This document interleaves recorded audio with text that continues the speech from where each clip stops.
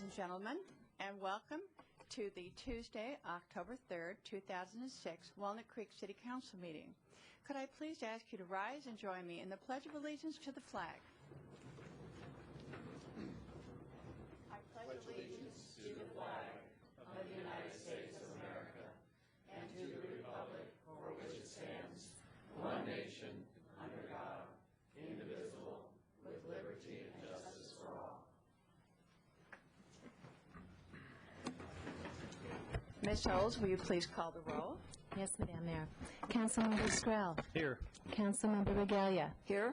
Councilmember Abrams. Here. Mayor Pro Tem Rainey. Here. Mayor Hicks. Here. This evening, we have a very special award honoring a very special person. For the past 10 months, I've been opening council meetings by recognizing the fine work of our employees. And in fact, last year, former Mayor Gary Skrell did the same. But this time, we're going to do something a little bit different. Tonight, I'd like to venture beyond City Hall and turn the spotlight on a dedicated community volunteer, Ralph Craich, founder of the Oak Habitat Restoration Project. Ralph and his wife Carolyn, also volunteer extraordinaire, arrived in Walnut Creek in 1971 and purchased their home on Karen Lane, where they still live 30 years later. It was Carolyn who first pulled Ralph into the volunteer world in 1982 when she volunteered him to be the assistant treasurer of the Contra Costa Musical Theater. He became the treasurer 3 months later and served for 6 years. Thank goodness Ralph retired in 1986 after 36-plus years of as an exploration geologist for Chevron, because his community work was beginning to grow. By the mid-1980s, Ralph had joined the Walnut Creek Arts Commission, where he served 2 terms. Following that, he was appointed to the Park, Recreation, and Open Space Commission, where he served another 2 terms. And in fact, on a personal note, while I was serving on the Park, Recreation, and Open Space Commission in the early 90s, Ralph continued to come to our meetings and speak under public communications. And he always brought us a message about nurturing, caring for our open space and how valuable that environment was to the quality of life in our community. Ralph didn't just talk the talk, he walked the walk. He would go out into the open space with his bag, and he would pick up trash wherever he was hiking or running through the open space.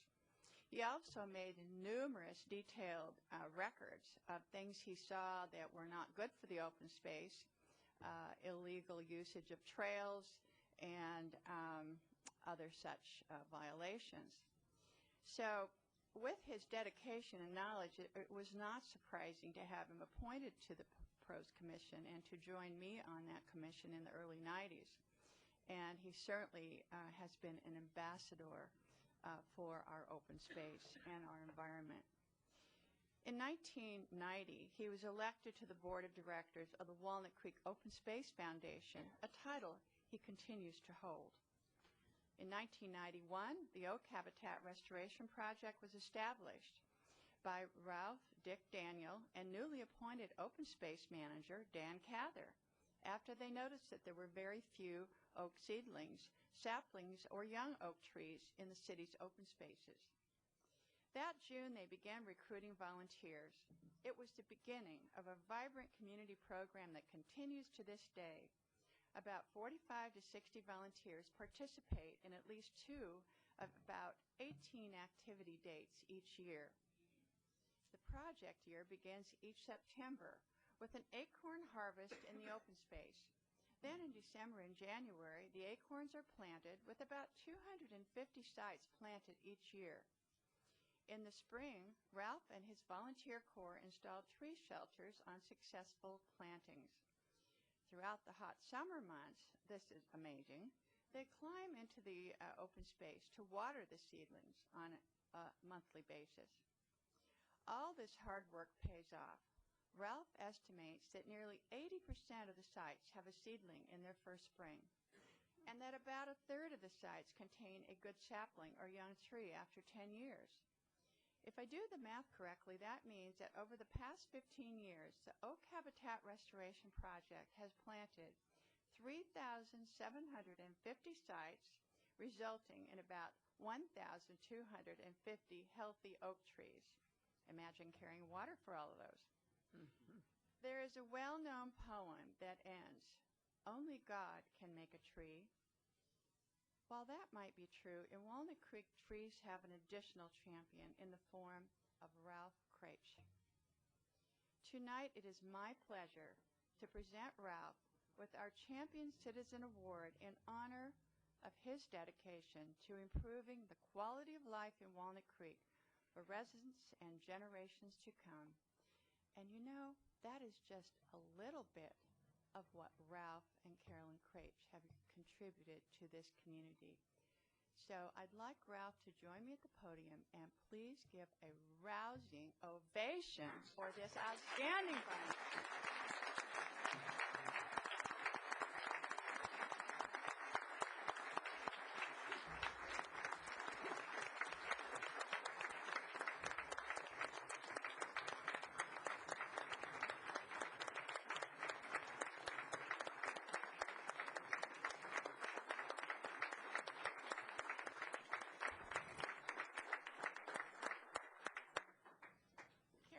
Why don't you come up here with Ralph, because we know that Ralph couldn't do what he does without your support, and that goes both ways. You are both magnificent volunteers. Thank you. It is my great honor on behalf of the City Council to present you, Ralph, with the Mayor's Champion Citizen Award in grateful recognition for your many years of exemplary volunteer service to Walnut Creek, particularly for your work on the Oak Rehabilitation Program in the Shell Ridge open space. Thank you. Thank you from a grateful community.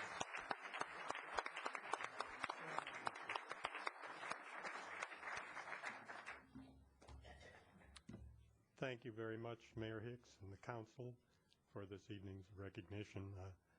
I'm not sure that there are dozens of people that are more qualified, but I'm happy for this one.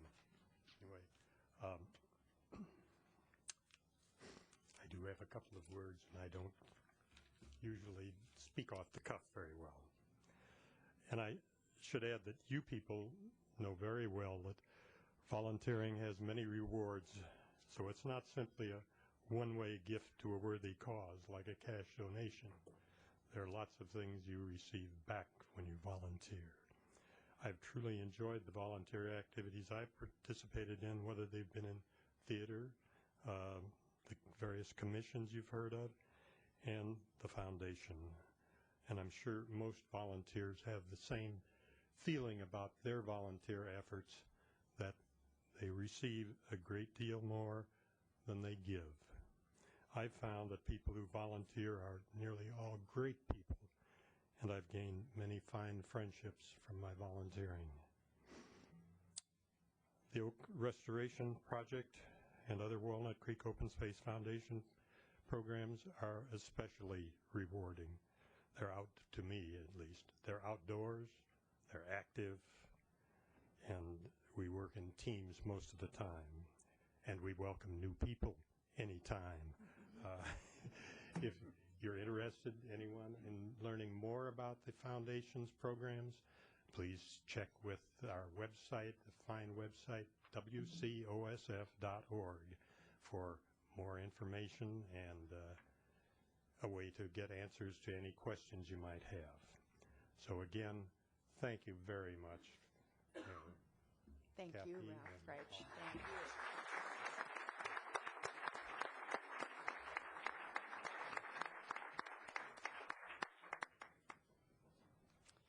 Only could go to our genome lab in the Shadelands and clone you.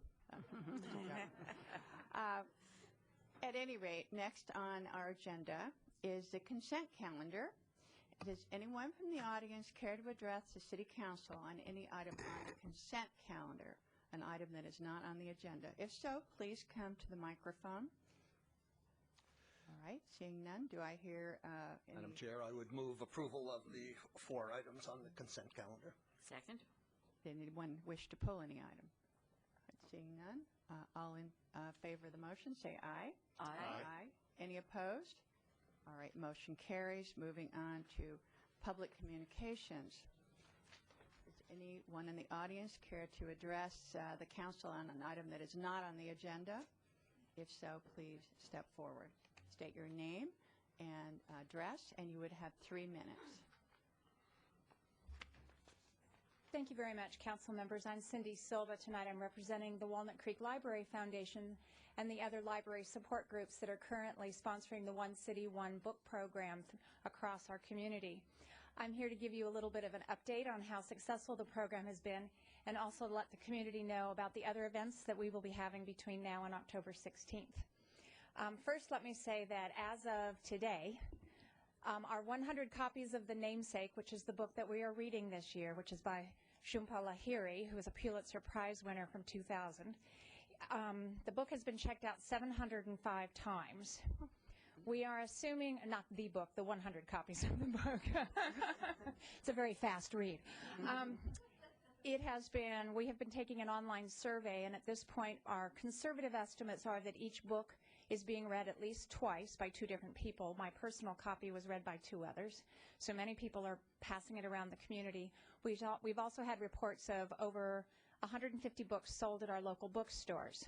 So conservatively, we're assuming that more than 2,000 people have read the book since the middle of June when we launched the program, which we think is really fabulous for the first year of the program. And we thank you for helping us get it started. About 3 weeks ago, we started the community-wide events. There are 10 community-wide events, and I'd like to report that we think all of them have been very successful to date.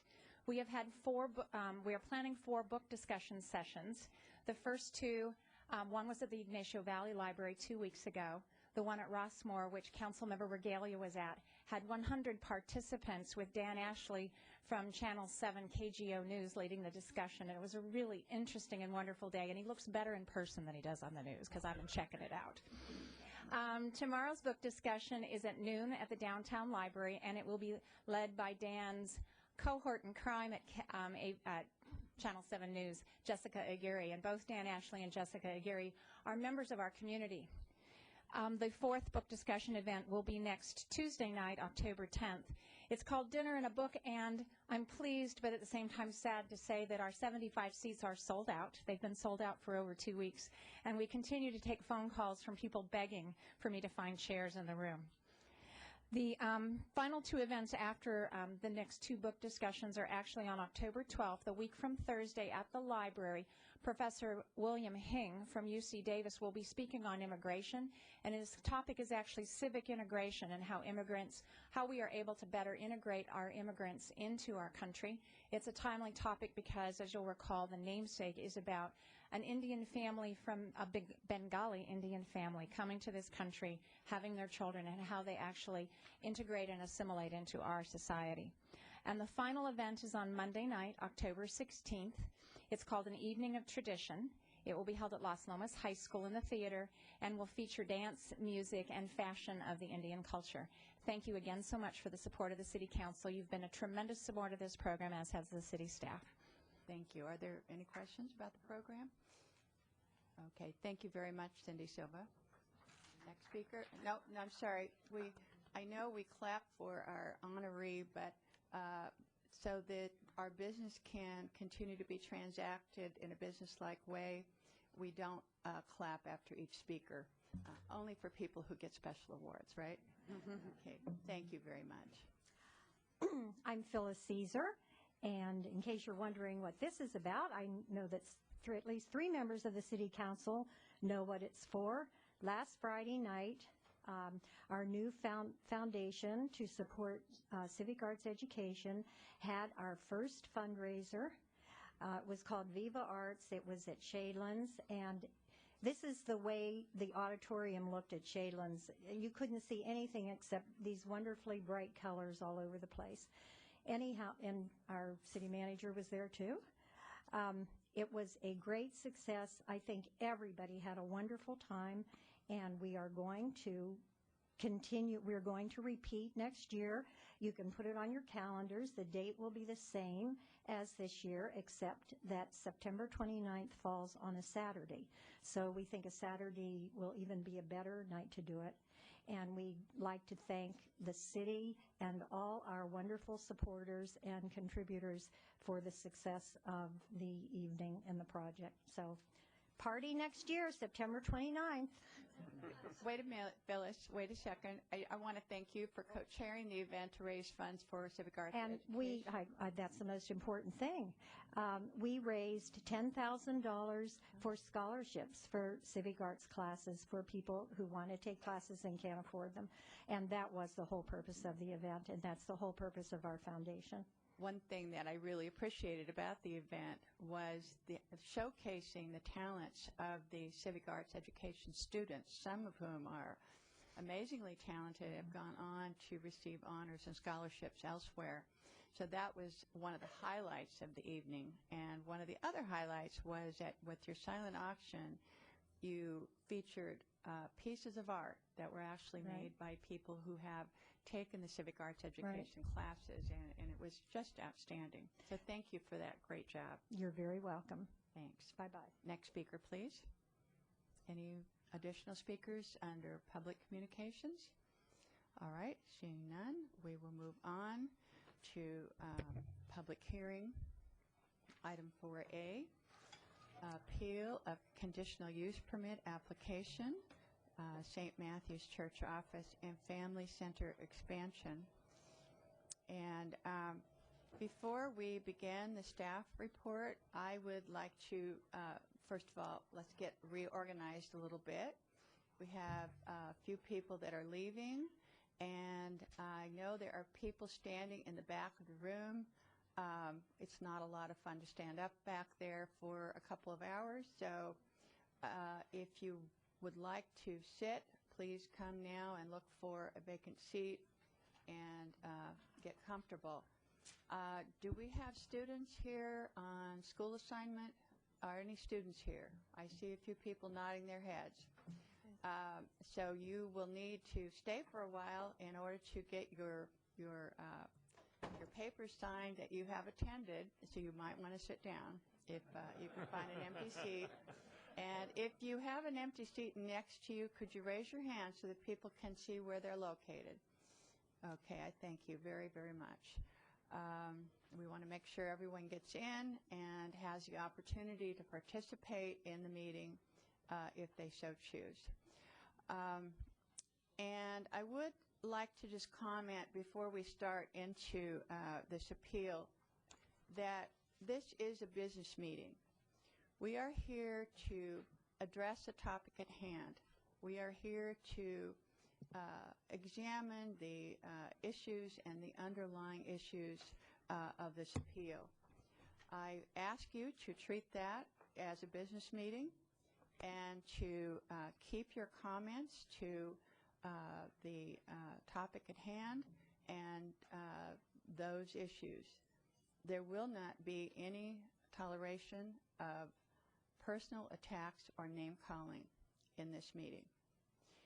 We do have time limits that will be described carefully before we start the public portion of it, the public hearing portion of it.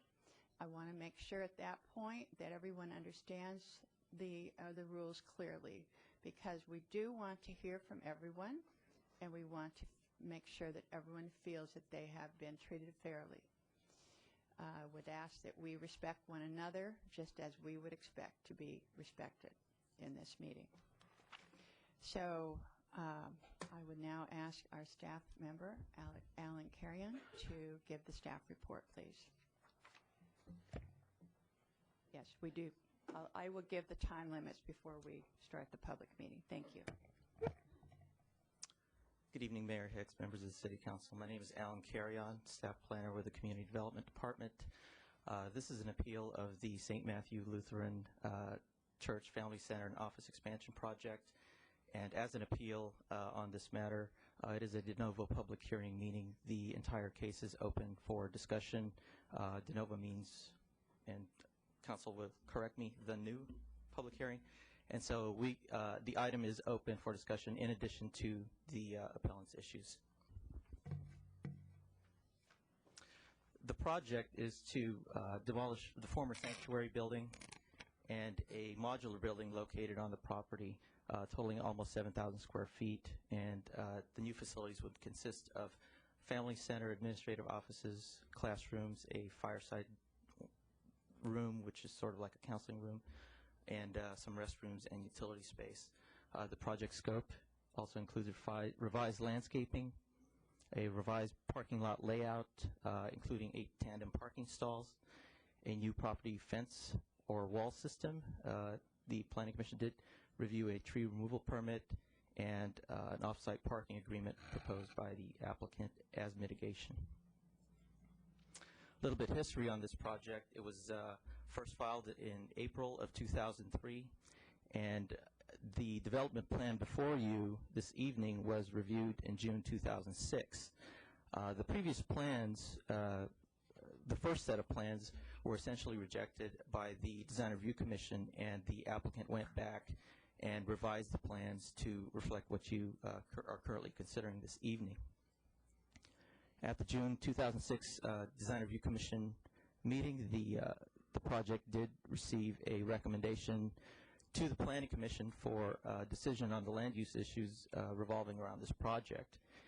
And at that Planning Commission hearing, the Commission did approve the project through adoption of their resolution 3397, and subsequent to that, within the appeal period of 10 days, an appeal was filed, and thus this item is before you this evening.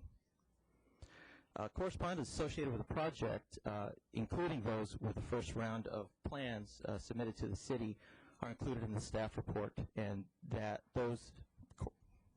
that correspondence is grouped by year,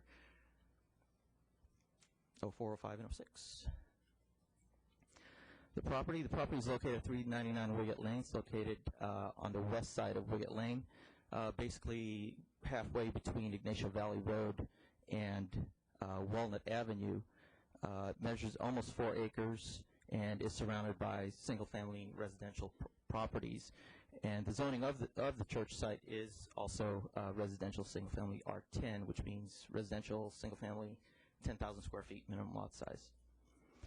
Catty corner to the project site is Walnut Acres Elementary School, and this blue area up here where the arrow is pointing is Foothill Middle School.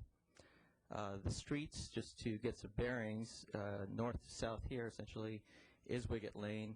Up here we have Brighton Way, Bliss Court, Clyde, I want to say Drive, Rubicon Court, Elgin Lane, and Blackstone, and this is Cerezo Lane or Cerezo Drive. I get those mixed up all the time. And this is Cedro Lane here. Right here is Casa Grande Court and Casa Rea Court.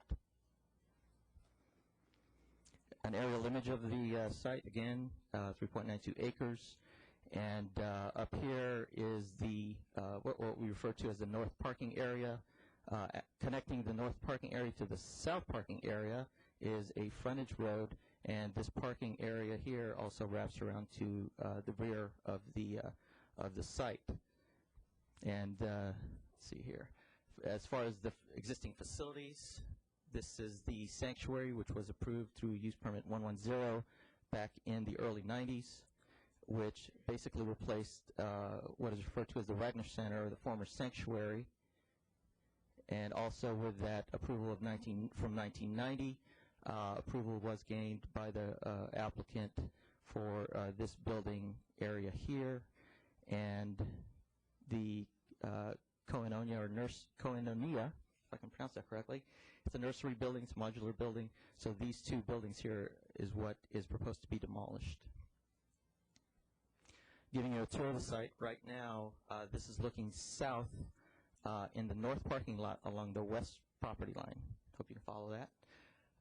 There's a landscape area here and informal paths between the parking area and areas to the south. and we'll swing around a little, get you a better bearing. This is the back side of the sanctuary building. I'm standing in a north parking lot, looking south, and standing a little bit further back, and further back again. This is the light well, which I'll refer to later. This is the north drive aisle entering and exiting the property. And here's a view of that north parking area.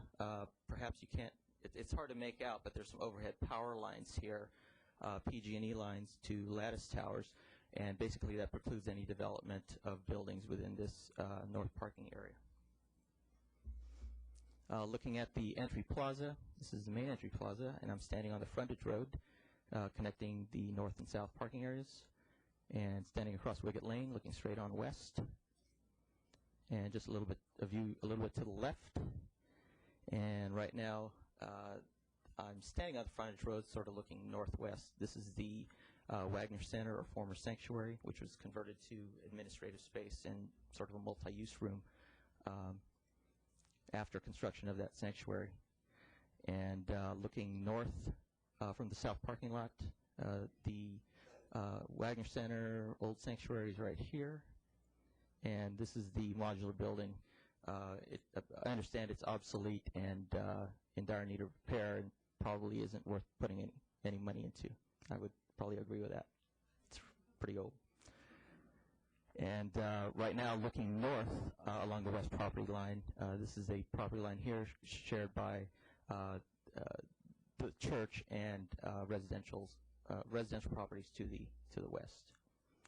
And there's a path here connecting the rear parking area to the entry plaza. With regards to general plan consistency and code compliance, the site is designated single-family medium density by the general plan, and by the zoning code, religious assembly, private schools, and swim clubs require a conditional use permit to be established on such properties with R10 zoning, and also require a conditional use permit if they're proposing new facilities. So that's why we're here this evening. The accordance with Ordinance 1966, there are a couple of trees that could not be approved by the city arborist for removal, and thus the highest decision-making body would render that decision where those trees can be removed.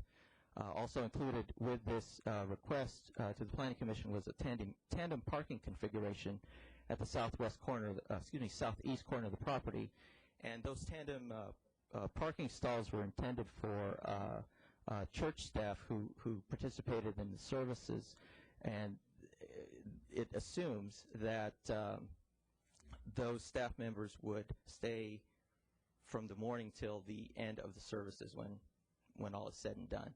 So they wouldn't conflict with circulation generally. This project was also subject to environmental review under the California Environmental Quality Act, and staff did prepare an initial study, or another term for it is environmental evaluation. And that is included as attachment 8 of your staff report. And the result of that was that staff proposed a mitigated negative declaration. Basically, it went down the checklist and identified those items which could potentially be a significant effect on the environment, or potentially significant unless mitigation is incorporated. And one item that staff did identify through the correspondence and through direct observation was inadequate parking on Sundays and holidays. With that proposal, staff did prepare a notice of intent to adopt a mitigated negative declaration, and that document was available for public review on the dates shown. During that time, staff did receive comments to the proposed notice of intent, and those responses and comment letters included attachment 9 of the staff report. The basic land use issues revolving around this project involve land use intensity and bulk, traffic and traffic generation, noise, and parking, or parking supply. With regards to land use intensity and bulk, the property is zoned R10, and for religious assembly uses, the setbacks are determined through the conditional use permit process. The project proposes a setback of 70 feet from the west property line, and this is new facilities. So whatever is existing, it is what it is. But with the new buildings, these would be the setbacks: 70 feet from the west, 82 feet southwest, 90 feet from the south, and east 35 feet to the front property line.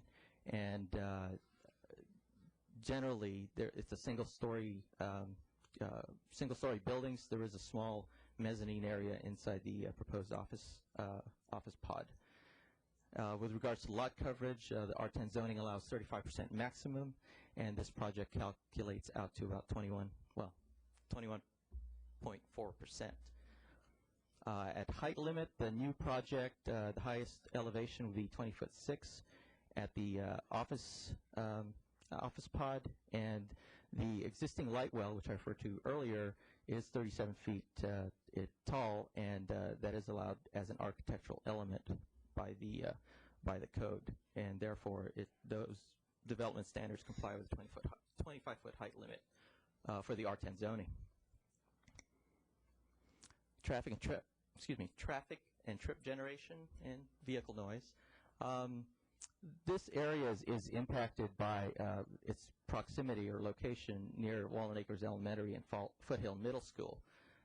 During the weekday, city survey indicates 3,400 vehicles per day traveling down Wiggett Lane, and Wiggett Lane connects to Shadelands and Ignacio, and so a lot of folks use it as a cut-through or a shortcut. However, they may need to travel that way. The speed limit is 35 miles an hour and 25 miles an hour when children are present near Walnut Acres. The applicant had a traffic parking study prepared by George Nicholson, and it indicated that the peak hour for this use was Sundays from 9:30 a.m. to 10:30 a.m., and basically that's the outbound traffic from the first service and the inbound traffic for the second service currently held by the church. And during that time, 301 trips could be expected, or that's what he counted. So this was a general feel to understand what was going on out there, and not to really, hammer down that this is exactly it every weekend. But found that to be generally accurate. St. Matthew Church also hosts other activities in addition to services, and those hours and times are shown there with some overnight activities. With regards to parking, in 1990, the sanctuary was constructed at a ratio of 1 stall per 3 seats, resulting in a minimum parking requirement of 186 stalls. There's no change to that sanctuary, therefore it complies with that approval. And in 1996, the ratio for religious assembly was changed to this ratio: 1 stall per 45 square feet of main and ancillary seating. And based on that requirement of the seating areas, it would be 163 stalls. So the sanctuary complies with the zoning ordinance. However, in the CEQA analysis, the church regularly generates a demand in excess of what it can provide on the property. And through the environmental review of this project, that was determined to be inadequate. And in the checklist, one of the items that basically a choice you go down on is the inadequate parking is potentially significant unless it's avoided or mitigated. And I'm trying to explain this in plain English instead of plainarese, so forgive me if I'm stuttering because I just speak that way. So mitigation, or let's call it avoidance, for a potentially significant effect is the applicant's proposal for an off-site parking agreement at Walnut Acres. However, if this off-site parking agreement was not available, it could be the condition of inadequate parking could be unavoidable, or there is no mitigation. And at that stage, then it would be appropriate to do an environmental impact report. However, because an off-site parking agreement is available as mitigation, this was incorporated into the proposal for a mitigated negative declaration. Hopefully, everybody followed that. In my work on this project, I did observe over 17 weekends, and people tell me I should get a life. But I heard a lot of different positions, or positions of the vehicles park here, and yet I heard different stories from the church. So I wanted to see for myself what was going on out there, and so I did some covert observation over the period I'll show you through photographs, and in general, including in addition to parking on site, vehicles park along the west side of Wiggett Lane, along the west side of Walnut Acres Elementary School, where it's not red curbed or a driveway, a little bit here in front of this home on Elgin. I believe that's 2424. You could probably reduce that to one stall now, because I had a red curb painted there because there's a fire hydrant and the paint was really worn off. So street crew went out there and painted the curb red, or bright red. Also observed, in general, vehicles parking here on the west side of this property at the corner of Casa Grande and Wiggett Lane. At times here along Cedro Lane, and further south on Wiggett Lane between Elgin and Blackstone. There were periods where I observed vehicles parking here in Casa Grande Court, and at times along the east side of Wiggett Lane. The church does put out signs there asking folks not to park, and in more as the exception than the rule. These vehicles park there, but I would, if I had to put a percentage on it, I'd probably put 95% that they abide by what they read on the signs. And I understand the church is communicating with their membership to avoid that. This picture is from November 21, 2004, and this is about when I started. At first, I didn't take pictures, but this is sort of the normal condition, if you will. This is the west side of Wiggett Lane. East side of Wiggett. Let me reverse that. East side of Wiggett, west side of Wiggett. The church is over here. And what is that? 5 months later, it's generally the same. You can see this little white dot here. That's a sign that the church puts out. So this is the sort of the normal condition. During Easter 2005, the church did employ the use of parking attendants, and that seemed to work out very well. They directed folks to the Walnut Acres site if there weren't any vehicles, any spaces available on the property itself. So that avoided folks going in, circulating, have to make a three-point turn to back out, and then merge back into the property. Back into the street. And this is from Easter 2005, and there's, I would guess, about 50 vehicles parked here.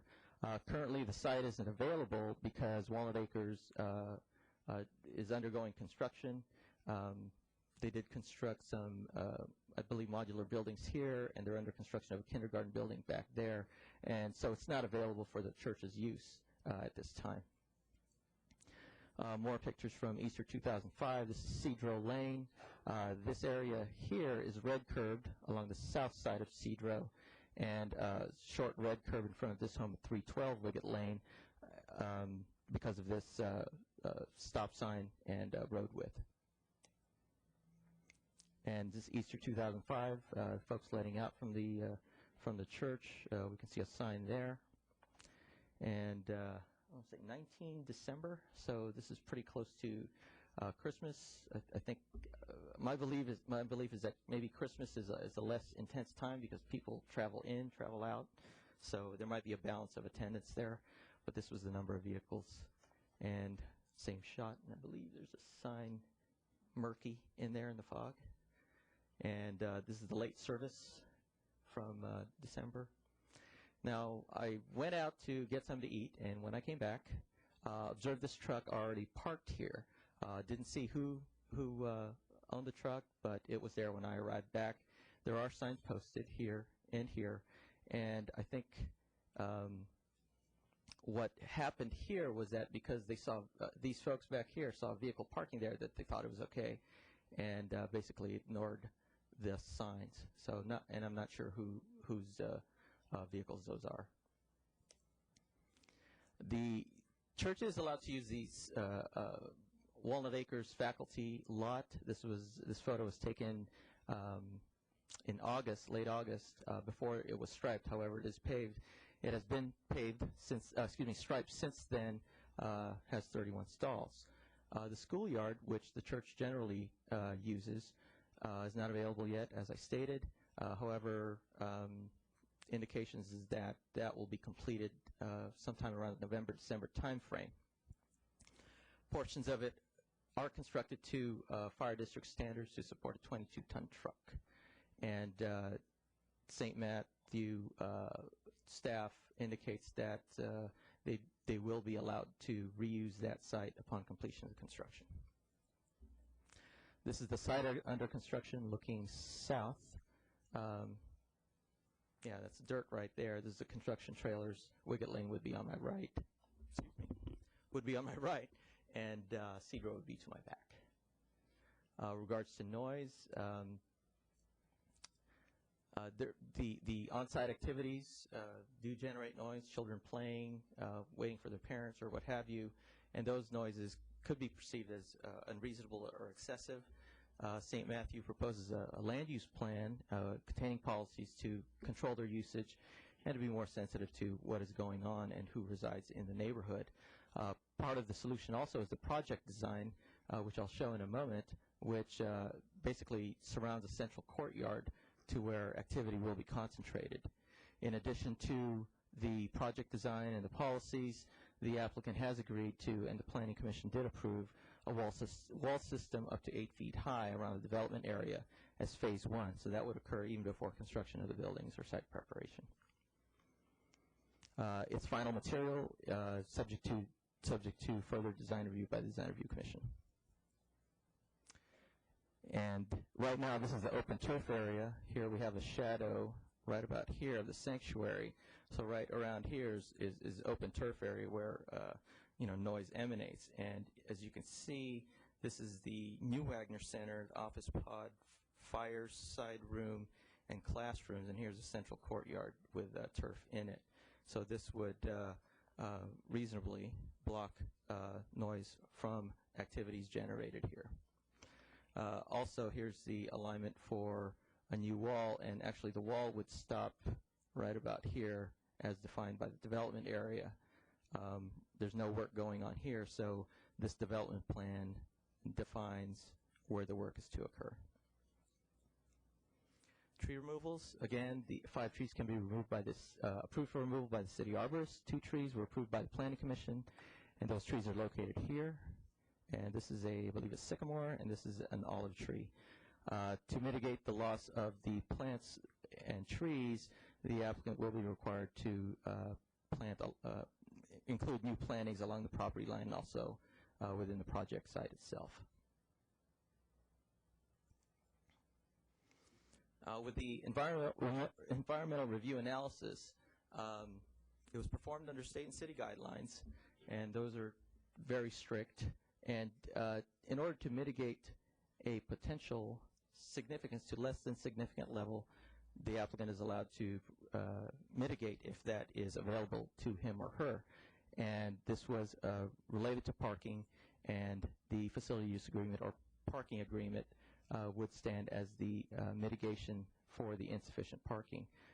In the Planning Commission resolution, the applicant was required to provide an annual report or provide a copy to the city of that agreement with Walnut Acres, and if that went away, to basically call up the use permit for contingencies and alternatives. And this parking, off-site parking agreement is consistent with other permits that have been issued by the city. When the proposed mitigated negative declaration was posted, we did receive comments and responses, and the result of those comments did not result in any new substantial new evidence. Most of them requested an environmental report, and I said, as I stated earlier, in this case, environmental review was not deemed necessary because of the mitigation or avoidance measure. The appeal was filed September 6, 2006 by Bruce and Rosalind Poitevin, another property owner, signatory to that appeal document. And these are the 5 points cited in that appeal. Lack of proper public notification, that the public was silenced at the August 24th Planning Commission meeting unfairly, that the parking agreement was unenforceable, the use permit process not enforceable, and that the St. Matthew Land Use Plan was not made public. With regards to item 1, notice for the public hearing for the Planning Commission meeting, and this was, I would say, the 5th public hearing held on the item. The city notifies by mail before 10 days. I'll say 10 days before the hearing date. Notifies the property owner and applicant. Also notices affected agencies and notifies real property owners within 300 feet of the project site. And the last requirement is that the notices are posted in 3 public places. And the notices were posted on August 11 for the on-site posting. And attachments in the staff report attest to proper noticing of the public hearing. Now, with regards to the California Environmental Quality Act, here's the code section if anybody wants to look it up. Good reading. And so by this definition, posting of notice by the lead agency, which is the City of Walnut Creek, on and off-site in the area where the project is located. At a minimum, that would result in 2 notices, on a site and off-site. For this project, a total of 7 were posted, 1 on Brighton Way, Clyde Drive, Elgin Lane, and Casa Bueno.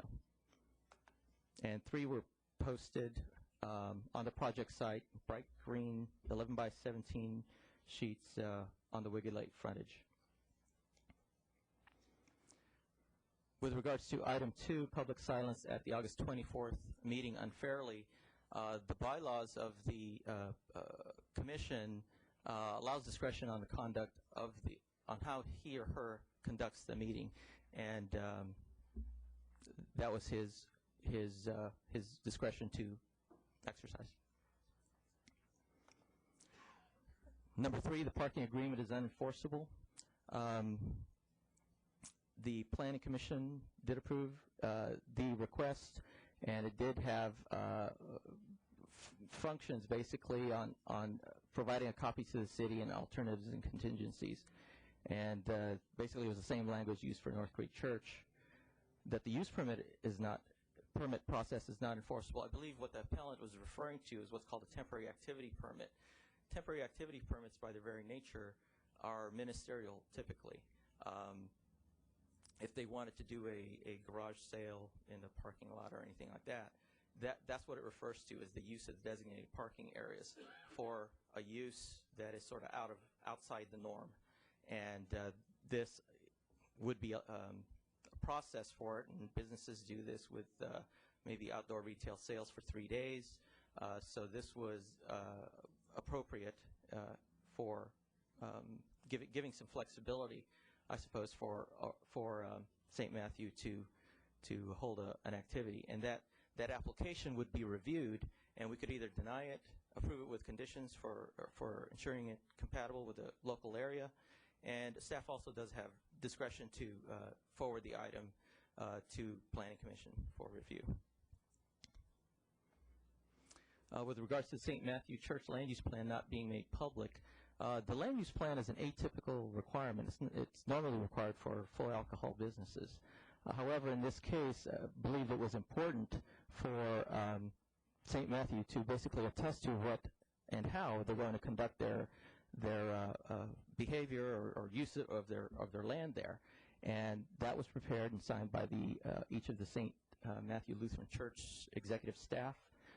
It was referenced and part of the CEQA analysis that was made available on July 20, and it was also attachment 11 of the Planning Commission staff report. Staff does have proposed revisions to the conditions, which are located, I believe, on your dais, and there are also copies in the back. And to summarize,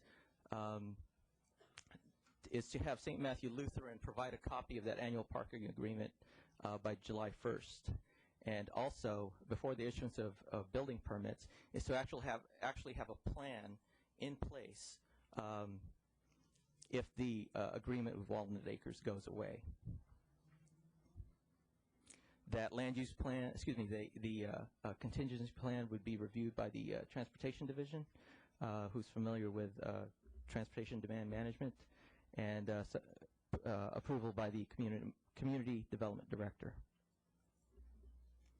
With regards to Condition 8, just to clarify that these are the properties who are where up to an 8-foot wall or fence would be constructed with the development area. And the previous slide where it shows the pink line going across, as I said, it sort of extended beyond where the development area was. So it would basically be behind the trash enclosure storage area. Perhaps just to the you west could point it out over on the side so the audience could make sure they know as well. Thank you. Our handy dandy pen. Oh, sure. It's dry. Here.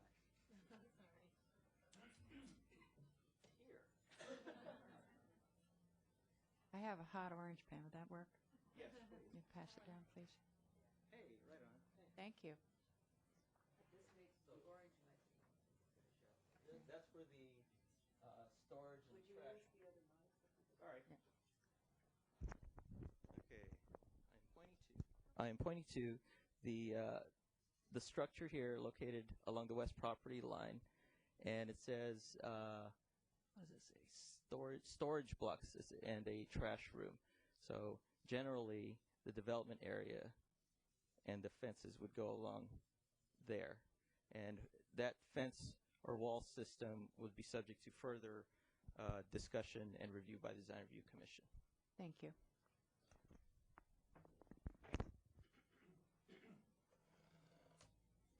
And lastly, to revise Condition 9 to add that other users of St. Matthew Lutheran Church would be required to also follow the guidelines, policies, and parking management techniques contained in the land use plan.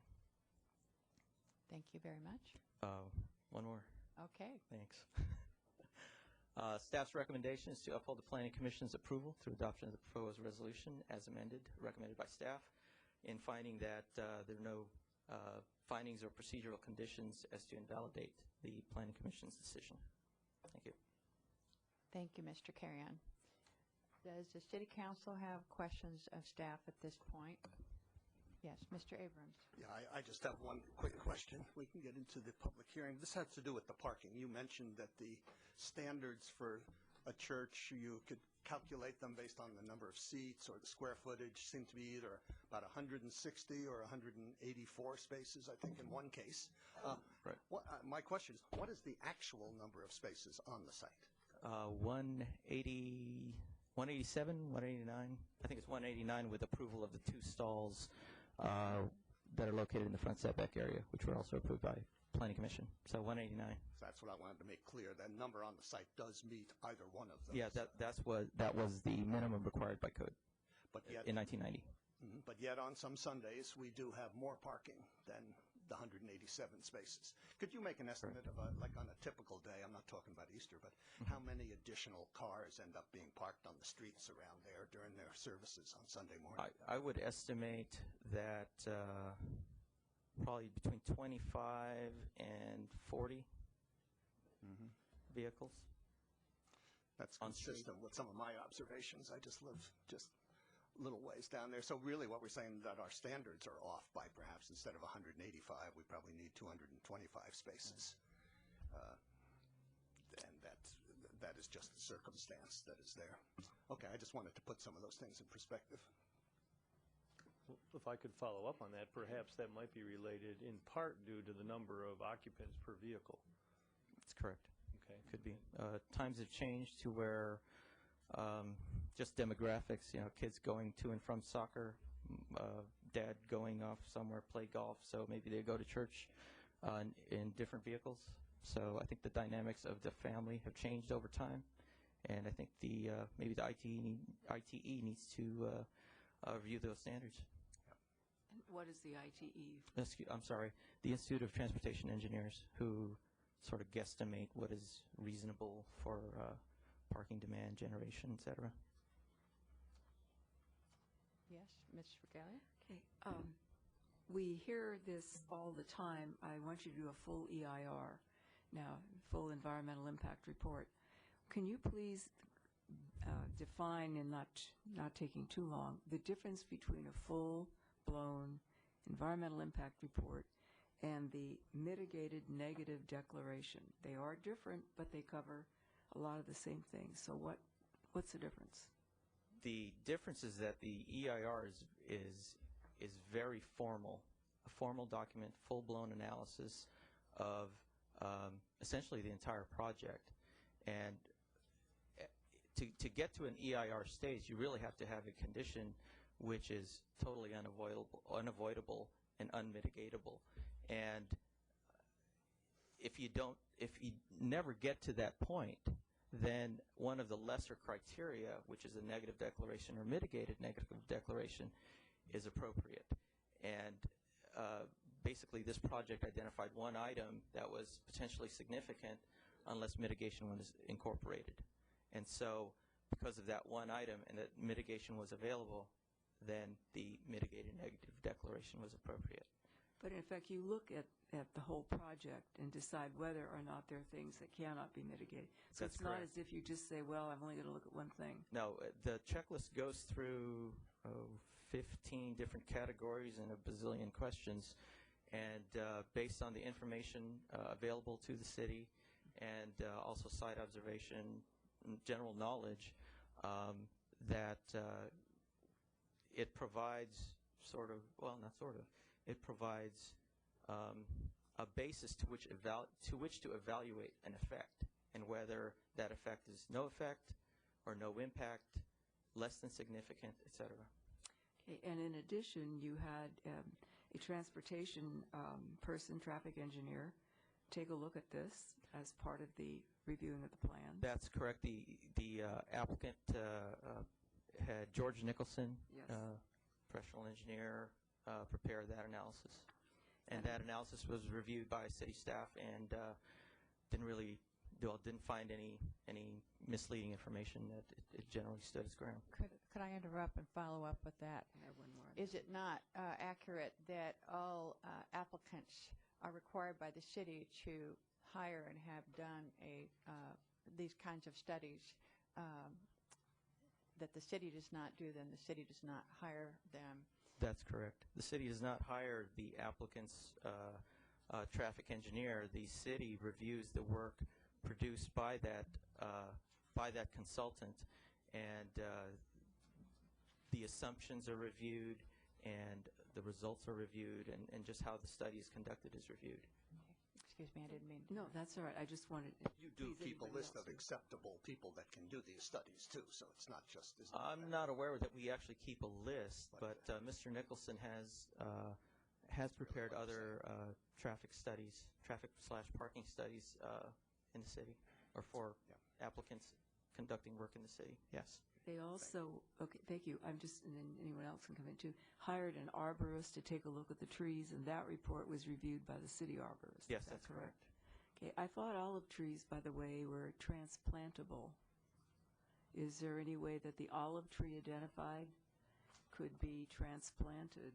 I'll leave that perhaps to the architect or Okay, the applicant to. That's fine. Yeah. And had there been a problem with toxic materials that you might have found, or geological problems, you would have required that those also be looked into. Is that correct? Yes, that is a category, archaeological resources in the initial study, and looking at the general plan, the environmental impact report prepared for the general plan, and what this area was before, which was annexed in 1967, and at that time the church property was like 7 acres.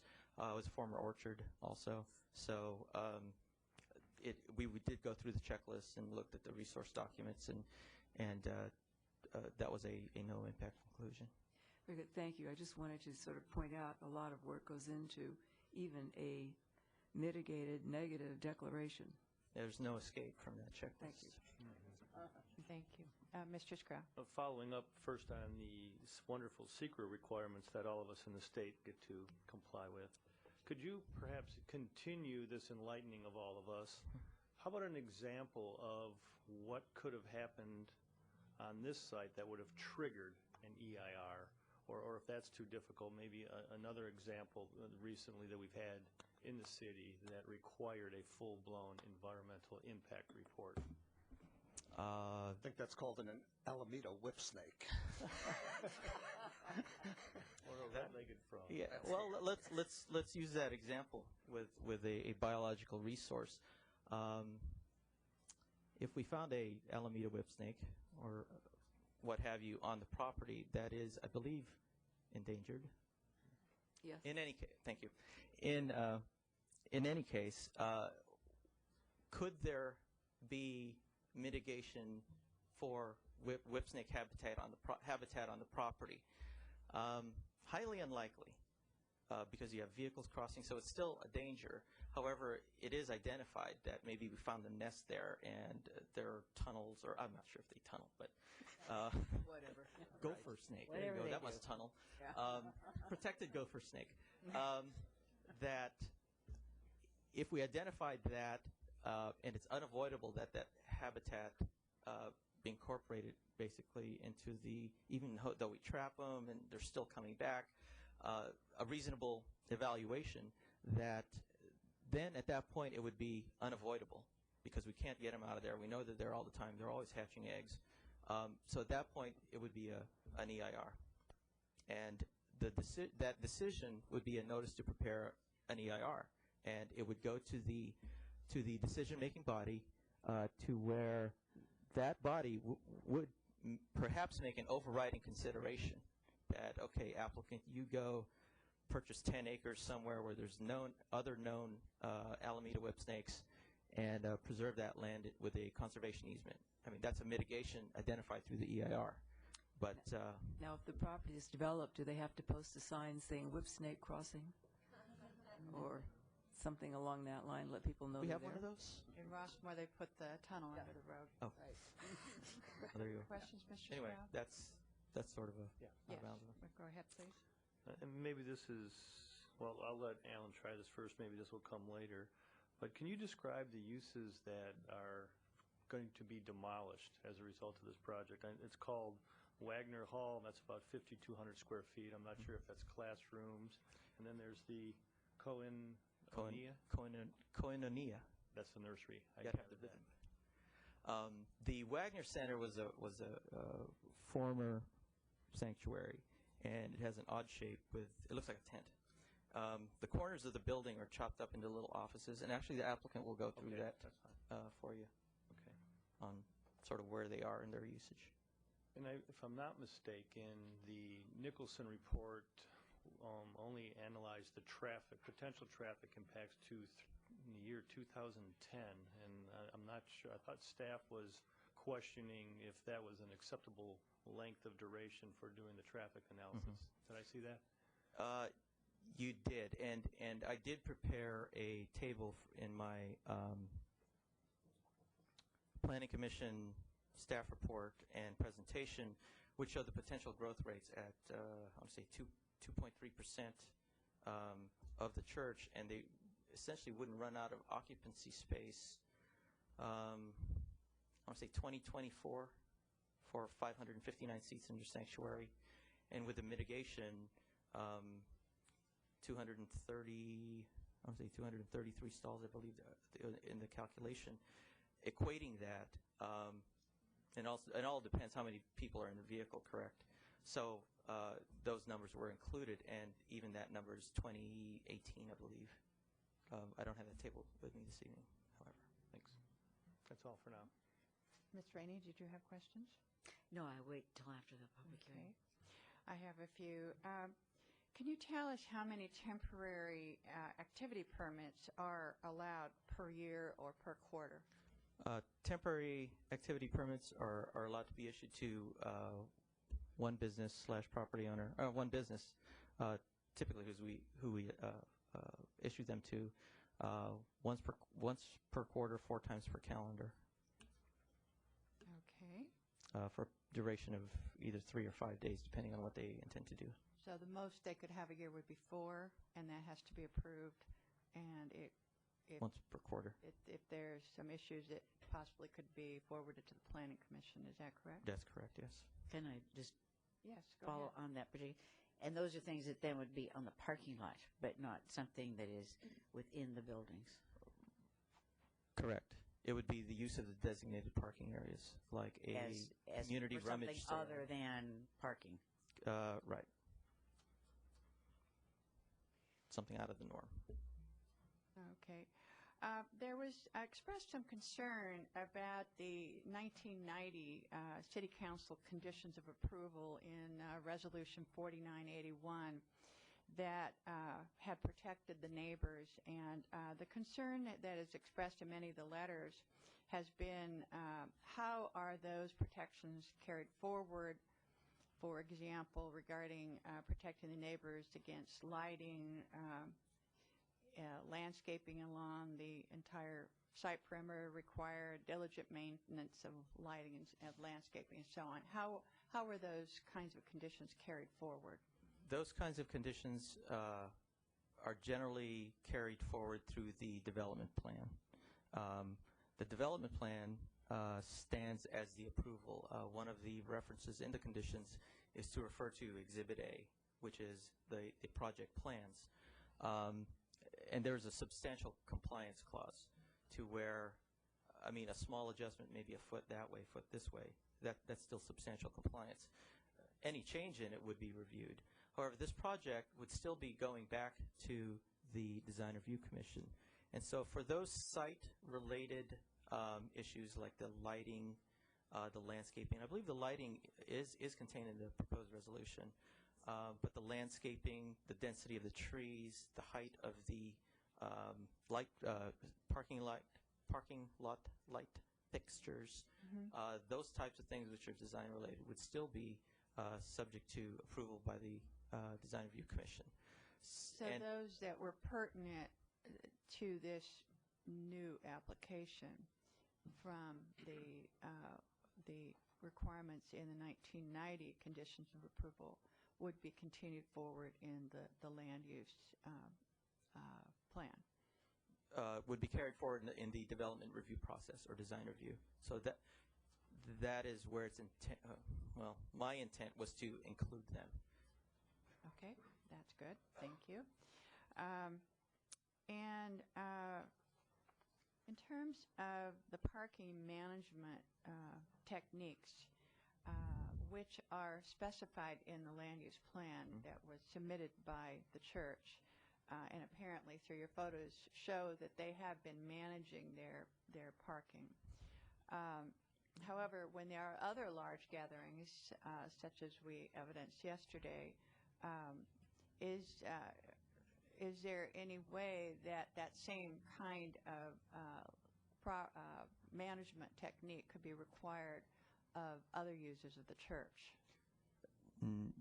There would be nothing to preclude them from implementing it, and that's why staff is recommending it as a condition that the land use plan isn't isolated to St. Matthew Lutheran. It's whoever uses the facility, and they should be. So that's the addition of That's correct. The condition to item 9.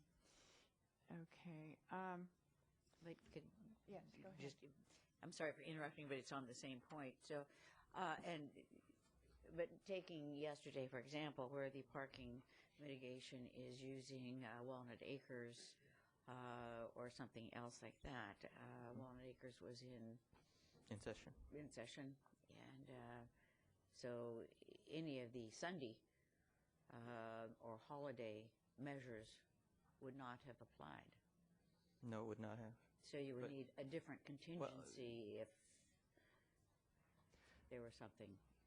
In that case, because it was an off holiday, I don't know what you want to call it. Well, don't want to offend anybody. It was but a holiday. It wasn't right? a well, day it was, Matthew's but holiday. okay. In that case, I think special consideration should have been given by the church to the users of yesterday for the event that was going on, and discuss with them that because Walnut Acres isn't available to maximize the on-site, and sort of here's where it's generally okay to park. Is there So- some way that if an event is going to exceed that they have to forward it on to someone else, to some other area or facility? That's hard to say. Could that be part of the plan, that we could include that as an Sure, I additional? think it would be very tricky to implement, but we can certainly take a look at that, to include that as a condition. Well, there are other churches in the area that are not necessarily that far away that could probably take the overflow parking with some sort of a shuttle. Right. Perhaps that should be the requirement, that they Hold make that thought. arrangements. All right, let's hold that thought, and maybe we can come up with something. Can you tell us,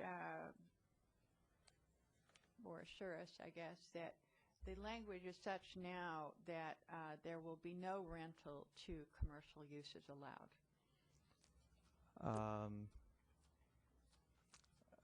What is the definition of commercial? Well, I read somewhere that I'm sorry to answer your Yeah. question with a question. But I saw that it was allowed to be used by nonprofits, but not for commercial uses. Nonprofits and community good. And I I wanted think it those says somewhere in the defined. language, but not for commercial uses. I'll defer to council on maybe the language on that. I thought I read it in the language. Okay. Yeah, and I think what you're referring to is in the land use plan that Yes. talks about what their plans are to the types of groups that they plan to have use the facility. I mean, a nonprofit corporation isn't necessarily a non-commercial corporation. It simply basically means you don't have shareholders, and therefore you aren't paying profits out to shareholders. A more restrictive term is a nonprofit tax-exempt corporation, because those are typically charitable corporations. But I suppose if you want to look at and restrict those kinds of activities, what you might want to be looking at are what are the impacts of particular types of uses, regardless of whether they are commercial or non-commercial, on the neighborhood. Because whether it's commercial or non-commercial, they may be having similar kinds of impacts.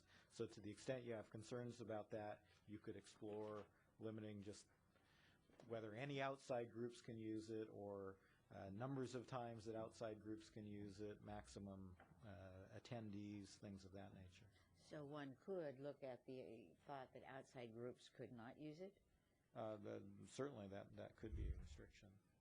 Perhaps when the church representatives are at the microphone, they can clarify that.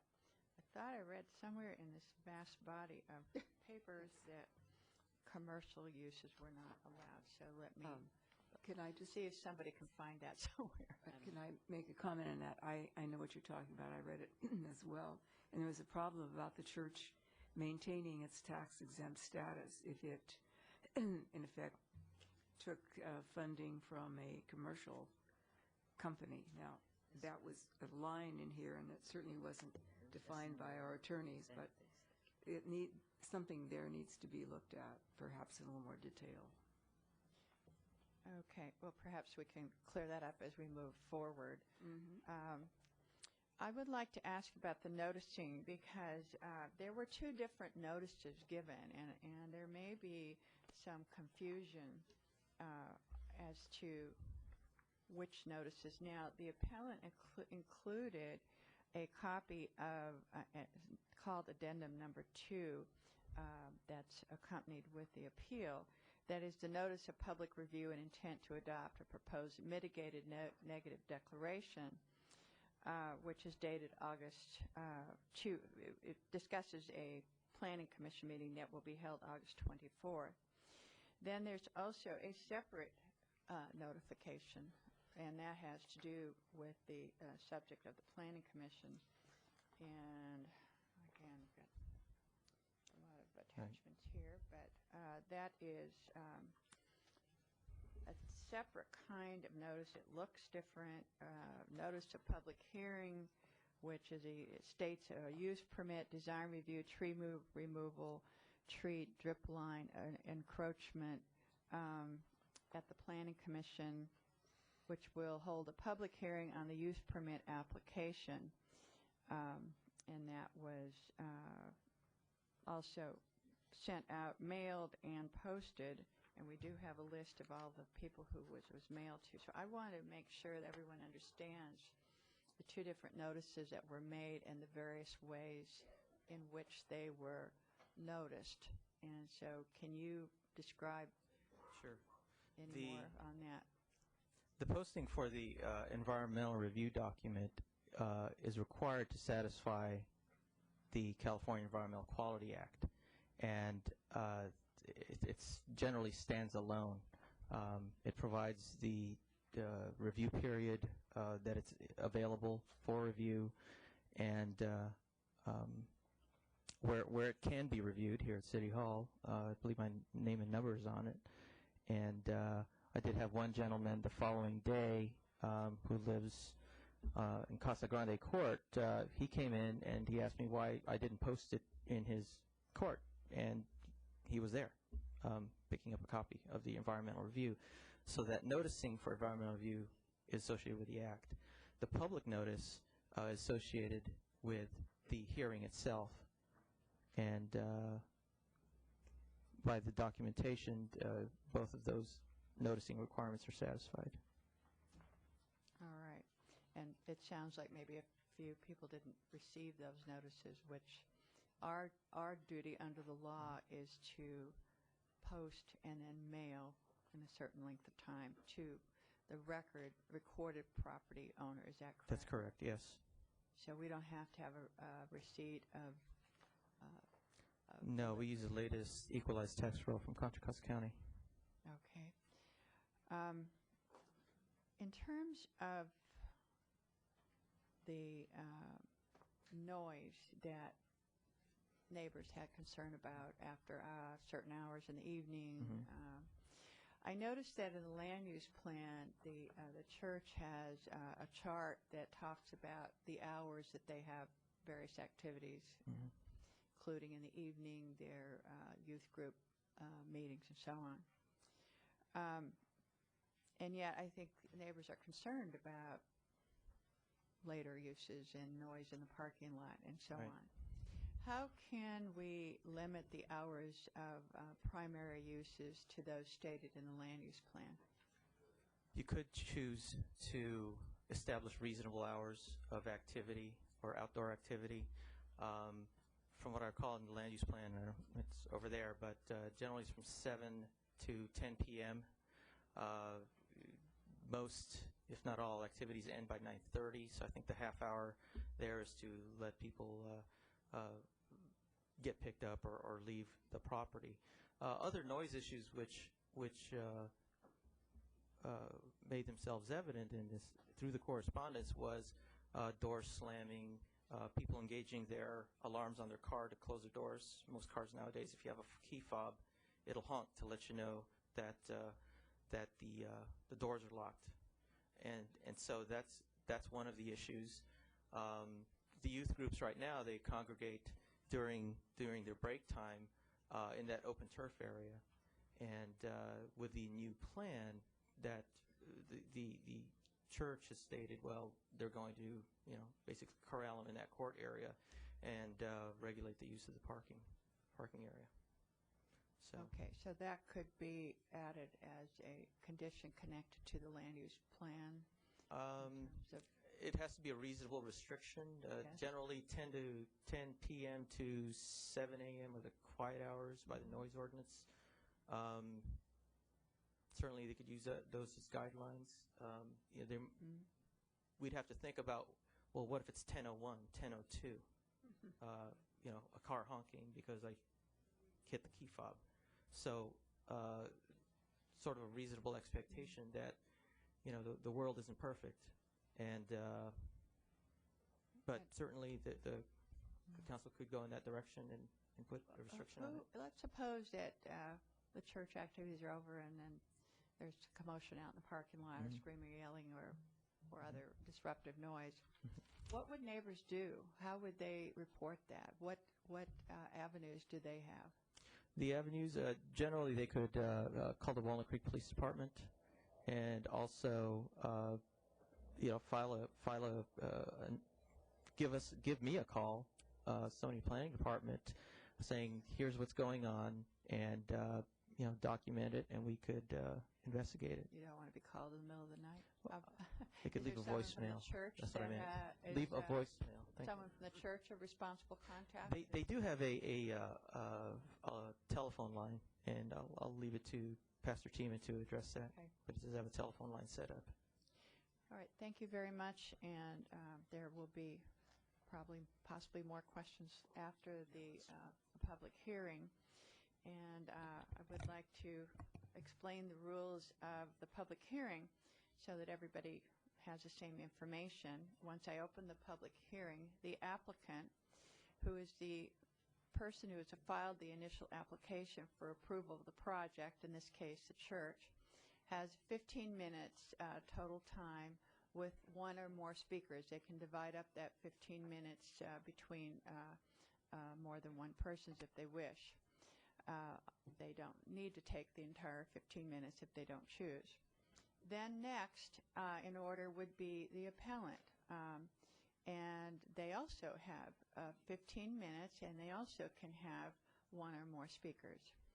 Then next after that would be group spokespersons who would have 10 minutes. And that would be an organized presentation in lieu of other members of the group speaking on the item. And it's been our practice that group spokespersons represent a bona fide organization. However, in this case, with the concerns of the neighborhood, I would accept a group spokesperson for a group of neighbors if you choose to have that person speak for you. Then after that, we will have individual speakers who will be allowed 3 minutes each, and you can see the time on the timing clock. I would ask that whoever speaks, to state your name and address, and please to abide by the length of time. Then at the very end, after the individual speakers, we would have a rebuttal by the applicant, in this case the church, who will have 5 minutes. And also, although it is not required under our rules, I would also choose to offer a 5-minute rebuttal to the appellant if the appellant so desires, and if the council does not object. Is there any objection to that, No. allowing that? I think we want to hear from everybody. Once again, we are here to listen to a business meeting and to conduct this in a business-like way, and to hear everyone fairly, and to treat our neighbors with respect. I will ask that there not be any clapping after speakers, and also that there not be any calling out from the audience. Come to the microphone if you wish to speak. Then again, we keep this businesslike and don't make it personal. And let's all listen so we can come to the very best conclusion that we possibly can here. I would also ask that once this public hearing is closed and it comes back to the council, we're going to be listening to all of you, and I really would like, then it will be our turn, and I would expect that we would not have interruption after that time. So I know that we can move through this in a positive spirit, and I would then like to open open the public hearing, and we would have the applicant, please.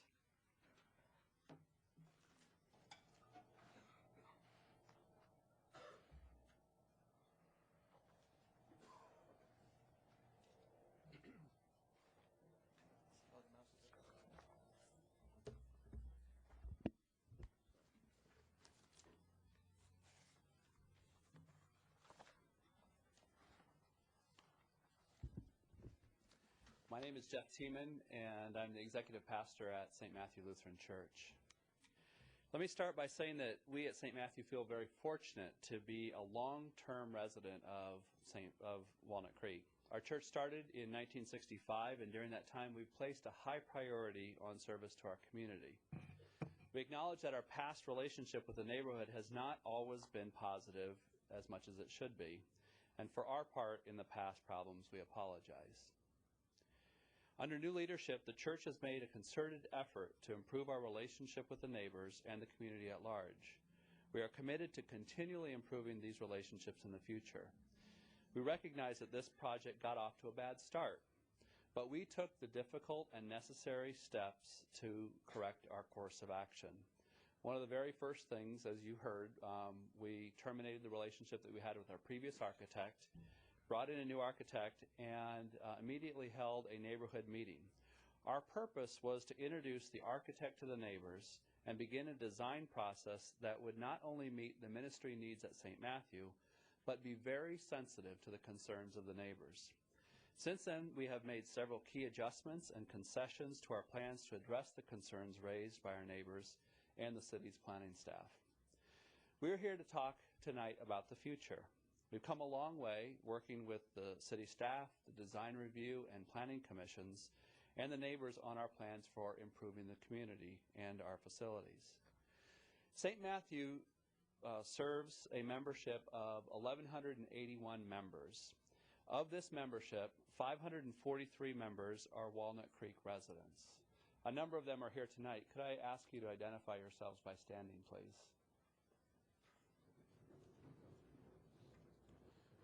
Thank you. On a typical Sunday morning, 648 people are in worship, and this represents 55% of the membership. Now, there's a common misrepresentation or misperception that St. Matthew is growing by leaps and bounds. This is not the case, and it's due to the physical limitations of the worship space. Over the last 8 years, our Sunday morning worship attendance has grown at the rate of 2.6% per year. And a rule of thumb for churches is that when the church is 80% full or the parking lot is 80% full, visitors come and say, I guess there's no place for me, and they go find another church. The plans approved by the Planning Commission do not expand our worship space. Now, some would like to portray St. Matthew as a massive church corporation. We currently have 15 full or part-time workers in 12 individual offices or shared workspaces spread across multiple buildings, including 2 storage closets that have been converted into offices. With this new plan, this new building, we will have 11 offices and 2 shared work areas. The bottom line is that the vast majority of the new space is for children and youth ministry. The concerns we've heard from the neighbors can be categorized into 5 areas, and this project improves the situation for every one of those areas. Number one concern we've heard is activity level. Our peak usage time is Sunday morning, and the parking load is driven by the space, the amount of space that we have in the worship center. And as I stated, we are not adding a single square foot to the worship center. One of our key programs is the Youth Center. It's a very popular program with Walnut Creek Youth. Nearly 40% of the young people that attend our youth ministry programs are not part of St. Matthew, not members of St. Matthew, nor are their parents members of St. Matthew. But they want to be involved in those programs with their friends from Northgate High School and from Foothill Middle School. Secondly, parking and traffic. We will add 20 new parking spaces. In addition, we are going to restripe the entire south parking lot. One of the problems we have now is that when that was built, it was striped for compact parking, many of the spaces. Well, you know, not many people in Walnut Creek drive compact cars. So we will restripe it, add 20 spaces, and as you know, we have a parking agreement with Walnut Acres. We've had that for several years. And this will become a requirement now that we will continue that and review that as part of our conditional use permit. Even if the parking lot is empty and has spaces, the staffs and the worship volunteers still park over there because we want to make space for people, make it easy for them to park. If this parking lot were not available, we would be required to put in additional or an alternative plan, and we've begun those discussions, and we would get that before we get the building permit issued. We do anticipate a good relationship with Walnut Acres. In the past, they've used our facility for things like back to school night, drop-off and pickup. The 5th grade end of the year party was held at St. Matthew because they were under construction. Their construction folks parked over the summer while they were in our parking lot over the summer. So we have a good relationship. Now here's the cool thing. In addition to 20 new spaces and in that parking lot, we're going to remove 2,775 square feet of asphalt. So we got more parking and less asphalt. Seems like a good thing. Third item is noise. This project includes a fence to be built around the south parking lot where this project is being developed. Currently, we use the lawn for outside activities. For example, in our middle school program, from 7 to 7:30 approximately, we have an outside activity time. When we build this project, that outside activity will move into the interior courtyard, shielded by the buildings and shielded by the fences. So it's a huge improvement over our current situation. The fourth issue is lighting. We've already fixed some of those issues with the lighting that we have, but with this project, the lighting will all be around the exterior pointing back at St. Matthew. New technology allows us more control, including timing and focusing and so on. That will all be included and reviewed, of course, by the Design Review Commission. And then the fifth area of concern from our neighbors is aesthetics. The Design Review Commission, St. Matthew, and some of our neighbors agree that these plans that we're proposing, the additional landscaping, really do step up the look and feel and bring it up to date compared to the tired and deteriorating buildings. So we are hopeful that you will uphold the Planning Commission's decisions. Our project plan addresses the concerns of our neighbors, and we pledge to you our continued commitment to work to improve relationships and to be a neighbor that they are proud of. I'd like to turn it over to Jim Goring to go through the details of our project. Thank you, Jeff. Good evening, Mayor and council members. I'm going to have this clock in front of me, so I will start speaking faster as time goes on. If you can no longer understand me, please tell me to breathe, and I'll try and comply. I'm going to give you a brief gloss of the design history and how we came up with a solution for this project. I think Jeff has covered most of the salient points about usage and parking, so I will try and touch on those lightly. This is the site at St. Matthew's, more or less a composite of a very old aerial photograph and a current one, as it existed up through about 1988, I suppose, or the late 80s. As you can see, half the site was set aside for future development. The existing sanctuary is under this area here, and when we're looking at this site, we're invited to look at it. The question was, well, how would you grow an existing building on that to coordinate the rest of the facilities, improve the existing facilities in a way that was compatible with that building? The original master plan sort of proposed it. By the way, this is a photograph of a model that was done for the 1991 project, and it showed a two-story classroom building in this area here and a bunch of things added on to what's Wagner Hall. A very large, sort of bulky addition to the existing buildings. This is the existing worship space, and I think we'd characterize it as a handsome, very singular building designed specifically for its purpose of gathering a lot of people together in one space. It's an attractive building, very well maintained, but not particularly suitable for spreading across the rest of the site in a way to house much smaller, discrete units like classrooms, office spaces, and the like. The neighborhood that St. Matthew is in is made up of a bunch of different kind of houses, most notably ranch houses, some two-story buildings, and a lot of Eichler houses, particularly towards the west and the north. So we were invited to participate in a brief design charrette with, I believe, at least 2 other architecture firms before we got this job, to see how we would approach a project like this to try and make sense of these facilities, grow it by about 5,000 square feet in a way that was respectful of the neighborhood. This is a little plan showing the footprint of the fellowship hall, the worship space, and the adjacent structures and homes in the community. The size of the development around there is about blocks of 2,500 square feet, plus or minus 500 square feet or so. Many of them have courtyards in the middle. And again, the size of the existing facility is large, institutional size. So we proposed, instead of making another large rectangle on that space, instead to break it down into smaller pieces that would read on the same sort of scale of density as the neighborhood.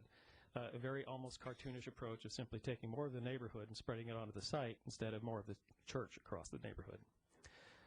Well, this is why we're doing this project. This is was asked earlier, what is the existing site utilization?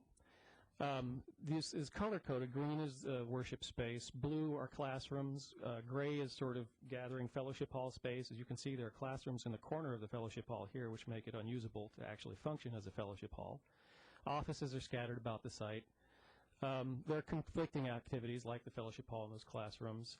There's simply, even if we include this blue, there's insufficient Sunday school space to serve the demand of people who come to worship here and bring their children. Wagner, which is the ex-worship building, and this Koinonia building are leftover buildings. They have very poor relationship to the new structure and to the site and to the uses for which they're proposed. Koinonia, in fact, earlier this year, someone was raking leaves off the roof and put their foot through the roof, and it was about to be replaced, and we suggested maybe we should slow down and pull that into part of this project. So the proposed project is to really try and wrestle that into something that makes sense, that can work in a way that's much more logical. Blues, classrooms, they can finally have coffee after services without kicking the little kids out of the way. There's improved functions. It's nice to have office staff together in one space, so you don't have to run across the campus when it's raining. You can shout a couple offices down, and it's a much better way to get work done. It meets the Sunday school needs. There are more Sunday school spaces, so we can have that work. The buildings are efficient. They're new. They're safe. They're fire sprinklered. They're better for the protection of the community and the members of the congregation. The existing site plan, in some ways, is probably more deficient than the existing buildings, many of them. There are 187 spaces. I won't repeat too much. Many of them are poorly striped, substandard. There was thought, and there still is, I think, or at least until recently, there was a baseball backstop here. Outdoor space is scattered, and obviously people gathered here will be heard from others not too far away. And noise is not particularly well contained, again, mainly because the buildings are surrounded by the outdoor space instead of the other way around. Entry and circulation are not well identified. The proposed site really aims to turn that around simply. We are up to 207 cars, someone asked earlier. That includes 20 new spaces, 8 of which are tandem, and more than 23 spaces that used to be substandard striped, about 7'6" wide, now will all be 8'6". The outdoor space and circulation are organized as a very clear, contained social area inside the new courtyard. We're even proposing a sort of glazed wall here that will be, we hope, help reflect sound back into the courtyard instead of out to the south. Activity spaces are more observable. So noise is better contained both within the courtyard and through a sound fence or wall that would be around approximately half of the site, covering the developed area here, so that both activity, people having a good time here, will be contained, and car noises here will be reduced as people go out to their cars. And simply for the use of the congregation, there's a sort of a more controlled and better variety of outdoor spaces to use. We've started a dialogue with the neighbors. We realize it's a very sensitive time, of course, but to talk about what that outdoor fence might be, whether it's solid or wood. This is the scale of development in the neighborhood. There's houses that are wood siding, stained different colors, different shaped buildings, but all residential in scale. And as we propose the project, what we're trying to demonstrate here is that what we will have out on the street is something more of the scale of a residential construction instead of more institutional work. Having said that, I just want to sort of recap one of the things that Pastor Jeff mentioned, that we're replacing something that's tired and unsafe with something that fits and works for the congregation. And it's safer for everybody, not just the members of the congregation. We're increasing parking without increasing the peak usage of the worship space. And I can't repeat that often enough, because Obviously, the mitigations that the church is being asked to undertake really are to deal with a problem that exists in the current situation. The proposed project by itself makes all of them better. We're providing outdoor space that's controlled, reduces sound to the neighbors, and looks better. So one might pause and ask, well, so why are we here? If everything's great, what doesn't fit? And Jeff touched on in the past, I'm going to sort of step out of my, put my social worker hat on for a second. There are injuries that have occurred in the past that are both sort of real and perceived, and there are a lot of raw bruises on both sides, and I've seen that happen. And how do we get around that is to act in good faith and goodwill. I'll wrap up here, really.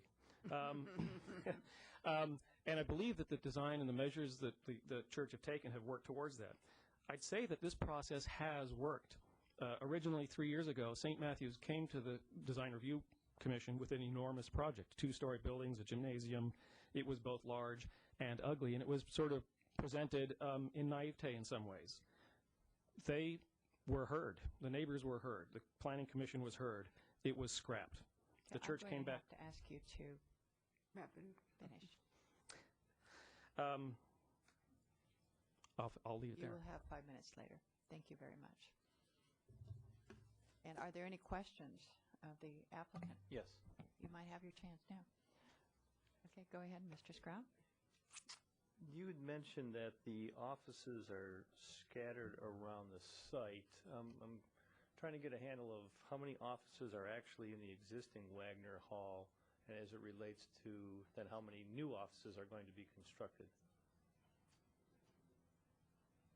I'm trying to go back here if I can. But, I have to look at the drawing because the specific numbers are sort of keep going back a few more. There you go. Okay. There. Well, I think Jeff mentioned we're actually going to have fewer private offices than there currently are. Most of the offices will be contained in an open office space. So this is the existing layout. You can see there are offices around the perimeter of Wagner Hall. Is the office. Red is offices. That's the easiest way to answer that. Because by my count there, we're adding 11 individual offices and then about 10 or 11 more what I would call cubicles. I think that's probably that's correct. Seating for about 21 folks, the way my math tells me. Is that about what we're removing here, is 21 workstations? I believe there are 15 staff currently accommodated, whether in open office or private offices. Yeah. There are 15 right now. The open space that's cubicle, part of that's probably not going to be cubicle. We're looking at making a big open conference area. I mean, just for staff lunch and discussion and stuff like that. But the bottom line is that we're not adding a whole lot of staff space, nor do we have plans to add a whole lot of staff. Okay, so that was basically where I was going with this. Is it safe to assume, or maybe I'll ask it more direct, are all of the employees that will be using the offices employees that serve St. Matthew's Church, either in the class or as part of the organization? Are you asking, are all the people that will be occupying the new offices people that are currently working at St. Matthew now doing? No, I'm saying we are adding office space, and I just want to make sure that the folks that are working in the office space, new or existing, are folks that are serving St. Matthew's Lutheran Church. Absolutely, yes. So to be clear, we are not adding office space for any other organization, nor are we changing our mission or expanding the kinds of activities that we're doing. This is office space for staff and volunteers that serve the current mission and how that folds out. But it's not an expansion into new areas. Good. And it looks like we're adding a couple of classrooms. Would that be safe to say we're adding 2 classrooms? We're actually, if you look at the blue, we're actually adding, this is going to be net 3. Oh, net 2. Yeah. We look at it as a lot because these are going to be really usable classrooms. So it's 9 classrooms there. It'll be 3 large classrooms subdivided into 9, 3 each. Thank you. Okay, other questions? while you're there, just leave that little map up there, please. Can you show us on this diagram where the new fence is proposed to block out the sound between, and the light and so on, between the church and the neighbors? Yeah, it'll go essentially along this property line here, along the south side, and then here along the west side over to the end of the development area. Okay. And when I was there at the site, I noticed the basketball hoops up in the parking lot, and I understood then from the presentation that those will be removed, and do I understand they will not be put back? That is correct. They're not used very much anymore now anyway, but they will be removed. Okay, thank you. Any other questions? Yes, Mr. Scrub? Pastor Jeff, the attachment 15 in our council packet is the application and permit for use of school district property with Mount Diablo Unified School District. And the best I can determine, that expired in June of 2006. Do you have is there a permit subsequent to this permit? There is, and it was permit? approved on May 19th Of this year? of this year, and it's for the following school year. Good. Okay. And just to clarify, does the Mount Diablo School District, in my experience anyway, they approve their use permits year to year? Is that correct? That is correct. Oh, okay. Other questions for Mr. Scrub? Yeah, this is maybe one that Pastor will think about, and he doesn't have to answer right now, maybe later. It appears that parking is, not appears, it's a fact that parking is one of the issues that we're facing. And I did a quick check of some of the other churches in the area. North Creek currently has 4 services over the weekend, and St. John Vianney's has 5 services.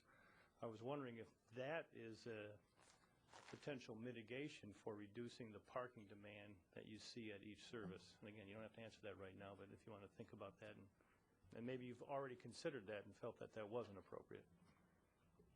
Well, I mean, we've talked about that, and that's certainly something that we would use as a strategy to get enough space for people to both sit and to park, right. As well as other things like more people per car and so on. So we're looking at a lot of different ways to get better at that.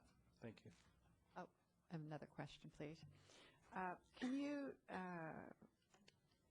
clarify regarding the rental to commercial uses? I know you used to have the realtors in motion, and that could be interpreted as maybe a nonprofit, but they did do business. That's the purpose of their being there. So they're no longer there, but do you have any language anywhere about not allowing commercial uses? Well, there are tax limitations, that have to do that, or where we stay very clear of, any of those boundaries. But what we look at is we look at how an organization is consistent with our goals, both in, helping people be passionate followers of Jesus Christ in terms of the Christian aspects, and then also the community aspects. And one of the things that was good about CCRIM was that they were also supporters of some of the work that we did in community service activities. As an example, they collected 2 truckloads of sports equipment, which our youth brought down to Mexico as part of their spring break trip to build houses in Mexico to provide sports equipment. But be that as it may, they outgrew our ability to provide them space, and so that's why when our contract came up, which was 2 years ago November, we said we would not be renewing it and that they had to find a more appropriate place. So it has to be an organization that is aligned with our goals, and it has to be one that fits into what we can handle. And they were aligned, but they definitely had outgrown over the years what we could provide. Do you consider the parking impacts of groups that you allow to use the facility, and do you counsel with them or have written information for them or otherwise try to ensure that they respect the neighborhood in terms of parking and that they indeed are using the parking lot and not just indiscriminately choosing to park on the street because, oh, gee, it's quicker and easier? Right. We do, and I will tell you right up front, clearly what we need to do is sit down with the folks that were using our facility for Yom Kippur yesterday and think about, what happens next time. Can we come up with a significantly better plan because it put a significant load on the local streets? And so that's definitely something we need to look at with them. And I commit that I will be part of that, and we will do that. It's fascinating to me. I know a lot of us went to observe the parking yesterday, and there were 70-some empty spaces in the lot when I was there at 2:30. So They were preferring the street. There were a lot on the street, but there were also people getting out of school, so that's a whole other issue. May I ask? Other question? Yes. Ms. Rainey. Obviously, when other groups use your facility, there is a rental fee? It depends. Typically what we ask for is the recovery of the janitorial costs. So we will often then have to pay someone to be on site and both prep and then clean up. But sometimes we just do it for free. For example, like the Northgate choir, at the end of the school year, they lost the place that they were going to use. Something fell through, I'm not sure. They called us up, and we said, come on over and do your spring concert there. So it is not any portion of your budget or anything like that to no, it's rent not. out facilities? No. Any other? Okay. Yes, I do. Oh, yes. Mr. Screll? This is a difficult one. I might put you on the spot a little bit. Sorry. You'd mentioned that earlier in the process of going through with the development program, there was some difficulties in gaining approval, and you changed architects.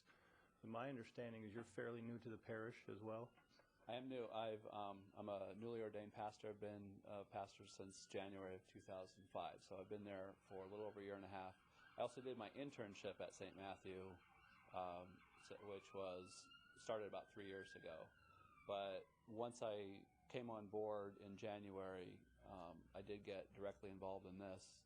And so I'll give you some of the credit for improving the relationships. I won't put you on the spot and say that you take the credit. My question is, how long do you plan on staying at? Great Now question. I'm putting you on the spot. Yeah. Contrary to the rumors that I have heard, the way it works in Lutheran Church is that I'm under call. So I have a call, and it's an indefinite call. And I love it here in Walnut Creek. My family does too. So I'm here for the long haul, long after getting this building done. I'm not here just to get the building done. Thank you. If I could follow up on that, I believe I heard the transcript of the Planning Commission meeting that you admitted that in the past the relationship with the neighbors and the being a good neighbor wasn't always the case with St. Matthew's, and that you have essentially a mission to be a positive neighbor. And I'm wondering if I believe there were some meetings with the neighbors, between the church and the neighbors prior to coming to the city hearings. Was the land use plan ever discussed with the neighbors prior to the Planning Commission meeting when it was, I believe, attachment 11 or something that way? It was actually an earlier version of that, which is substantially the same, was submitted about a year ago. It was actually the May 18th Design Review Commission meeting. So we had that. We didn't review the land use plan per se, but many of the things that are in there grew out of discussions with the neighbors about things that they felt we needed to pay attention to and change and so on. And then you can't foresee everything. So the other thing I've done is I've given all the neighbors they got my telephone. They've got many of them that have email have my email address. And whenever anyone contacts me, I follow up on everything. So we try to do things like that are just part of listening, responding, and learning. Just as I said, we need to look at what happened yesterday and learn from that, and not do that again. Okay, I appreciate the positive spirit. Thank you. All right, any other questions? If not, we'll move on. And we now have the opportunity for the appellant, Bruce and Rosalind Poitevin. And you may both speak, or... Split the time. Okay, thank you. Good evening. Good evening, Council. My name is Bruce Poitevin, and I live at 2404 Elgin Lane on the south side of the property. The aforementioned basketball stand is about 16 feet from my backyard. I'm speaking tonight on my own behalf and on behalf of the neighbors, and we're appealing the Planning Commission decision. I was very surprised to hear tonight that there was a second notice given for the Planning Commission meeting. I can assure you that on the telephone pole across the street from my house, there is a notice that talks only about the mitigated negative resolution, a declaration, and there's nothing said in there about the conditional use permit. And if you'll go back and look at the transcript of the Planning Commission hearing, you won't hear any of the neighbors talking about the conditional use permit. The neighbors just did not know that that was going to be on the agenda, and we have not had a chance to have a full and open discussion of what we think about the conditional use permit. We appreciate the chance to have this opportunity to present our time now, although it's extremely limited and I could take an awful lot more time than I've got allowed to me. But I want to get straight to the issue of parking because there's some very interesting issues that have been avoided. A historical perspective. When the large sanctuary was approved in 1990, it was approved on the basis of one parking place for every 3 people attending. However, it was for 2 sanctuaries, not one. If you go back and look at both the Planning Commission and the City Council minutes, it specifically says 2 sanctuaries, both the new one and the old one, which is now called the Wagner Center. Now, this obviously would have put the parking completely out of whack if they would have enforced it. So about a year later, there was an agreement made between the church and the Planning Commission that there would be no concurrent use of the sanctuary and the Wagner Center, and therefore they would only calculate the parking based on the new sanctuary. That was 186 spaces, and that was what was built.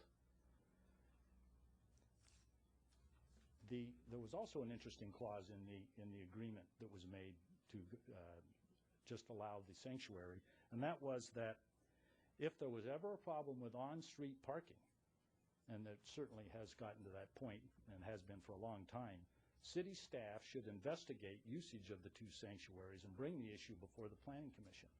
City staff has not done that, and they have failed to carry out the terms of that resolution. Well, let's go back now and look at the current expansion plan. The often discussed report done by Mr. Nicholson has some interesting flaws, in my opinion. First, he observed traffic on one Sunday in January. But on that one day, he counted 206 cars for the first service and 211 cars for the second service. So on this relatively quiet Sunday in January, there were 417 cars observed. Yet Nicholson somehow came to the conclusion that on-site parking would accommodate most of the expected year 2010 Sunday morning demand. This is in light of the fact that the new facility will have 207 spaces. They are already on a quiet Sunday exceeding that limit. I think city planning should have noticed that and not just given them a free ride. Now, there's another calculation in that report that I find puzzling. According to Reverend Tiemann, and cited in the Nicholson report, average attendance, the attendance on that Sunday was 667. Now, if you compare 667 attendance to 417 cars, That's 1.6 occupants per vehicle. It's somehow the planning department has used a 2.5 occupant per vehicle as their method of saying that the parking is adequate for the future. It just isn't. Now, the city code was amended in 1996 to change it from the one space for 3 people to 1 per every 45 square feet of assembly area. That's the definition, assembly area. Assembly area, as defined by the staff, was main and auxiliary seating areas. That's the definition that's been used by the church and by the planning staff. Now let's look at that. What is seating area? The church has told us very convincingly, and I believe them, that they're going to fill up every square inch of this 36,000-foot building that they are going to build. They've convincingly shown us how they have everybody packed into nooks and crannies now in the classrooms and in the office space and everywhere else they can find them. But yet they're trying to tell us that the only seating areas that we should be concerned with are in the sanctuary. Frankly, the classrooms that are going to be full of hundreds of children are seating areas. The fellowship rooms are seating areas. I think that the calculation of the parking requirement is patently wrong if it's based strictly on the sanctuary, a sanctuary that's only 7,000 feet compared to this total 36,000-foot building. And one last objection. The current number of on-site parking is 186 or 187, whichever one it is. But the planning staff is saying we're going to deal with that by having 207 now, a grand total of 21 more. So we look at the spaces, we find that 8 of them or 9 of them are tandem spaces going to be used by the staff. So you subtract that out, and they're adding about 15 new spaces. This sanctuary has been there for 15 years, and they've grown considerably, but they want to add 15 spaces. It's no wonder there's a parking problem. No one really knows what the ultimate number of cars is going to be because really the information is very murky, and the studies that have been done are not valid. I think that it would behoove the council to consider an independent environmental impact report that deals with this issue because it is not resolved in the current information. Now, I could address an awful lot of issues, but I just don't have time. So I want to summarize by saying that the Planning Commission did not give the neighbors notice of the discussion of the conditional use permit, and the neighbors were not allowed a chance to respond. We'll leave the factor as to whether or not they were unfairly squelched or not to the fact that it was a matter of independent discretion of the commission member. But the parking issue is clearly a matter in flux, and it is not something that has been satisfied with the plans put forward now. The expansion of the church cannot be allowed because the parking that goes as a necessary requirement clearly has not been met. There are a wide range of other issues to be addressed by subsequent speakers. Thank you. Thank you very much. Do you have further speakers in your 15-minute allotment? Thank you.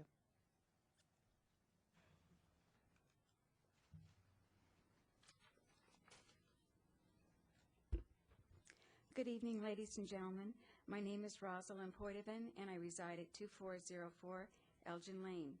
Thank you for giving me the opportunity to explain to you why the neighbors of Wiggett Lane have been trying for the past 3 years to stop the expansion of St. Matthew Lutheran Church and present our recommendations for the future. The City Planning Commission meeting held on August 24th began with a presentation by St. Matthew's architect. The architect characterized the neighborhood as one with many Eichlers and said, "We like to pretend they're all Eichlers." I began to think about all the pretending that has gone on by both St. Matthew Lutheran Church and the staff of the City of Walnut Creek. There has been much pretending in order to justify an expansion for this church. For example, the Planning Commission tried to pretend they were conducting a properly noticed and unbiased meeting.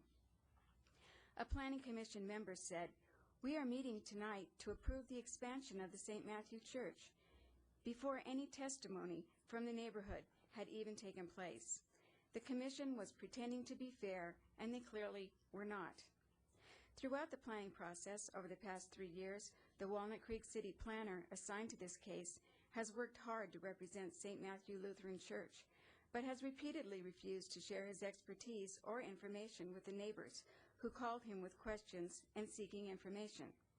As a result of this planner's refusal to assist the neighbors, we have been denied the chance to properly prepare for meetings with the City of Walnut Creek, and that has impaired our ability to present factual evidence that could have changed the outcome of the meeting held on August 24, 2006. St. Matthew is pretending they're a great service to the Walnut Creek community. Actually, a majority of the church members drive in from other towns, and St. Matthew uses the church for a wide variety of meetings throughout the week that do not necessarily benefit our community, but they may benefit St. Matthew financially. While we all agree that churches are in general a good benefit to our communities, this particular church has just outgrown its home, and no amount of manipulation will create more actual space. Therefore, this church becomes more of a liability to the neighborhood than an asset. The original church that was embraced by the neighborhood is now a monstrous megachurch, straining to fill up all the streets around it from people all over the region.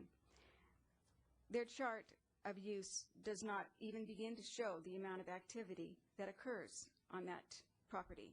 This past weekend, cars from the Sacramento area flooded the neighborhood on Saturday, Sunday, and Monday. No one would deny that church attendance is not a good thing, but this good thing is just too big. St. Matthew pretends to hold meetings only on Sundays and 2 evenings a week. However, there's some type of activity every day at St. Matthew.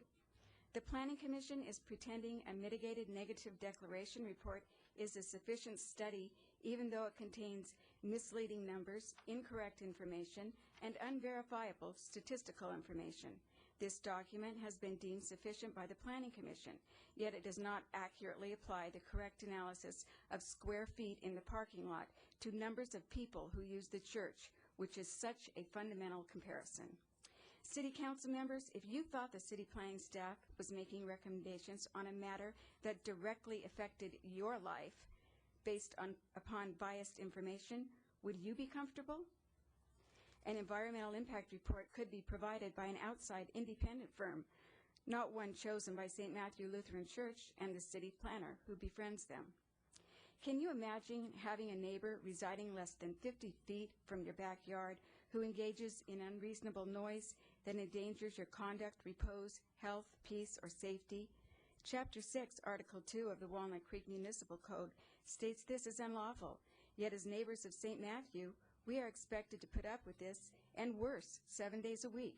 St. Matthew also routinely uses radios, loudspeakers, car horns, amplifiers, yelling, shouting, hooting, whistling, and singing, all deemed a public nuisance by Ordinance Section 4-6203. The Community Development Department sent letters stating that there is no noise infraction coming from St. Matthew.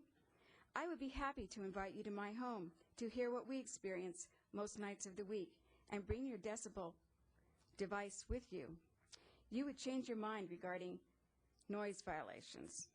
City Council members, we believe this church needs to remodel, not expand. However, if you allow an expansion, it is imperative that a binding document between the City of Walnut Creek and St. Matthew Lutheran Church be created to ensure enforceability of the use of this property. This document should be verified and memorialized by both the city and St. Matthew. It should contain language making this agreement binding, official, and enforceable. Without this agreement, you are forcing citizens, voters, and property owners to endure a future with no protection. Why should the property owners of this city be abandoned and the special interests of a tax-free entity be embraced? Planning and zoning staff have not been impartial in making their decision. A proposed use agreement will be distributed to each of you, and it contains protections for the neighbors of St. Matthew Lutheran Church. Items 1 through 4 concern the parking issues and future building. Item 5 concerns the fence, and items 6 through 13 state use requirements that must be implemented to protect the neighbors. The document that allowed the last expansion of the church in 1990 contained conditions for use but most of them have never been enforced. This is just an outrage, and that is why this document is vital. City Council candidate Sue Rainey's website contained a statement that said, and I quote, "We must improve our communication with the people of Walnut Creek, for this city belongs to its citizens," end quote. I hope that you will all think about that sentiment tonight, because all the neighborhoods of Walnut Creek want property and civil protection. City Council candidate Cindy Silva stated she believes in, quote, "preserving the unique character of our local neighborhoods," end quote. That is what we're trying to do, preserve the unique character of our neighborhood, and that character is being chipped away by an institution that has become too large for the setting and threatens our safety and security. We respectfully request that this church expansion be denied, but if it is not, we demand that we receive protection from the City of Walnut Creek in the form of an enforceable agreement that will include how arbitration or mediation will take place between residents of the city and St. Matthew Lutheran Church. The City Council of Walnut Creek has the authority to recognize and remedy invalid and incorrect decisions made by the Planning Commission. I implore you to do the job you've been elected to do. Thank you. Okay, thank you. And do we have questions? Yes, please. yes. Please. Can I ask you? Going to pass that out. Yes. If Yeah. you could hand that over there, they'll pass that out to us.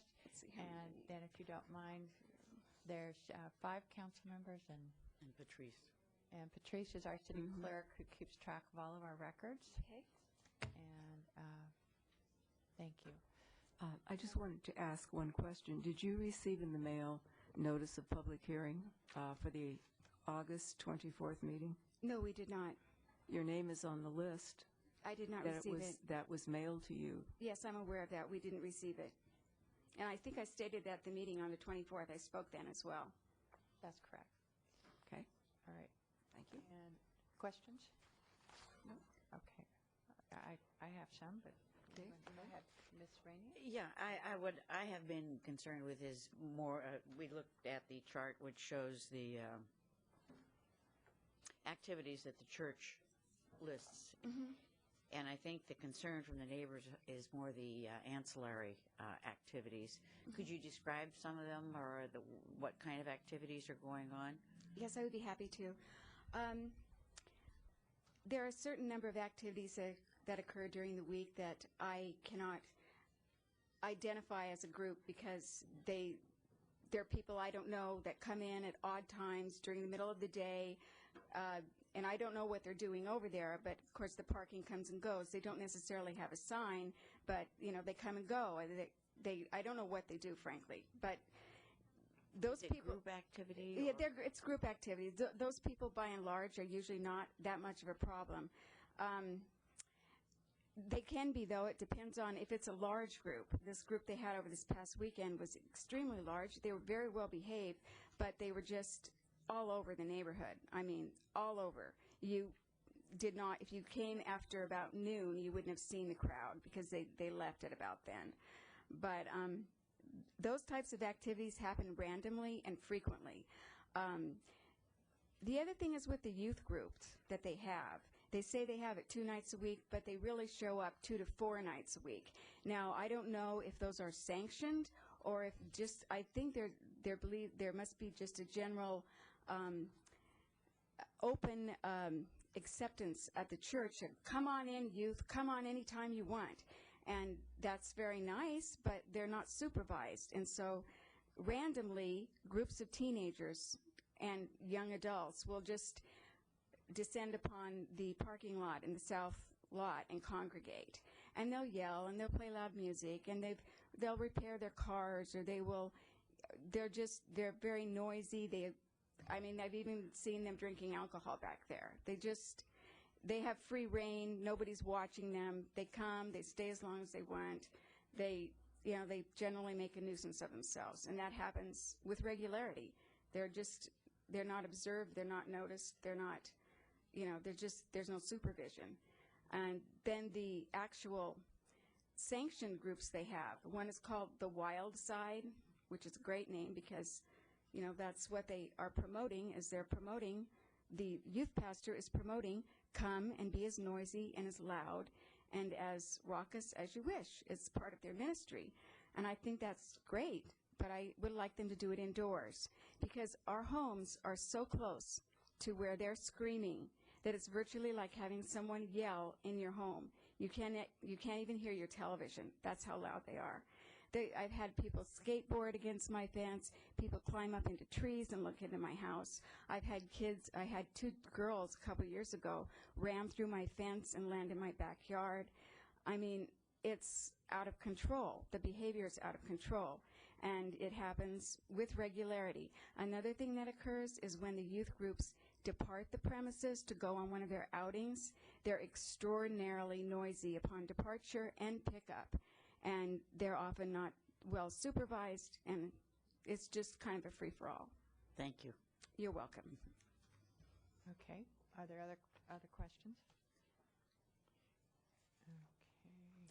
We look distracted, but we're looking through your Thank you. paper. Oh, other people. All right. You commented that most of the 1990 conditions have not been enforced, and you heard. Oh, I'm sorry. Come back. Thank you so much. That's okay. You had commented that most of the 1990 conditions have not been enforced, and you probably heard me ask the question about the 1990 conditions and how those that are still applicable could be carried forward to now. Could you tell us what conditions have not been enforced? Either one of you can speak. If I could, I have a handout that contains a marked copy of the 1990. Speaking to the microphone, please. I'm sorry. I have copies of the 1990 decision that are highlighted for issues that are yet unresolved. Okay. That I would like to distribute to them. We do have copies of that, but if you would like to distribute that to us, that's fine. In short, the lack of a 30-foot setback for one of the neighbors that appealed the last case to the city council. Again, would you speak into the microphone, please? Yeah, thank you. The lack of a proper 30-foot setback for the neighbor and proper landscaping, which was promised to him. The lack of landscaping, which was promised as part of the last expansion. There were going to be significant upgrades and maintenance of the landscaping around the property, and if you go and look, you'll see that it's extremely random and ragged. And the approval of the basketball court was not included in there, but they put it in anyway. And my memory fails me right now what the other ones were, but I can get that document for you. Okay, that gives us an idea. Sure. And were these all reported to the city? It's difficult to say how they were reported, other than the fact that for the last 2.5 years we've been bringing it to the attention of the city in the design review committees and all our letters. I would imagine there are probably 75 to 100 letters that point some of these things out. We don't have that many, but my question really had to do with how you sent a letter. You didn't talk to anybody by phone or come down and. I personally did not, because I didn't know the existence of that letter, that document. I didn't have a copy of it. Okay, thank you. Are there any other questions? All right, thank you very much for your testimony. And now we will, first of all, I'd like to ask, is there anyone in the audience that represents a group that will be speaking? If so, please raise your hand. All right, seeing none, then we will move on to the next part of the hearing, and that will be to hear from individuals who would care to address the council, and you would state your name and your address and have 3 minutes for your comments. And if you could start, it's a few at a time, lining up against the wall so that we don't have to wait for everyone to walk across the room and make the best use of our time. That would be great.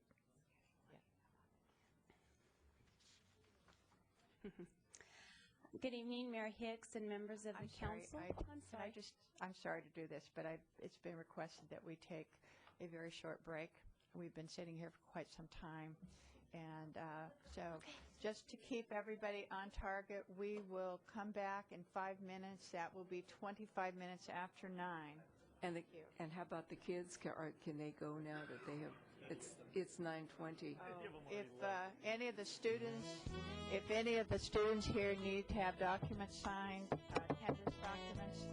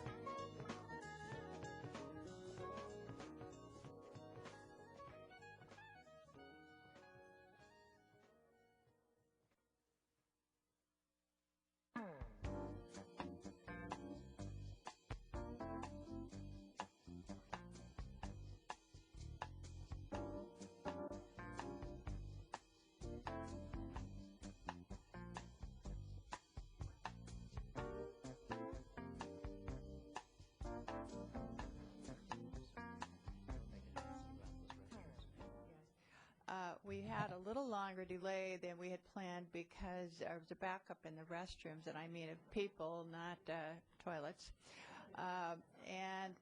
We have had unlocked. There are two restrooms out across the entry hall, one for men, one for women. Those have been unlocked, so we can help to alleviate the lines here in the restrooms.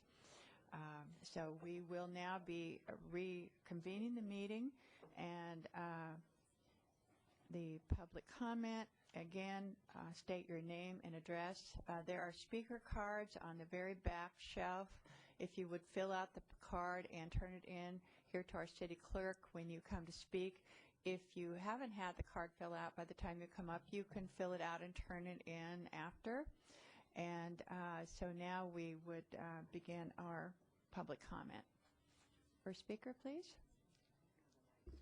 Hello, my name is Robert Neese. I live at 1053 Choctaw Court, which is south of St. Matthew's Lutheran Church.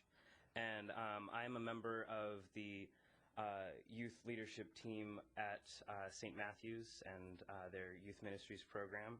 And I'm also a student at Northgate High School.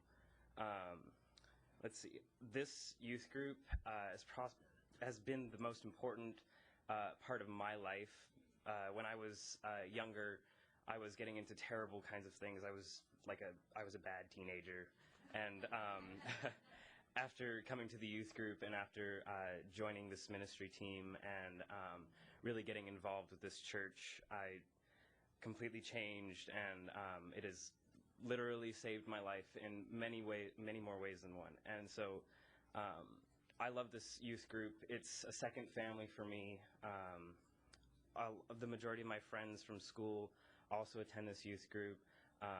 It's a great opportunity to grow in our faith with each other, and it's an awesome place to get together and just talk with people about what problems you're experiencing with school or with family, and it's a very open environment. We love it. It's like an important aspect of all of our lives, and it has just been one of the most amazing things to happen to all of us, and I would just like to let that be known to the group here, and I think that would be all I have to say. Can I ask one question? Please. Do you feel your group is rowdy and creates problems for others? I mean, in the past, we have had problems with that. Our middle school group being younger, less mature, they have more problems with it than the high school groups. The high schoolers are not so much. But we have been cutting back on it a lot recently. We've been trying our best to do our activities in different parts of the church and to park in different parts of the church. And it's been difficult, and I sincerely apologize to the neighbors for any problems that we've caused, and I regret it ever happening. Thank you. One more. Do you come on as regular events, or is there a drop-in policy? I go on, as a student leader, I come Sunday mornings and help lead youth group services, and I also come Wednesday nights to help with the middle schoolers and their Bible study, and Thursday nights, and I go to the high schoolers' Bible study. Okay, so you come for regular sessions as opposed to just drop in anytime. Can you just drop in anytime? Our youth pastor usually has an open door. I usually call ahead of time if I need to talk to him about something. I'll call him, and sometimes I'll just meet him there, and we'll go out to lunch or something like that. But that's about as open door as it gets, as far as I know. Thank you. Okay, so but that would be to meet with the youth pastor. That wouldn't be to go and just hang out. No, I've never hung out there. We've scheduled a meeting there to go hang out someplace else. So we park. And where would that we'd be? We'd go to lunch or something like that. We'd go to lunch or something like that. Okay, thank you very much. Thank you. Next speaker, please. Hi, my name is Jennifer Allen. My address is 2844 San Benito Drive. I am a senior at Northgate High School, and I'm also a leadership position holder at a youth group at St. Matthew. And my objective is similar to Robert's. I'm trying to avoid sound repetitive, but I think it's important for everyone to know the mission behind St. Matthew's Youth Group and what they try and do for people and what they've done for me.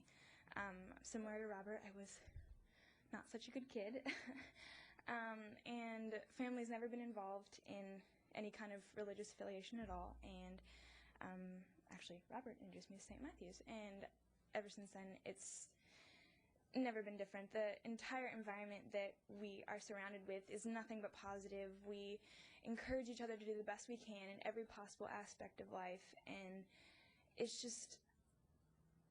saved my life. It's done so many things for me, given me so many resources and opportunities that I never thought existed. And I basically just think it would be a shame not to meet any of us. We're really good people, and we have a lot to say, and we think for ourselves, so I think that's important. Okay, thank you. Are there questions? How do you think the youth groups could improve in terms of being better neighbors? Well, as Robert said, I understand the noise issues within middle schoolers because they are less mature, and they don't quite understand the aspect of respecting those around them yet. But that's why people like Robert and I are there as high schoolers to teach them this is what you should do and this is what you shouldn't do. And it's a process. All kids at that age are rowdy and loud, and anyone with kids would know that. So. Okay, thank you. Next speaker, please. Could you tip the microphone up a little bit? Thank you very much. Better. Thank you. Good evening, Mayor Hicks and members of the council. My name is Christy Carlton. I reside at 2042 Blackstone Drive, a resident of Walnut Creek and a member of St. Matthew. When our family moved to Walnut Creek 3.5 years ago, we specifically looked for and purchased a home within walking distance of St. Matthew, just because we wanted our children to grow up with a strong sense of community. It's important to us our kids see the same people at their church events, at their school events, and living up and down our streets of our neighborhood, and we don't take for granted or lightly that that influence is very important in their lives. I currently work part-time at St. Matthew for the Children's Ministry Department, so I see firsthand how outdated and inadequate our current buildings are for the number of children that regularly attend our programs while their parents are in worship services. On Sunday mornings during Promised Land or Sunday school, we're forced to squeeze small groups of kids all over the campus because we don't have classrooms for the kindergarten through 5th graders. All of these kids meet together in fellowship hall for singing, crafts, drama, snacks, and then they break out into small groups based on their grade level to have their small group discussions and connection time. Our 4th and 5th grade girls currently meet in the tiny old Wagner kitchen. The 4th and 5th grade boys meet in one of the pastor's offices, and the 3rd graders currently meet in the foyer of the Wagner building. Last year we even had a class of kids in the choir room sitting on risers. The kindergarten through 2nd grade kids stay in fellowship hall for their small group time, scattered at tables and seated on the floor. It can be very challenging for the small group leaders to engage their kids in discussions and hold their attention because there are so many small groups in that one large area. When each class has their own classroom, the difference really will be phenomenal. Not only are the kids out of space, but staff is very cramped and spread out all over campus as well. The choir room and prayer room are used as offices during the week to accommodate a couple employees. Workstations and offices are frequently moved around in order to make the space work as well as possible. In the 2.5 years that I've been on staff, my office has been in 4 different locations. Some employees now must walk across campus to get the items that they send to the printer in the office. It will be a huge improvement to have all of the staff in the same building. As a parent, a volunteer, a staff member, and a neighbor, I can't stress enough to you that these improvements are not just desirable, but are very necessary for our current programs. The new buildings will provide a more efficient space for our congregation, staff, and the community that uses the facilities. Most importantly, our children will have up-to-date classrooms that are safe and inviting. So I thank you for your time and your consideration. Thank you. Are there any questions? All right, thank you very much. Next speaker. Good evening. Is this okay? My name is Diane Smith. I live on 2414 Elgin Lane and have since 1988. The church parking lot backs up to my fence. And I wasn't intending to personalize it so much, but I do want to say that by profession I'm a school psychologist, so I know very well how important it is that kids have good, models and groups. I do that all day, and so I am well aware of that. The youth groups have been meeting on Wednesday and Thursdays for a long time, as we have said, and I think, to my knowledge, the neighbors have never complained. They're loud, they're noisy. I know I kind of shrug and think, well, it's a youth group. But it was when the church decided to expand that we all got really frightened, because I honestly don't think I could put up with more than the 2 nights a week. And I'm asking sincerely that some kind of written limit is put on if the church expands. When I hear that the city ordinance is to 10 o'clock at night, that what if they were allowed to go until 10 and then they leave the parking lot and it's 10:30, 10:45, especially the older kids. And it is, as this young girl said, the nature of kids to be lousy, noisy. I understand that, not lousy. I understand that very well. That is their nature. And, who can fault that? But there are restraints that can be put on them with supervision. So I think the neighbors need some protection against the 2 nights a week and the hours, and limit the hours that they're allowed to be in session. Because to tell you how it is, especially in the summer, my yard is unusable. On Wednesday and Thursday night, I go inside, I have to turn on the air conditioning, I turn up the TV. If I have friends over, we go to another room so that if the windows are open, we're not facing the parking lot, and that's life on Wednesday and Thursday at my house.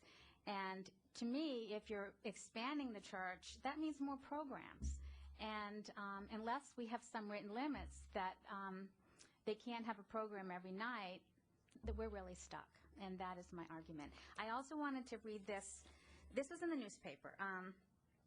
On September 28th, a rowdy group. There was a report at 7:29 of a large group of about 50 youths yelling and hollering on the Wiggett Lane area. Officers contacted the pastor, who was out with his youth group, and was told the group would be heading inside shortly. Well, I didn't call, obviously. I'm sure it was one of my neighbors who called, but I do want to say that I've never seen anything like this in the paper until they started talking about expanding that. We did put up with a lot, and with all the kind of vague promises, well, we'll try to do better, we'll retrain the people who are parking. It's all very, very ambiguous, and that frightens us, that we have no protections unless things are in writing, and that our concerns are addressed. Because I do work with kids all day. I love my job. I certainly don't do it for the money.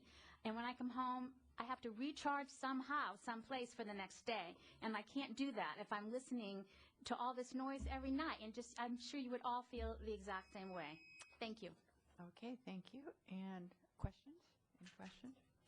Could you come back for 1 sec? You live on Elgin Lane. What was the number again? It's 2414. 2414. And is that on the corner? No, it's the second house, the two-story. Second house, yeah. Okay. Thank you very much. Thank you. Next speaker.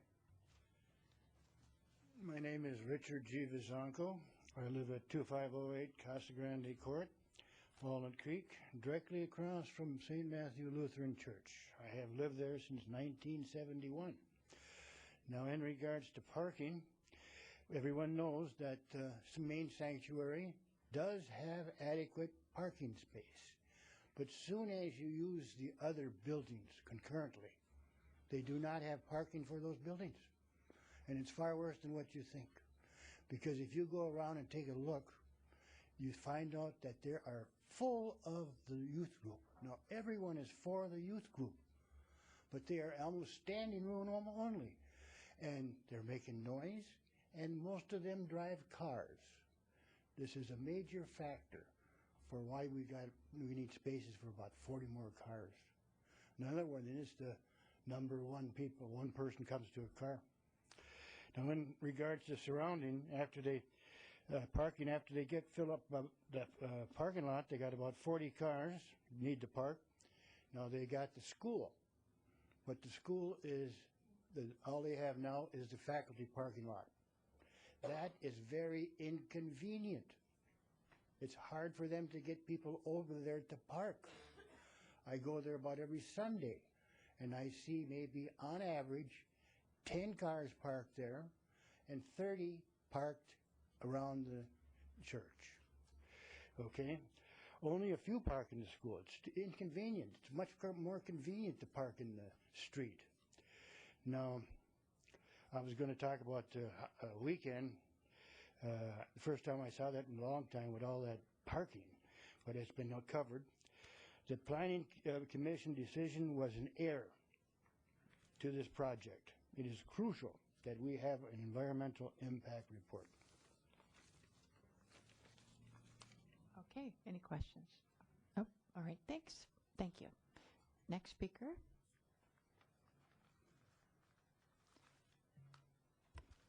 My name is Rosemary Bostwick. I live at 242 Wiggett Lane. And the thing that impacts me the most is, of course, the parking. Yesterday, twice when I had to leave the house, I almost got hit backing out of my garage because it's traffic coming out at about 1 o'clock in the afternoon. It's really untenable. If you are going to allow this expansion to go, I would ask that you consider perhaps they could look into parking on Sundays and holidays over at the Shade Lands and have a shuttle service.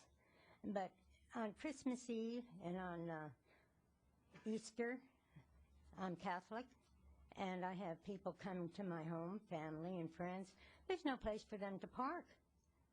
My sister had to park down on Ignacio Valley Road, and she called me on her cell phone to come pick her up because she couldn't park at the house. I don't think that's fair. And that's all I have to say about it. Thank you very much. Okay, thank you. Do you get noise at your home? Oh, yes, yes. But the parking is the biggest thing. In fact, I've been out mowing my front lawn because I'm just catty-corner to the church there.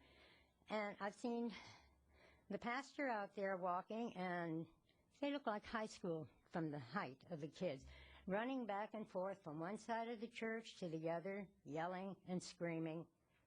And I've called the church, but I just got the answering service, and I didn't bother to leave a message. Ms. Bostwick, now you live across the street from the church. Yes. Is that correct? Yes. Down to the left, if I'm looking from the church, Right. next to the neighbor's side fence. Is that correct? I'm the second house down from Casa Grande. Yes. Okay. Thank you very much. You're welcome. The next speaker. I'm David Marr. I live at 2518 Casa Grande Court, and that's on the north side, second house in. So you would think that would be a little ways from the church.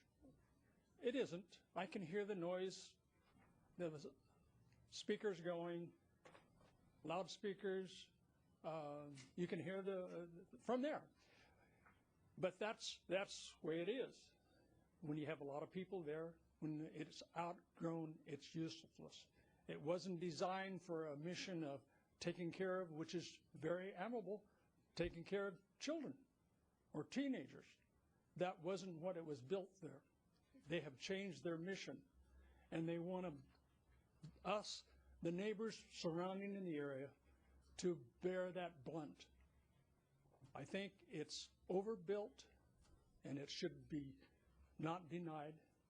And also, this, if you look at 6,900 square feet, removing and adding 12,700, that should give you a clue of where they want to go in future use. And to finalize it, I think it was quite grandstanding, and the arrogance of this body to have people stand up and show we're supporting. The only people that are complaining about this are the people surrounding the area. We don't have the facility to generate the protest that they can do. So I thank you very much. Thank you. Okay. And one other question. Have you ever considered, as your neighborhood, a neighborhood permit parking that would not allow others to park along your streets, but would allow you and your guests to park there? No, I haven't. Okay, thank you. Next speaker.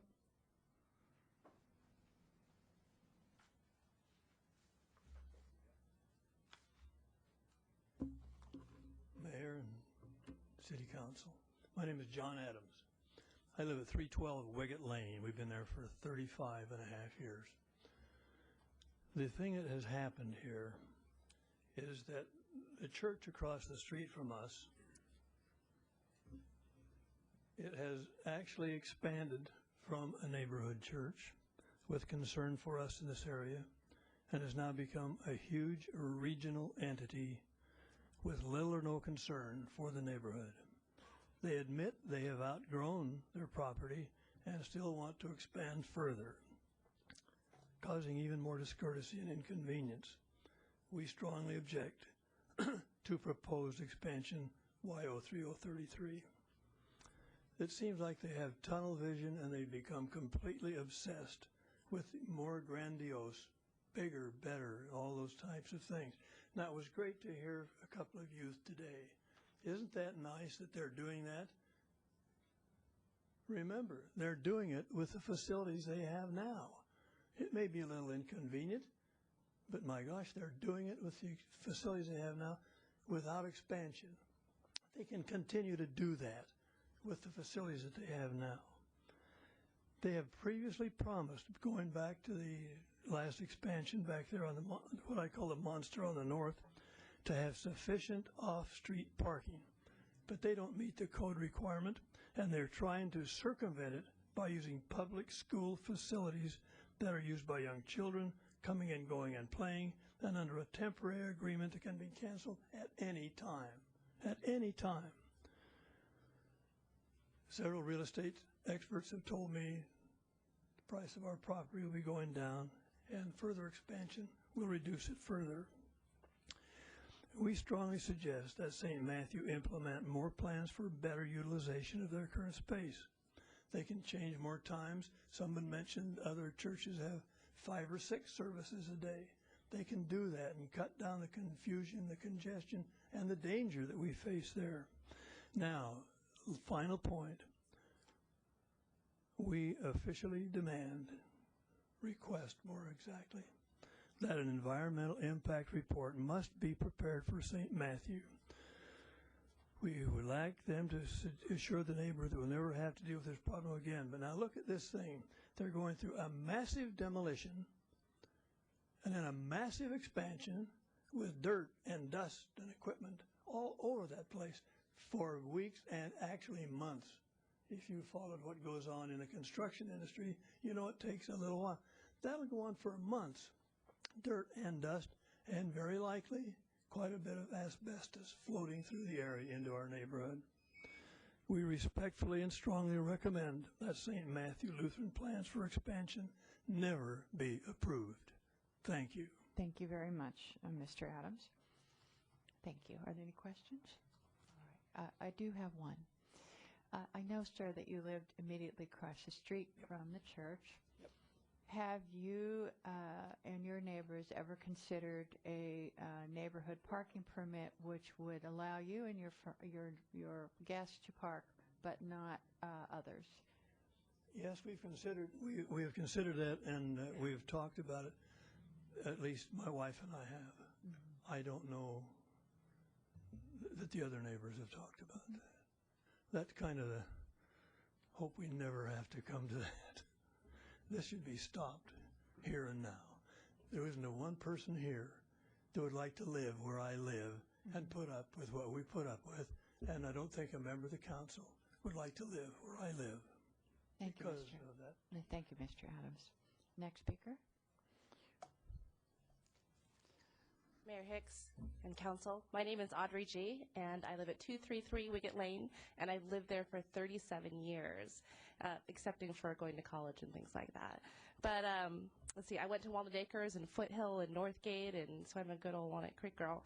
And I also worked on the oak habitat restoration and planted oak trees, too. And I'm now here in town, working in town, an attorney, and raising my child who's 2 years old.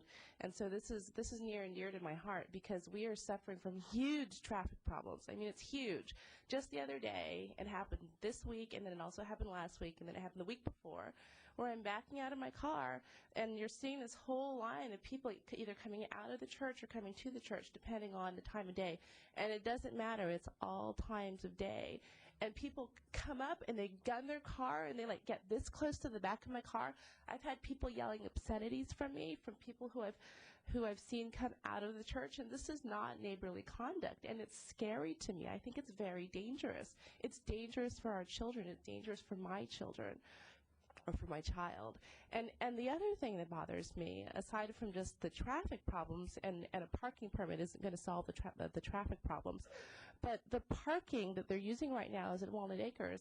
And if you look at it, it's right next to the playground. And we walk down to Walnut Acres all the time, and we play on that playground. And then there's also all of the cars there.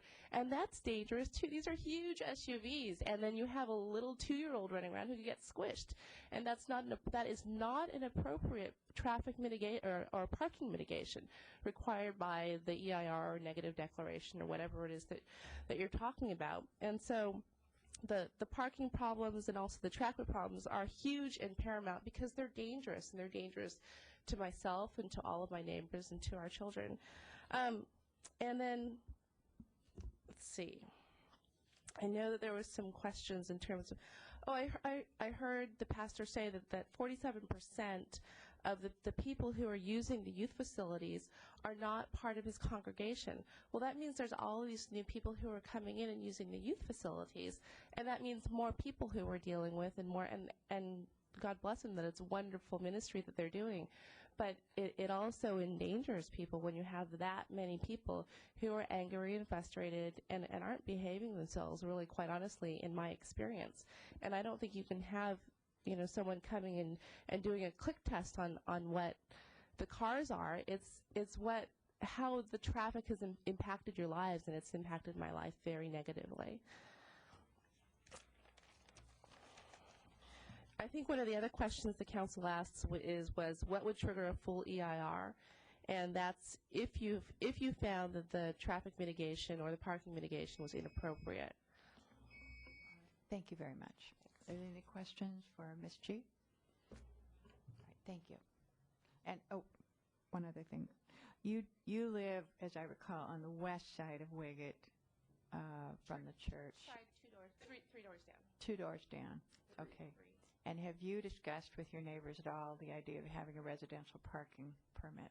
We've talked about the residential parking permit, but again, I don't think it's appropriate because it doesn't solve the traffic problem. It may solve the parking problem, but it may not solve the traffic problem, which is it takes me like sometimes 5 minutes to get out of my driveway. And or sometimes I'll just go the other way, depending on the traffic, and just go around the block and go down Walnut instead of going out on Wiggett and Ignacio, and that's not okay. Thank you very much. Next speaker. Hello, my name is John Alquist. I'm a 9-year resident of Walnut Creek and a former member of St. Matthew Lutheran Church. I now attend a very large, much larger neighborhood church in Lafayette. Now, this program has been going on the study and planning have been going on for 3.5 years. And I think it's well planned, and I think a lot of trees have died in the process. And I was impressed by the staff response and presentation. I think it's been very thorough, and I think it addressed most of the items in the appellant's complaint, and I thought it did it satisfactorily. I'm also a former resident of Los Alamos, New Mexico, and when I was on a group home board trying to site a group home in a neighborhood, we got similar kinds of discussion, but once the decision was made, then the community went along with it, and I would expect that would happen here. And also being a member of living in Los Alamos, I was aware of the Manhattan Project, which was the development of the first atomic bomb, and it was 2.5 years from the sighting of Los Alamos to the explosion at the Trinity site in New Mexico. So I would encourage that certainly we could, we've gone a year beyond that, and that we could arrange for an end to this 3.5-year process, and for the construction of the final expansion of St. Matthew Lutheran Church, because there's no other place to expand, to allow construction for improved parking, to allow for improved landscaping, to allow for noise mitigation, and to better serve the community. And I would encourage the neighborhood, if this is approved, to support the very positive mission of this church. Thank you. Okay. Thank you. Next speaker. And before you start, if there are other speakers in the audience that are considering speaking, please come over to the side so you would have an opportunity. Thank you. Hi, Okay, my go name ahead. is Jerry Benoit, and I live at 530 Wiggett. Been living there for four years. And Wiggett is a very busy street. It's a thoroughfare, and there's a lot of traffic on it during the week because of schools. It's not just a problem on Sundays. I wanted to make that clear. I really feel as if what they are trying to do here is really a very positive step. They are trying to mitigate a lot of the problems that we've been hearing about, and I just want to express my support for the direction that they're trying to go here with this particular project. Okay, thank you. And next speaker.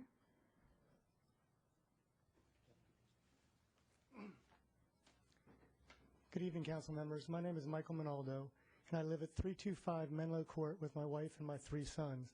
My son Dante is 9 years old. He's grown up. And his 2 younger brothers are 5 and 1.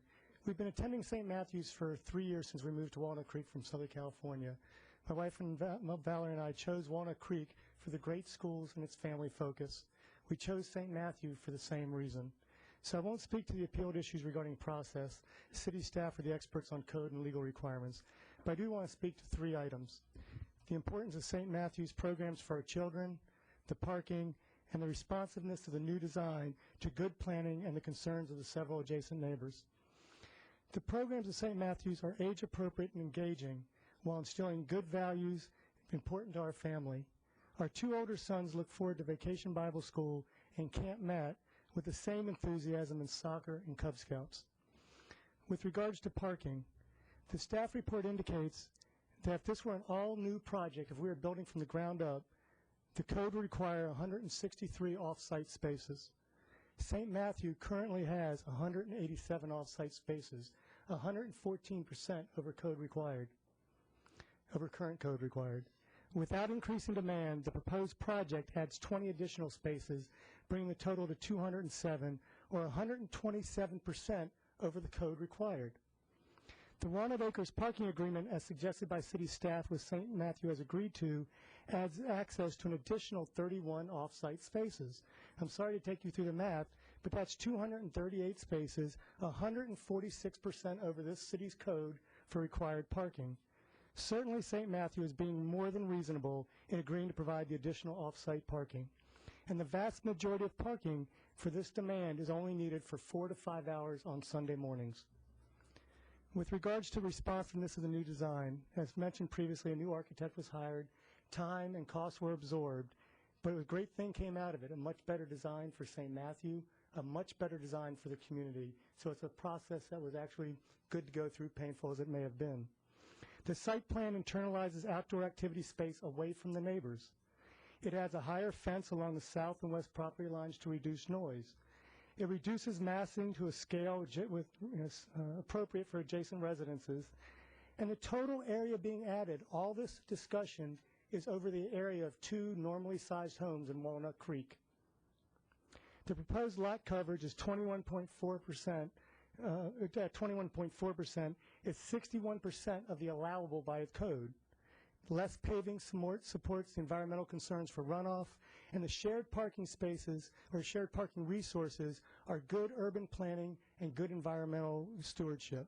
And the two-way relationship with Walnut Acres serves both groups. On behalf of my family as residents, we ask that you deny this appeal. Thank you. Thank you. Next speaker.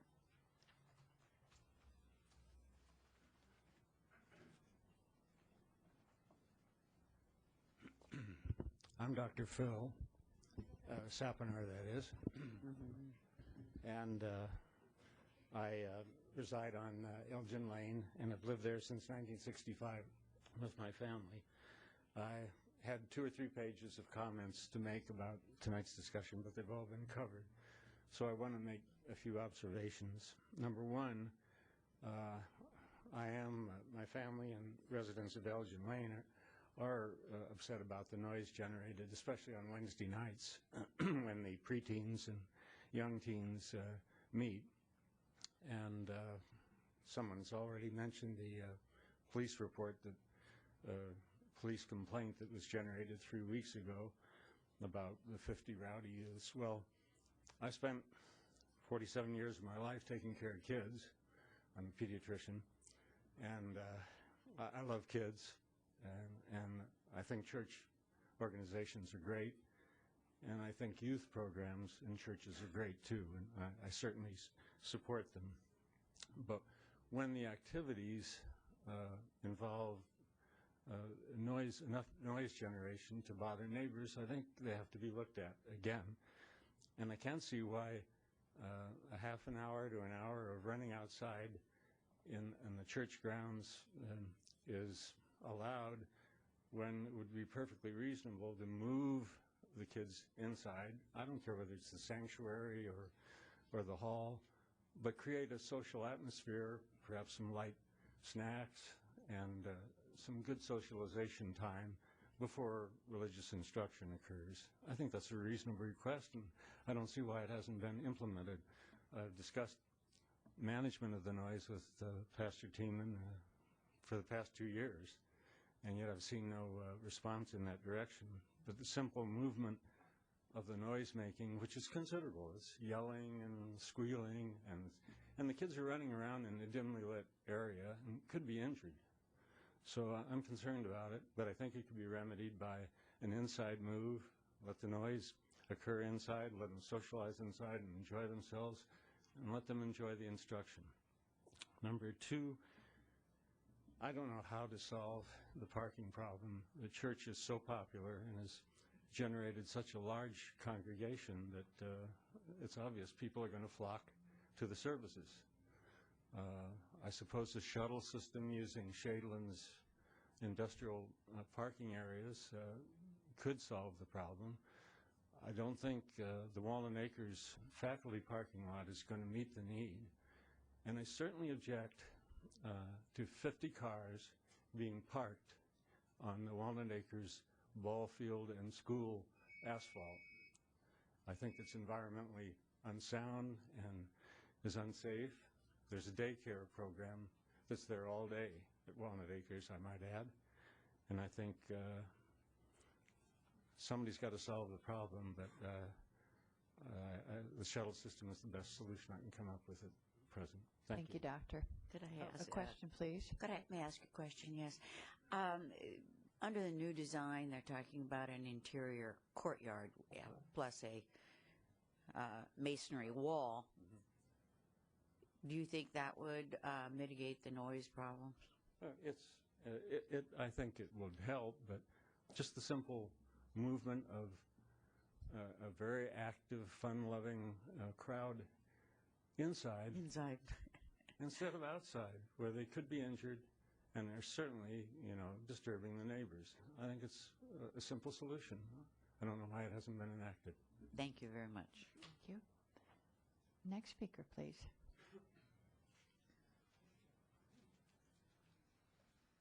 My name is Bill Wattenberg. I live at 2335 Rubicon Court, and as most of you probably know, on 4 previous public hearings, I've represented many of the people here. I'd like you to know that I didn't take this on my own. I am not impacted the way most of them are by either the noise or the parking. They came to me, and I tried to represent them. I've seen a horrible process, though, I want to tell you, and it needs to be ended by a very simple thing. They've asked you for safeguards. You have to realize that unless you have a written contract, there are no meaningful safeguards. You are helpless. Now, I've been contacted by national organizations that have heard about this thing going on in Walnut Creek, and I'll tell you, you're going to be seeing a lot of them. That they have brought about and told me and showed me what's going on in the rest of the country. The Supreme Court recently ordered and decided you cannot force a church or a religious entity to deny them anything unless there's an overwhelming government purpose. You know what that means? That means the citizen can't successfully in court enforce anything that you order here. You have to have a contract. The last time you put requirements on a youth permit and it was totally ignored. Now, when I went to see these, people came to me to help them because they didn't know how to stand up the way they have here. They've done a far better job here tonight than anything I could have done for them, okay? But it's been 2.5 years of this. Your planning department could have prevented all this 2 years ago with the kind of suggestions you're getting here now. And they were taken through it. And I mean, I saw these people traumatized. They deserve, and you deserve, if you don't want to get blindsided, to have a absolute binding agreement, and I'm told the church must sign it. Just you putting restrictions on, like, well, you have to have a parking agreement once a year, totally meaningless. What are you going to do? Are you going to tell them to tear the building down? Are you going to shut them down? Or are you going to have your planning department go over and say, hey, you're being bad guys, you haven't done it in 14 years? And I have to tell you, I was amazed that these people did not complain. When I looked at what they told me was going on, I didn't believe it in the beginning. And it was only when they were hit with this enormous expansion proposal of 12,000 square feet in a gymnasium looking in their bedrooms that they got up in arms and objected. Now, they've been on the defensive because anyone who objects to a church has some negative aspect laid on them. Many of them have been accosted in supermarkets. As of today, one of them was approached by a lady angry, you're up against the church. That's not fair to them. They welcome this as a neighborhood church. Now, the big secret here, your planning department and the others have discussed with you, the pastor pointed out 500 people here in Walnut Creek, and they stood up. How many are not residents of Walnut Creek here? Where's the other 750 who show up and belong to this church from outside Walnut Creek? That is what's not being discussed. That's what's not fair to these people. Where are they? Thank you, Mr. Wattenberg. Okay. Are there any further speakers? All right, then. We move back to the applicant, which in this case is the church, and you would have a 5-minute summation. And following, let's see, I did that wrong. So, excuse me, yes, I am correct. Okay, thank you. It is the applicant then that has 5 minutes, which is the church, to respond to any of the issues that have been raised. I just have very few comments. I don't think I'll need the whole 5 minutes. The issue of the olive tree and a 12-inch sycamore, I think, was brought up earlier. We actually have found a place for the olive tree. They can be easily replanted, and that's part of our revised landscape plan. The issue of the other tree came up during the Design Review Board meeting, and it's very likely we'll be able to keep it as well. So even though the Planning Commission allowed those both to be removed, we're going to try and keep them. In regards to some of the very real and disturbing people crashing through my backyard would disturb me also. And I just want to point out that many of the issues that disturb one of the speakers will really be addressed by the wall that's being proposed for the parking area. And unlike conditions applied to a use permit or agreements, whether or not they're signed, there's nothing ambiguous about a wall. There's nothing ambiguous about physical improvements. And that, in fact, was our marching orders with St. Matthew's when we started the design. What can we do that will physically and materially address the quality of life for the neighbors and the church? Similarly, something was mentioned about the church manages to contain these very active youth groups now. They're very successful. Why not continue that way? Well, obviously, they're successful in and of themselves, but their success has a negative impact on many of the neighbors. This design really tries to be proactive and contain that and literally provide indoor spaces that are air-conditioned, provide enclosed courtyards, and the like. Finally, just another factual thing. Though there has in the past been parking on paved play areas at Walnut Acres, the currently executed parking agreement calls for all the parking to be on the staff parking lot, I believe, except perhaps on Easter when some might flow into other paved areas, Christmas and Easter.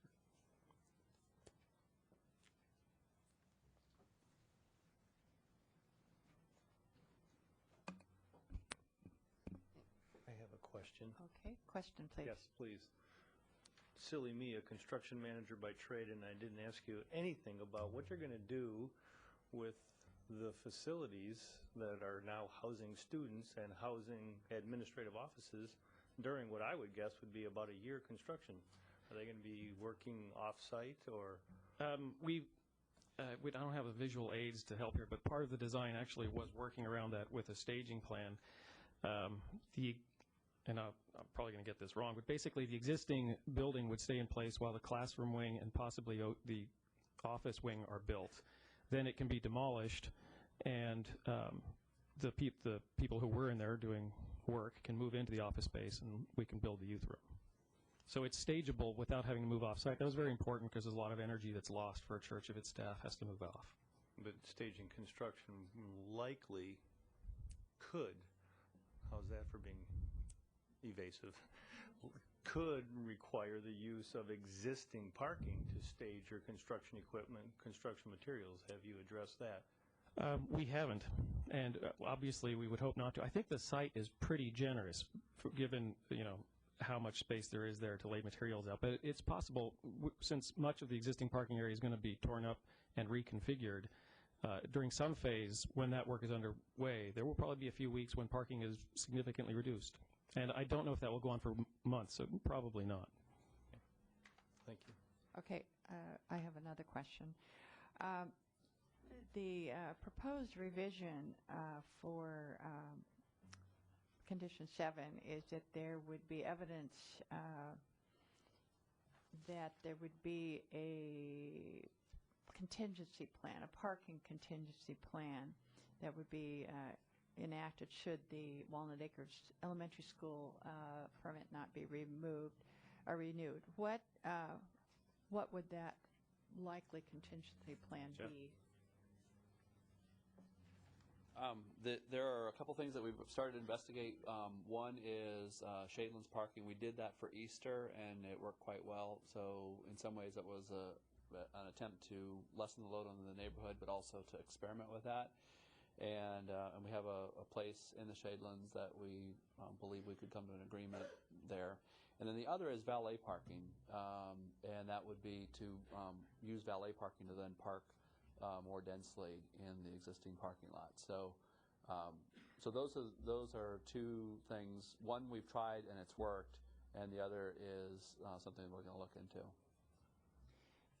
And just in response to, especially, I think there was cited something in the paper, loud noise incident involving youth activity several weeks ago, and the reports of neighbors that they really it has disrupted their lives in terms of the normal children's kind of noise, but that it is outside, it is in the parking lot, it is in the evening, later in the evening, it seems to be non-supervised, and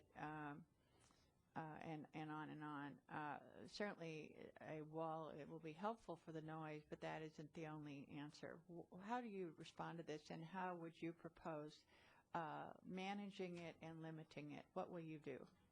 Okay, so a couple things. One is the physical changes. So wall, moving the activities into the courtyard, and again, the courtyard is going to be contiguous to the family center, which is where the youth activities will be. So it's going to be the natural gathering place, activity place, and so on. I think you have 3 levels. 2 walls, 2 building walls plus sound wall or fence. That's going to make a huge difference. With regards to this, so policies that we have are, kids are not allowed just to go, scream. We go and ask them to be quiet. We rarely use amplified music outside. The incident that you're talking about happened on September 13th. The police were called. Their report says the call came in at 7:29 p.m. And so 7:29 p.m. the officer showed up. Our very first question when the neighbors call the police is, do we need to move the activity indoors? And we have yet to be told by any officer that has come, yes, you need to move that activity indoors. That's inappropriate for outdoors. In terms of the hours, we absolutely do not condone drinking alcohol. I mean, that's not a sponsored church activity. Kids in the parking lot. So that's not part of our youth program. Or even not in the parking lot, I would assume. Exactly. But the middle school program goes from 7 to 8:30. And then at 8:30 it's over, and then the kids get picked up. Generally, it's the parents that pick up the middle school kids. And then the high school program, and that's on Wednesday night. Thursday night is the high school program, and that's from 7 to 9 o'clock.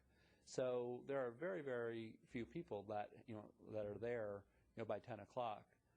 If we have an overnight activity, which we do from time to time, it all moves indoors at 10 o'clock, and because we want it to be quiet.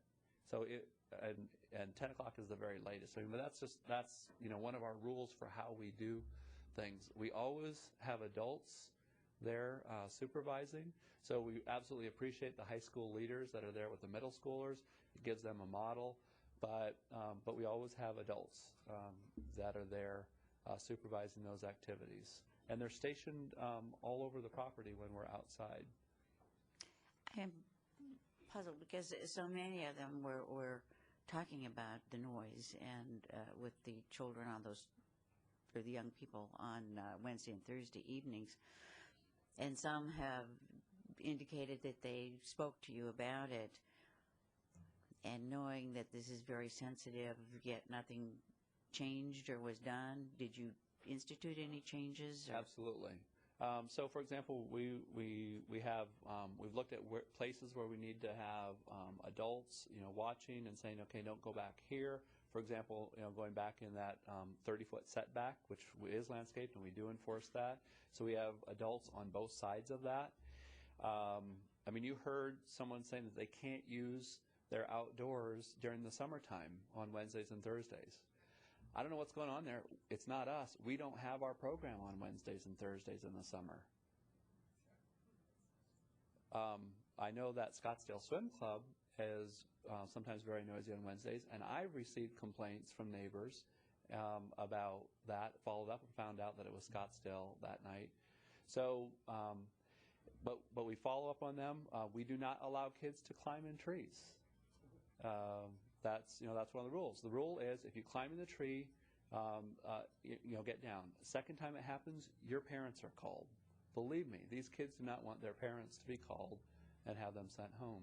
So yes, we do take this stuff seriously. Like I said before, I mean, every time I get information about this, I follow up. I even someone called anonymously, and I called several of the neighbors to follow up on that to see if who it was and what we could do about it. So I really take that seriously, and try to keep the noise down. Could you consider agreeing not to have outdoor youth play activities in the south parking lot? Well, when we do that from 7 to 7:30.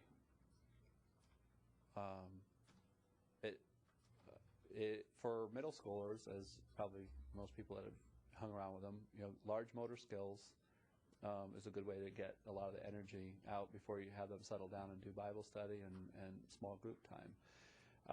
I would be really unhappy to not allow that outdoor activity. Again, especially, I think from 7 to 7:30 is a reasonable time for outdoor play. It's not like it's going on for hours and hours and hours until wee hours of the night, and so. You mentioned a moment ago that you didn't have your youth group meetings in the evening and during the summer. So you don't have any evening meetings in the summer? We do occasionally, but the Wildside program is the Wednesday night program for middle school, and that essentially goes through the school year. And then occasionally we meet in the summer. Oftentimes, because of the summer, we do things during the day. We also have to switch nights because of the swim program. A lot of kids are in swimming. And we do things, but during the summer we actually do a lot of stuff. We have camps and things like that where the kids go off, to a lake and things like that. So we do have activities during the summer, but it's not every Wednesday night or every Thursday night. Do you use amplified sound in the parking lot, and do you need to do that? The last time that I remember using amplified sound was February of 2004 in the parking lot. And if we use it, I say, make sure that you have the sound going towards the building and away from the neighbors. And in February of 2004, we did have amplified sound in the parking lot. I cannot recall any time since then that we've done that. We made more noise than we should have, and we're not going to do that kind of activity again. So would you agree not to use amplified sound in the parking lot? Sure. Okay, write that down. Yeah. Point one. Okay, other questions? I'm sorry, I didn't mean to. Well, I have one of the architect, and that has to do with the noise. You're designing the new building around a sort of a central courtyard. Yes. And there are no doors that open on the backside. Everything opens into the courtyard. Is that correct? No. Many of the spaces require a second exit. For instance, the classrooms along the west side would have a primary entrance off the courtyard, but they'd have a required secondary exit off the back. Okay, required. But the idea is to use the interior doors rather than the exterior. Yes, very much. And I think the Family Center illustrates that best. The primary doors from the Family Center are directly into the courtyard. There's some secondary doors that enter towards the existing gathering space. Facing the street is only a single-leaf emergency exit door, so we're very explicitly trying to do that. Right. Now, sound bounces, is that not correct? The sound goes out and bounces, and your intent is to have it bouncing in your courtyard rather than over to the neighbors? Yes. Okay. And the same with the wall that you're putting up. You expect that most of the sound that might be created is going to bounce rather than going over the wall. I'm sorry. I expect you're speaking about the wall here on the south. I'm talking about the wall that's going around the property. Oh, yes, okay. Yeah, the large wall, to be 8 feet. Yeah, I mean, that wall will have several purposes. One, it will keep people from crashing through into other people's backyards, which is very useful. Its height is, by the way, up to discussions with the neighbor, whether it be 6 feet or 8 feet.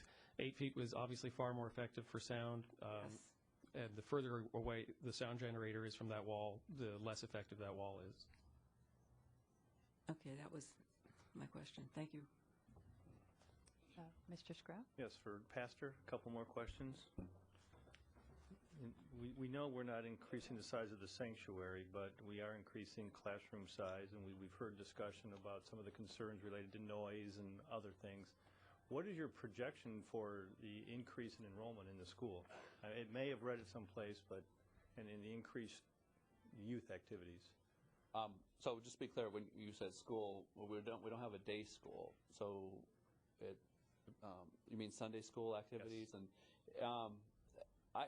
I don't think it's going to increase significantly because we had that. I mean, kids come with their parents, and so the younger kids, the elementary school kids, I mean, from 5th grade down to nursery school kids, their primary activity is Sunday morning, where they go to it's our version of Sunday school while their parents are in worship. So. I don't think that's going to be a big factor. Again, that's really limited by the worship space more than anything else. Just as a quick aside, on the number calculation, when kids are in Sunday school, like the elementary kids in Sunday school, we don't count that in worship.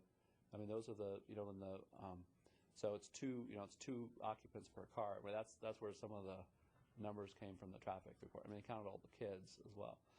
But anyway, in terms of teens, I would expect that to grow kind of at the normal rate. I mean, the biggest single driver in church growth is demographics. So as Walnut Creek, grows and slows, then we'll see that. That certainly will impact the kids. But the kids are there now. What we want to do is we want to give them more appropriate space, and one of the reasons why we hired Jim Goring and his firm was we really thought that they did the best job of looking at the context, the neighborhood, and giving us the design. So we want to put a design in that's going to, provide a really good buffer so that the kids can be there for their ministry, and it puts less of a burden, on the neighbors. Last question, Yeah. of course, going back to Jim? parking. Oh, parking. No. Yeah. We talked about, threw out the idea of a couple of contingency plans, one being a Shadelands shuttle, other being valet.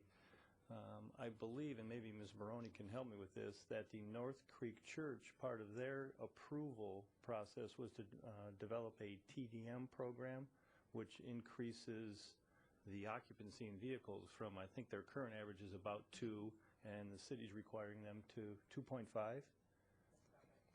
Can you explain that, please?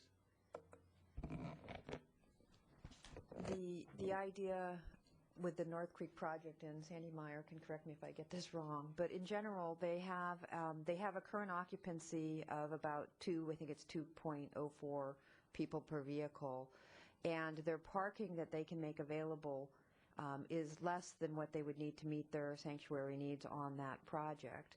They have proposed to use concepts where they increase the amount of people carpooling or arriving at the facility and other methods, similar to what we've worked out with St. John Vianney in terms of how do you increase the number of people in each vehicle, and some of that's like priority parking for carpools, other types of arrangements that increase that. Sometimes it's making it easier to park for people who have more people in their cars. They're also increasing other ways of you get credit if other people get to the site that aren't in a car, that counts as increasing the numbers. And so there's a variety of programs. You've been looking at some of them, I know, already as you've been scoping out how to manage this over time. But those are the ideas. And we have experts on staff that can help in looking at some of those ideas. So I guess I'm posing that as a question. Would that be a contingency plan? Yes, it would. And the bottom line is that I see is to significantly reduce the negative impact on the neighborhood of parking, of on street in front of neighbors parking, and we're always open to trying things that work and then test them. I think that we've made some real improvements in some areas, and I think we've got work to do in other areas. But we try something, we learn it, and this certainly falls in the category of something that we'd absolutely be willing to try, and look at how we can do that. So the end objective that I see is to reduce the number of cars that are parked in front of our neighbors' homes. I mean, that's the measure of success, and some number. Between 0 and a lot, but close to 0 is the desired goal. I mean and so mathematically I understand that. So, and sign up for it. Okay, I just have one other thing. One of the people who spoke talked about you're adding 12,000 square feet. You're not adding 12,000 square feet. How much are you adding? Net square feet. 5,700 square feet. Correct. The new building is 12,000, but the new structures will be 12,000, but it's a net new of exactly 57. Yeah, and just wanted that to be clarified. Okay, thank you. Okay, any other questions? All right, thank you. And now we have the opportunity for 5 minutes from the appellant, and you can have one speaker or you can combine, whatever you choose.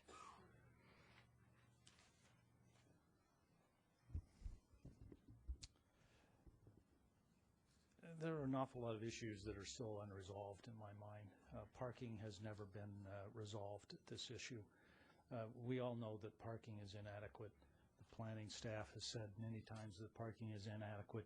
Reverend Thiemann has acknowledged that parking is inadequate. And what they want us to do is to approve their expansion while they investigate ways to deal with the fact that the parking is inadequate. There was discussion about using new options in terms of various traffic mitigation methods that are under discussion. Well, under discussion doesn't do us any good at this point in time. They want to start building the building tomorrow. They had they had crews out yesterday digging holes for core samples. You know, they're not waiting to solve the traffic problem. They want to get building on it. And I don't think it's fair to the neighbors, because once the building gets going, we're stuck. And guess what happens when the traffic mitigation matters don't work? We get cars all over everywhere. That and noise. Now, I found it interesting in the questions that you had for Reverend Thiemann about the noise. He was very reluctant to put any restrictions on the noise that makes all of us so irritated. He says it's only a half an hour. Well, I wish it was only a half an hour. He, by the way, had his times wrong on the meetings. He said that the Wild Side meetings on Wednesday end at 8:30. They don't actually. They end at 9, and the high school events end at 9:30. That's according to their own land use plan that they put out. And as far as no scheduled events during the summer, they do have scheduled overnight camping events during the summer where they fill the grassy area with tents. And those will go on for several days, and you can imagine how nice it is to have that in your backyard. But all of this calls into question, why did the neighbors have to spend 2.5 years fighting this project? The project started on an ill-conceived basis. It was rejected twice by the Design Review Committee. It's been the subject of intense complaint and scrutiny, and they still haven't solved the number one parking problem. But we have to keep coming back here, and we have to keep trying to present our side. One of the speakers said it's been 2.5, 3 years, and we created the atomic bomb faster than that. Why don't we get it over with? Well, that's exactly the neighbor's sentiment. Why do we have to keep coming back and support our decision, our position, and we get delayed, we get put off? Because the church has essentially come back with the first plan that they started with, minus a few thousand square feet. The first one that was roundly rejected by the design review was about 14,000 something square feet. Now it's 13,000 square feet. I mean, we've had to come back and back and back, and you know, we're tired of it. We're not anxious to continue this and keep fighting it, but we think we have a legitimate grief, a legitimate complaint. And one of the things that's I've heard suggestions about sound walls, 8-foot sound walls. Now, do any of you have 8-foot sound walls behind your fence? Do any of you want an 8-foot sound wall behind your fence? This isn't a freeway that we live on. We live on a neighborhood that's completely surrounded by R10 lots. We shouldn't have to look at the prospect of having 8-foot concrete sound walls behind our houses. We shouldn't have to look at the possibility of parking permit programs on our streets. That's what zoning laws are intended to prevent. Instead, what we have is a church that keeps trying to grow. They went through a massive expansion once. They violated an awful lot of the grounds of that one. Now they're coming back with promises that they'll be good. The church might be good. They might be better. They certainly do a lot of good for the youth. No one argues that. But the plan is going to negatively affect the neighbors, and once it gets built, we're stuck. We have no choices. Our property values will go down. Our ability to enjoy our houses and our repose will be negatively affected forever. And I think it's up to the city to protect the homeowners from this kind of an infraction. We know it's a hard decision. It's a long one. Good luck. Thank you. Is there any questions, though, before you run away? Are there any questions? I'm questioned out. Questions? Do you have a question? No? No, I had a question. All right. Thank you so much. Thank you. Yeah. All right. Now we are going to close the public hearing, and we will bring it back to the council. First, what questions might there be? Yes, Ms. Rainey. Yes. This thought occurred to me before Mr. Wattenberg raised the issue regarding the traffic mitigation and the renewing the thing. and as with several of the issues, how are they enforced? Well, you take the building permit away, but it's already built. You say, okay, you can't hold Sunday services anymore. I mean, what is the recourse? And are you talking specifically about if the parking? If we set some restrictions, and you know, you cannot do this or you cannot do that, and they do it. Promise not to do that. Yeah, well, I mean... excuse me, previously you didn't identify yourself. Could you do that, please? Okay, I'm Paul Vallariestra, City Attorney. I mean, for conditions of approval in general, we've got multiple ways of enforcing it, and actually there are methods that go beyond what we could do with a written agreement. I mean, there are both criminal and civil penalties if there are violations. Violating a condition of approval is like violating a zoning ordinance, and people can be cited criminally for that. On the civil side of things, we have options of, well, any violation of a condition or an ordinance is also considered a nuisance, and so we can go into court and get injunctions preventing continued violations. Or for repeated violations, we can go in and actually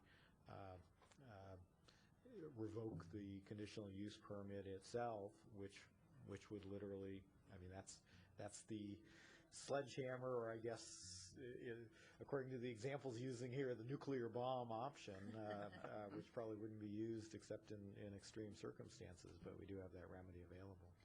And you say that those are more binding than a written contract. Right. I mean, if we had a written contract, then our only remedy would be to, you know, go into court and, you know, seek an injunction or damages for violation of that contract, but we wouldn't have those nuisance avenues, and we wouldn't have the criminal side of things. Okay, I have just a follow-up on that, if you don't mind. In terms of the conditions or passing of a resolution by the council, is that in a sense a type of a contract? They have agreed, we've all agreed that this is what has to happen. Well, I guess again, legally it's not quite a contract. I suppose it has some elements of a contract, but from a lawyer's perspective, it's really more binding than a contract. Okay, more binding than a contract. All right, thank you. Other questions? Did you have more, Ms. Rainey? Not at the moment. Well, can I ask one along the same line with the parking? We're saying that by July 1st of each year, the Planning Division shall receive an agreement, parking agreement with the school district and the church. Now, supposing it turns out that that's not adequate, can we add something to this that if that is not adequate for the number of cars, that we can require them to institute valet service or institute some sort of a shuttle service that would go somewhere else? In other words, the first thing is the school, and if that appears not to be working, then we go to the next level and then to the next. Is that possible to put into a revision, into a Yeah, I guess it's conceivable that we could do something. I guess it sounds a little reminiscent of perhaps John Muir situation, where we would come back periodically to evaluate parking. I think it's something that we don't recommend easily, simply because then it requires either coming back all the time, or then there are disputes. Okay. If it's not so if you made it annual, but made a proviso that if this is not working, then there will have to be an additional agreement after whatever period of time.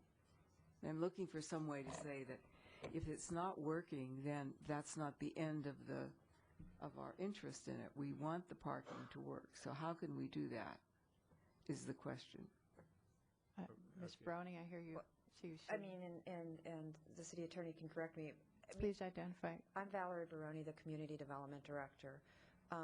When we did something similar like this with John Muir, we set a standard in terms of how full, basically how much vacancy there was. And when they got to a point where their lot was less, didn't maintain the vacancy rate, then we kicked into the next level of requirements. In this situation, we would have to think about what kind of standard do you use for the public parking on the street and how much parking is there, the added complications of determining where every single car comes from. We could assume all cars on Sunday morning are from the church. We could probably fight with the church over that at some point in the future and setting a standard. But what we could do is, is set a period of time, maybe 1 year after or 6 months after the church finishes its expansion, to review the situation at a public hearing with the Planning Commission, let the public come talk, the church come talk, and make it so that if more conditions are required at that point, that would be a reasonable point to do it. Okay. Or some other time frame that makes sense. But that kind of approach, I think, is relatively doable. The downside is it forces everybody who, I'm assuming on both sides of this issue, feel like they've been drugged to a whole bunch of public meetings at this point, and it would require an additional public meeting to have that kind of a public conversation. But if, like the John Muir situation, we set a criteria that kicks it in? Yeah, that would kick it in, you could do that without a public hearing? Correct. If we had a criteria that we could monitor and evaluate and say this threshold's been crossed, now step 2 kicks in. And if so, if the next steps were well-defined and the threshold were well-defined and a monitoring system was well-defined, we could do it. And those 3 steps would have to come together, all of which are doable.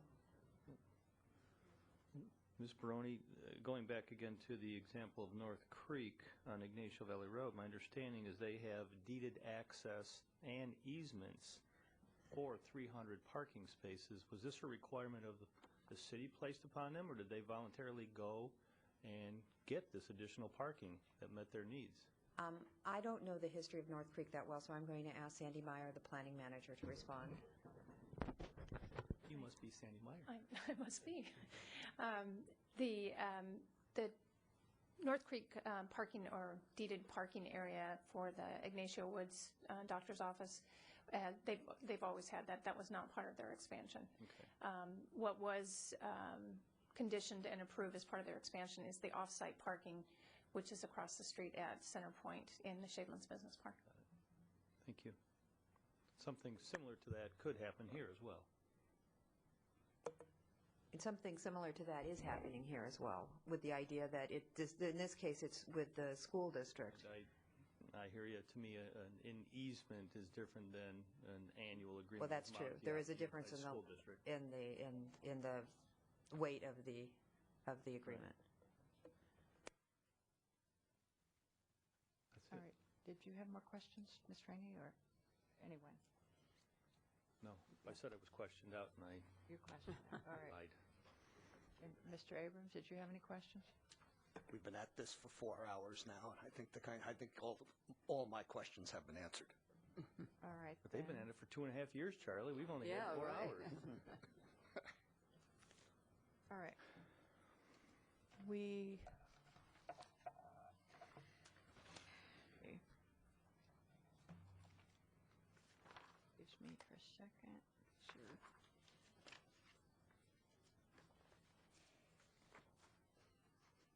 In terms of the timing of the evening events, classes, youth groups, and so on, there is a chart, as I mentioned earlier, in the land or in the project plan, whatever it's called,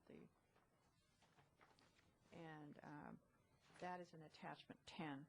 Thank you. I was looking for it again.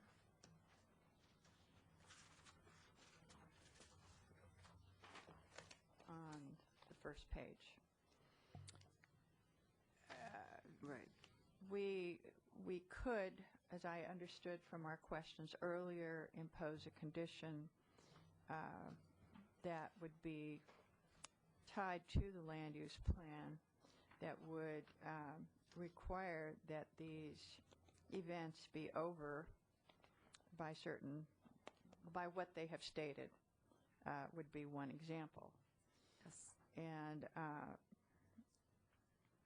that way the middle school, for example, would have to be out and done. Now, we could also, I want to ask this question, Mr. Vallariestra, could we require, it says here that the middle school meets from 7 to 9, could we require that the youth be picked up no later than 9? Or something along those, or they say they're over by 8:30. So what potential do we have here? In terms of assuming that the purpose of this would be to help control the noise, then, Yes. then certainly you can put time limitations, reasonable time limitations to control that noise. So it could be, I guess, if the concern is about the parking lot noise, I suppose you could have something specific to the parking lot. I guess it becomes a little bit easier to enforce if you are enforcing a time when a program has to end as opposed to the last person who has to leave a parking lot. But theoretically, you can control either one. All right. So, but should you not just pick a time, or instead of saying, well, the middle school has to be out at 9 and the high schoolers out at 9:30, you should say, everybody has to be out by 9 or something like that, because then you have Sunday evenings service through 9:15. So what you're saying is consistency. Yes. Ms. Rainey, is Yes. what I hear. Well, it says Sunday evenings from 8 to 9:15 a.m. I don't think they go Oh, quite that a.m. Okay, thank you. But then it does. But it is evenings, I'm assuming, yeah. Just a question, is that a typo? That should have been p.m. Right? It's a very long service. Yeah, I'll make that correction. All right. All right. So that's one idea. And would that, Mr. VR, would that be then language that states, let's see, that condition 9 has to do with the land use plan. Would we attach such a condition having to do with evening noise to condition 9 and connect that to the land use plan? Or would we make a separate condition? Well, you could do it either way. It may be a little bit easier to make it as a separate condition, because otherwise you're going into a land use plan document that's really the church's document and making changes. So you can do it either way, but it seems a little easier to do it as a separate condition. And I do have a question of staff. In terms of the wall that's meant to help to alleviate the sound, and we have before us a proposal for additional language to condition number 8 that would actually specify the addresses where this wall would be built. But it says up to an 8-foot tall wall, and I heard some testimony that maybe an 8-foot tall wall isn't desired. How would that approval be decided? Would that be through discussion with the neighbors? And okay, Alex, you want to answer that? Design Review Commission and the neighbors would have input. How would that work? Both ways. The design team has been conversing with the affected neighbors, and some have expressed that perhaps a 6-foot tall, and to me this is 6 foot tall, but to other persons that's 7 foot tall. So there's a relativity of scale, I believe, that needs to be experienced in realizing what exactly that means. Stop laughing, Gary. In any case, so an 8-foot may not appear as an 8-foot, may appear as 7 foot. It really depends on what is appropriate to the residents and what that input is to the Design Review Commission.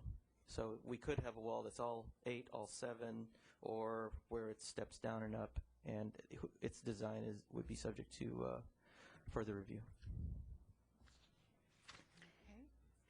So there's some flexibility there depending on what the neighbors Yes. desire. Yes. Okay, thank you. I was going to raise a different issue. Are we done stay with the wall? Oh, no, this is not for... Oh, all right, sorry. Go ahead. Sorry, Alan. Earlier we were discussing, or raised the point about outside groups and restricting that, because I think that the church's primary responsibility is to serve its congregation and the youth groups that are coming there, but it is not a community center. And I am not as comfortable with, but nonprofits or this kind of thing can use it, because a nonprofit can come in and have a casino night there. Well, maybe you wouldn't allow that, but at any rate.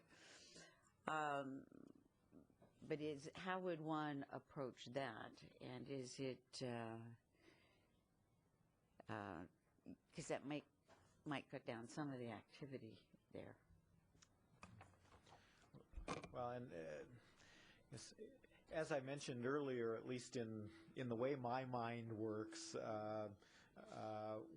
what we're looking at first are land use impacts and kind of working back from there. And the land use impacts may not vary depending upon the nature of the group. Because if the land use impacts are there's going to be 50 cars coming in every night for a particular event, I'm not sure the neighborhood really cares whether it's a nonprofit group or a commercial group.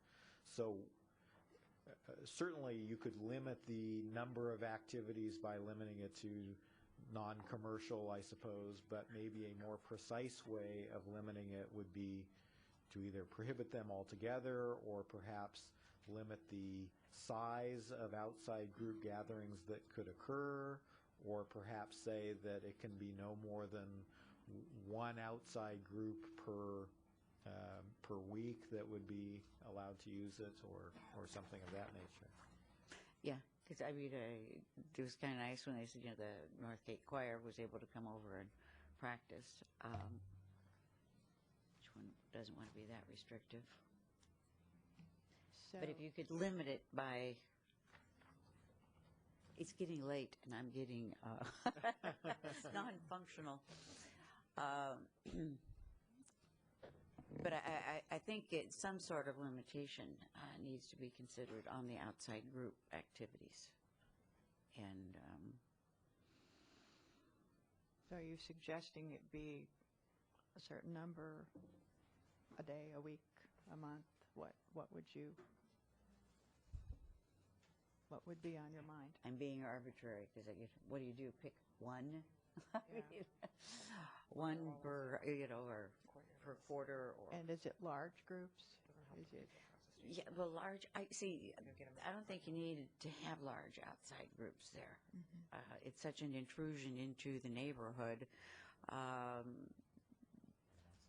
that its own congregation is large enough without bringing outside large groups in. So I would definitely limit the size of any outside groups. What is a large group?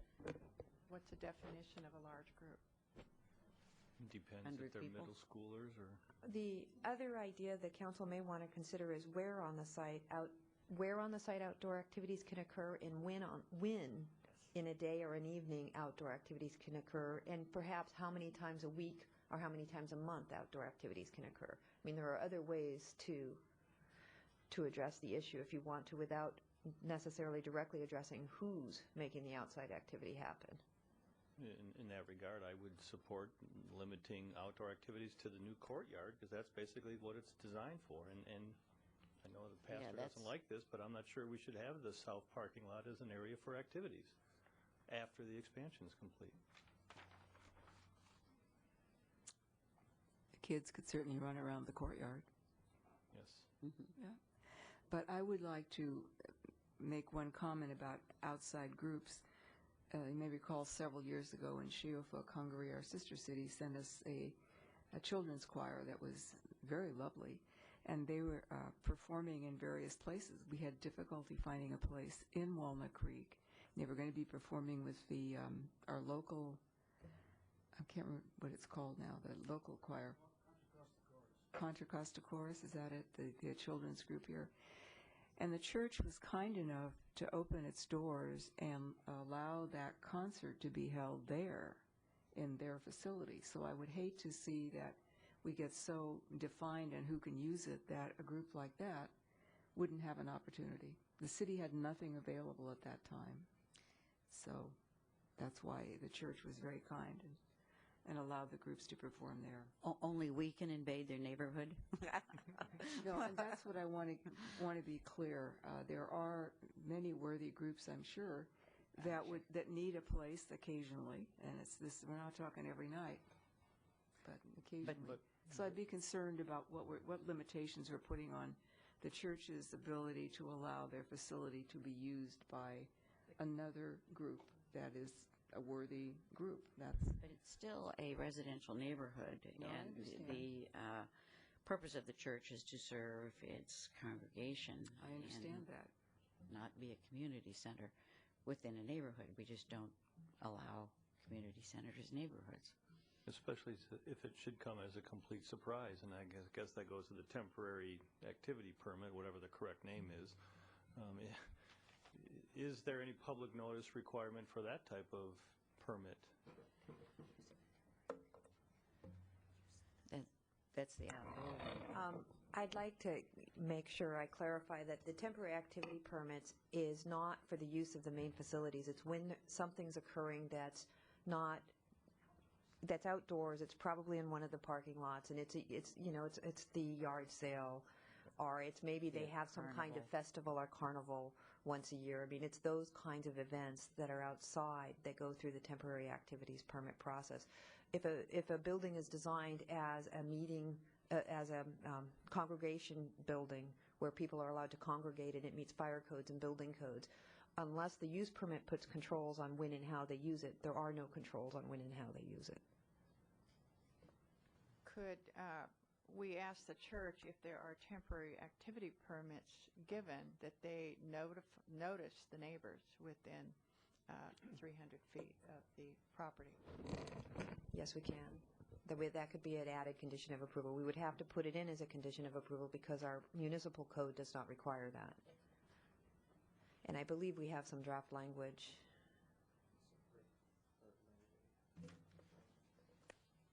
And while we're getting that, could I ask clarification, Mr. Sprout?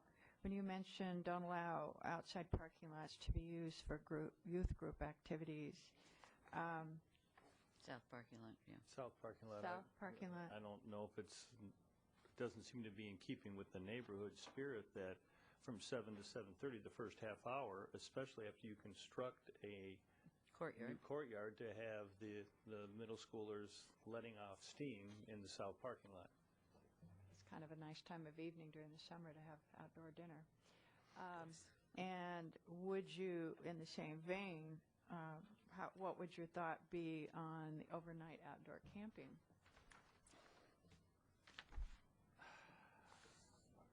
I can sympathize with the neighbors on that, and if I would even struggle allowing outdoor camping even in the courtyard, because I know thank goodness my daughters are 23 and 21, and I went through those years, and it's loud. It is. And I don't, you tell kids to shh so many times, but when there's a large number of them together, they don't always listen the first, second, or even 44th time. Okay. Aren't there areas in the open space where you can do that? Mm-hmm. Yes. Gorgeous Ranch. Yes. Sure.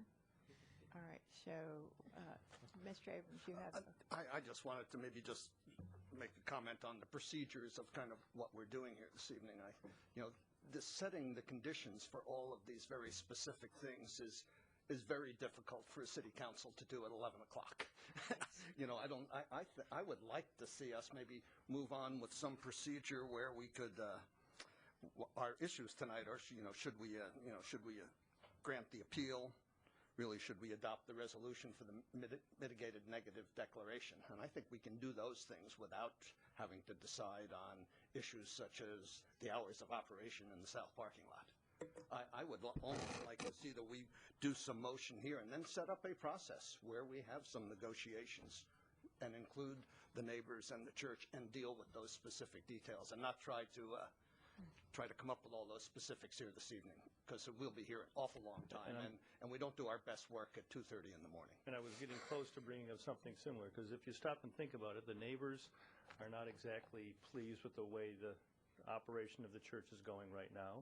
The church is not exactly pleased with their church. They want to expand. This is a great opportunity. We don't want to stay status quo, but let's take this opportunity. We're going to go ahead with an expansion perhaps, but let's make the best of it. Let's do something about the noise as part of the expansion. Let's do something about the parking as part of the expansion. And I agree with Mr. Abrams. We're not going to sit here tonight and design all of those conditions. So, well, in that case, I need to ask advice of our city attorney again.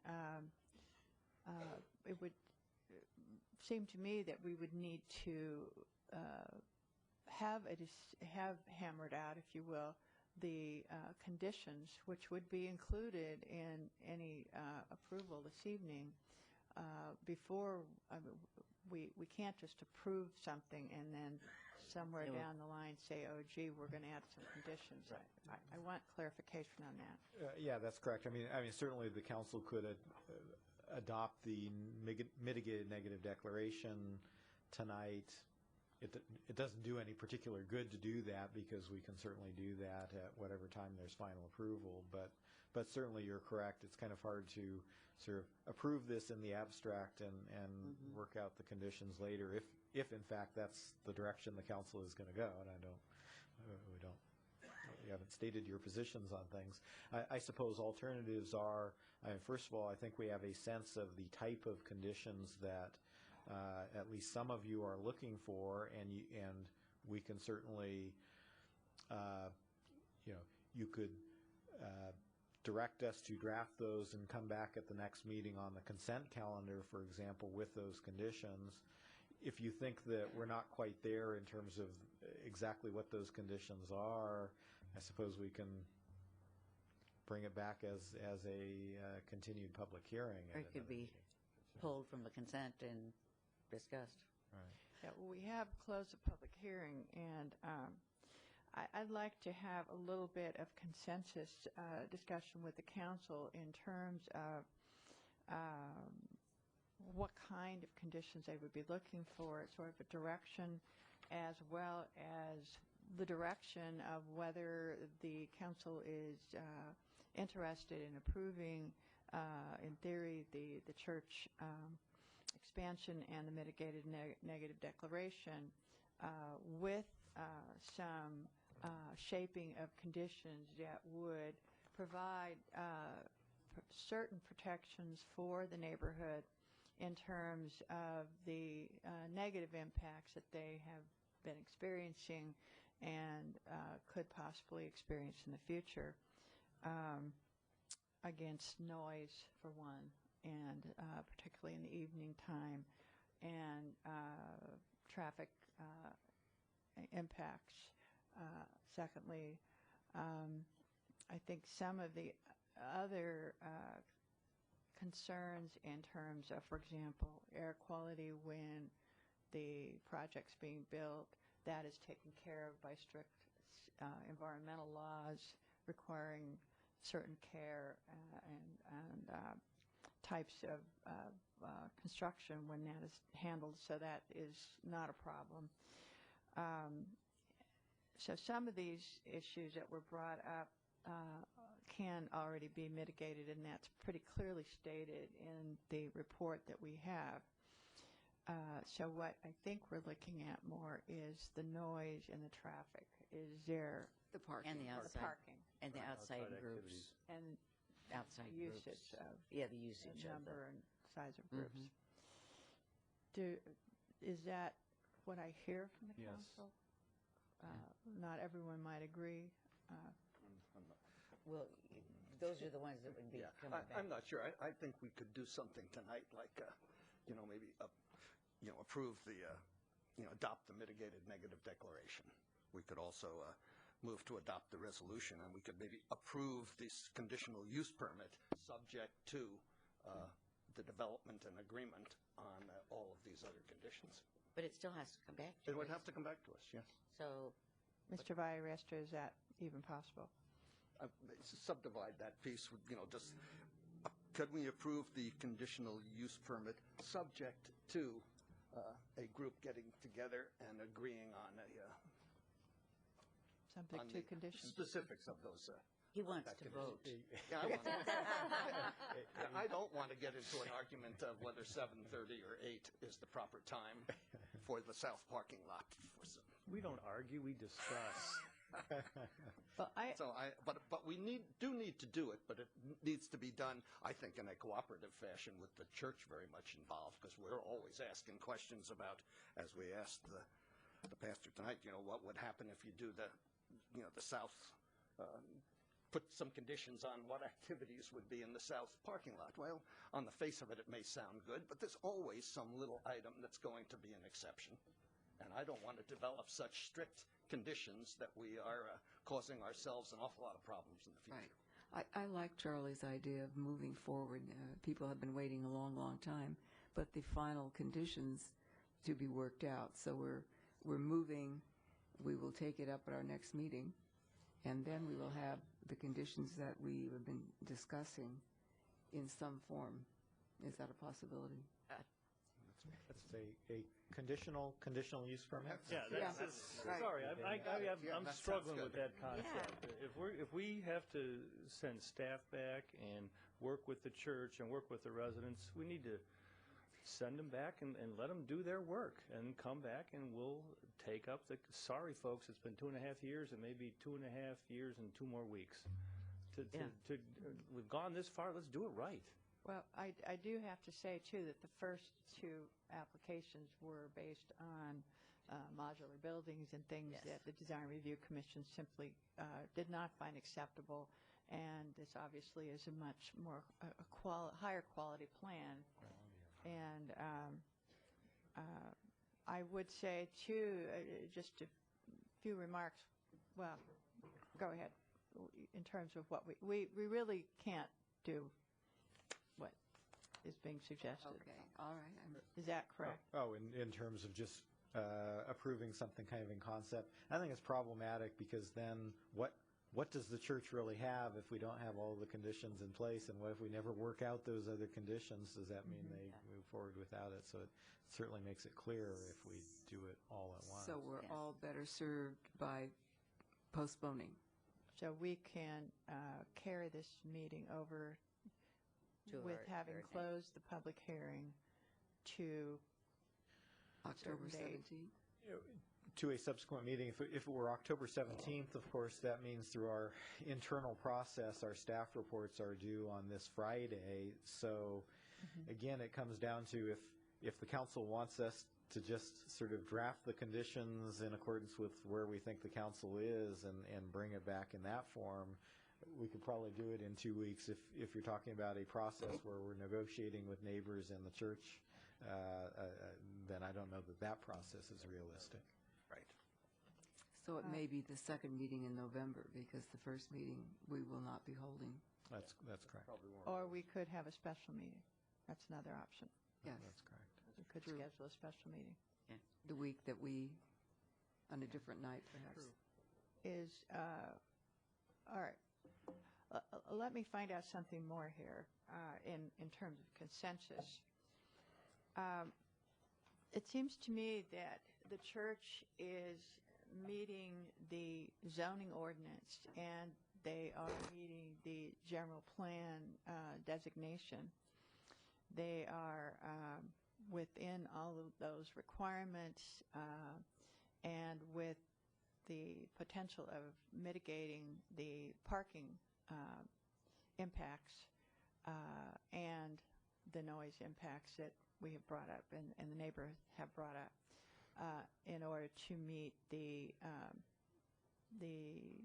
negative impacts from the mitigated negative declaration. The problems of the parking impacts on the neighborhood and the noise are there now. And if the church were to continue just exactly the way they are today, those problems would be there. We have a chance now to make things better, I think, with a much improved plan with the interior courtyard and space that allows for interior uses to be more appropriately and easily used by the youth and the church. The interior courtyard will allow protection of the outside noise from to be further buffered from the neighbors. The fence that is proposed will help to alleviate the noise impacts on the neighbors. The parking along the street is happening now, although the church has made an effort to improve that through parking management and apparently has had some success there, and that could continue to be improved. There are parking plans available, or there are opportunities available through the city if the neighborhood wanted to have a parking permit program to protect against parking on Sunday or during the week when the school parking is impinging on the neighborhood as well.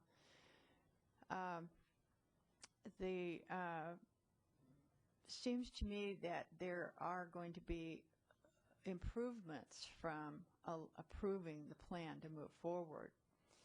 I think the question is these details that we have brought up tonight in terms of how to fairly protect the neighbors from some of these negative impacts that have been experienced. And it has been said in the past, there has been some distrust built up on the part of the neighbors towards the church. And distrust takes a while to overcome. It takes some good neighborliness for an extended period of time.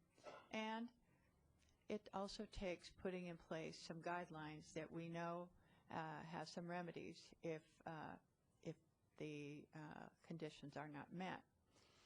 So I would look for the council's input in terms of whether it's consensus to move forward with approving the plan while putting in place some protections in terms of conditions that will also protect the neighborhood. Yeah.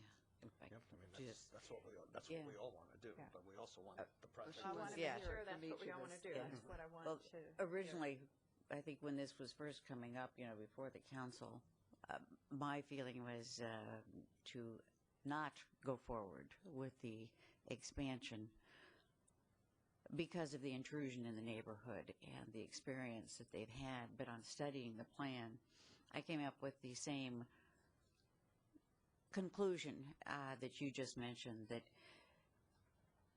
it will improve what is there because it wasn't going to go away without the expansion, and will help contain the noise. I'm not going to repeat everything Kathy said because that basically I think you'll get. Plus, I think we can put some restrictions and work with the church on what is acceptable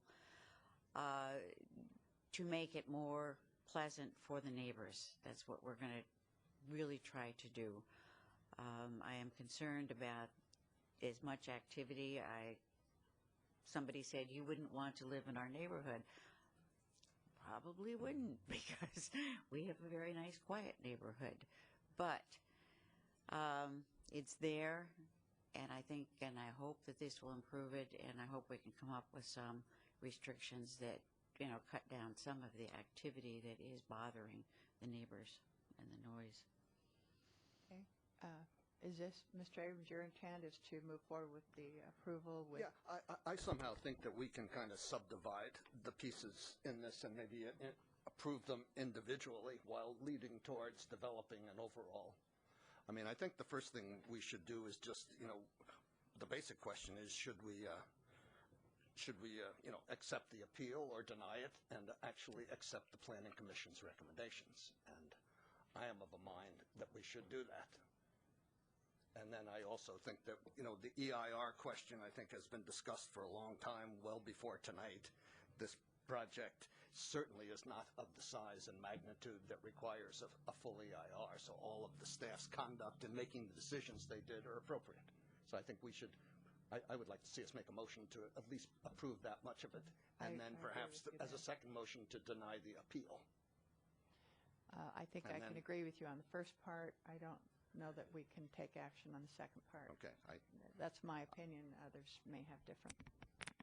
Okay. Well, I would like to move forward, and I do believe that the church has made quite an effort to meet the concerns that have been expressed by the neighbors. And I think that dealing with the noise is certainly one of the biggest issues. There's going to be a much nicer project there for the neighbors to look at, and I think that they're going to find that there will be less intrusion in their lives. If there's anything more that we can come up with or suggest between now and the time it comes back to us, I think we should do that as well. I lived for 15 years across from San Miguel School when it was an operating elementary school, and a half block from a swim club. And I am aware of the noise that happens in residential neighborhoods. You also have a swim club nearby, and you have a school across the street. So I know that all the noise that you're hearing is not just from the church. You're getting it from a number of sources. And sometimes, I live with it. And I found you can be as annoyed as you choose about certain things. So I do believe the church is making a major effort to cut back on the annoyance that many of you feel they have been causing. So I would like to see us move forward with whatever restrictions we agree upon. I've already mentioned, and I don't need to go through it again, status quo serves nobody. I can go ahead and uphold the Planning Commission's adoption of the neg deck, but I will not get into doing a conditional use permit tonight. Okay, that's fine. Same. We should just postpone it then. All right, I hear a consensus then. I believe that we could uphold the negative declaration. Do I hear consensus of that? Yes. I would move to uphold the Planning Commission's adoption of the mitigated negative declaration. Second. And that's okay? Okay. All right. Just want to be sure. All right. Now, can I make a motion without committing us to too much just to deny the appeal? Let's finish the first one. Well, Tell me We have a what's wrong motion with on that. the floor. You can certainly make that motion. There's a motion your motion is on the floor right now, just on the negative declaration. Okay, yes. Unless you want to We have amend a that motion on the floor. But you And can certainly make a City subsequent Clerk, motion. please call the roll. Yes, Mayor Hicks. Councilmember Abrams. Aye. Councilmember Skrell. Aye. Councilmember Vergara. Aye. Mayor Pro Tem Rainey. Yes. Mayor Hicks. Aye. And I believe that the negative declaration does meet the requirements as has been stated under CEQA. Thank you. Okay, let's look at a date for a next potential meeting to carry this over. I guess I would just like to try and see where we're going with this, but I would like to, at this moment, move to, approve the Planning Commission, deny the appeal, and second, approve the Planning Commission's decision at their meeting of whatever it was. I can't go along with it because I don't think it gives enough Okay, fine. guarantees to the neighbors. Do we have a second to the motion? Okay. I guess I would, in theory, I won't second or vote for that motion. In theory, I would, given the ideas we've had of moving forward with the plan with some future mitigations and conditions, I would, in theory, deny the appeal. But until we have the opportunity to vote on the conditions, we aren't able to take that to a vote. I believe that would be accurate. Okay, so. I think we're the city council and we can do that, but that's Well, okay. That's why I made the motion. The motion dies for lack of a second. Moving on, let's take a look and see if we can come up with a date to carry this over. I understand that to really have a discussion with the church and the neighbors, it would not be possible by 2 weeks from now. So I'd like, and then we have the election. I would like to suggest a special meeting after the election. I will be out of town. All right. When would you be available? Before the meeting of the of November? I would be available the 18th on a Saturday. How about before the election? Before the election? Yes. That would be the last week of October. The last week of October. That's a week we don't have a city council meeting. I will be gone. The entire week? I leave on the 31st and come back on the 4th. Leave it October 31st, Halloween. And you could do it the 30th? Suggesting the week, like the 25th, 26th, somewhere in there. No, what about the 30th? She's the 30th? She leaves the 31st. The 30th is another speaker series. Well, do it. Angelo. That's more. This is more important than. Yes, I know, but we have managed to have I know. meetings on most of the times, yeah. I know, but We do a this is daytime meeting? Yeah, what about a daytime? our work. Fine. Are you going to be gone all week? Yes, she'll be gone till the 4th, I believe she Well, said. the 31st to the 4th. 31st to the 4th. Unless you have one on the 6th. The 6th, the day before the election, the 6th. Is anyone available on Monday the 6th? Yes. Anytime. Monday the 6th? Monday Night Football. Oh, sorry. Good point. This is our job, folks. Let's schedule it for the 6th. All right, you can 7 p.m.? 7 p.m. Monday, November 6th. Is staff amenable to that? City clerk? All right. 7 p.m. Special meeting of the City Council to make a final decision on this matter. And I will announce again that the public hearing has been closed. So when we bring this back to the council, it will be for our discussion of what has been brought back to us considering potential conditions to meet the concerns that we have expressed here this evening. Does anyone else have anything to add? Well, I would hope, obviously we'll have discussions with the church and some of the neighbors. The staff will have discussions, I'm assuming, with the church and with the neighbors. And we will probably focus those discussions on the topics that were raised by the council tonight during this discussion, and try to see if there are not some solutions we can craft jointly. If the staff recommendation ends up not pleasing one viewpoint or the other, or possibly both viewpoints, we'll make sure that in our staff presentation we make clear the concerns that we still understand to be existing. Thank you. Okay. All right. Thank you very much, and I thanks for all the people who came this evening to share their thoughts And stayed who forever. stuck it out to listen. And Yes, it will be appreciate open to the public. It will be open, yes. Yes, you will be notified. Well, it will be Monday, the 6th at 7 o'clock here. November 6th. Now, was he asking Mayor- about the Mayor meeting with Hicks? the neighbors? The meeting at the City Council to make the decision is Monday, November 6th at 7 p.m. here in the council chambers. The meetings that will be with the church and the city staff and the neighbors will be yet to be set. And those meetings will not have the city council members at them because we are the final decision makers. This will be between the... Yes, you are. Everyone's invited. It's totally open to the public.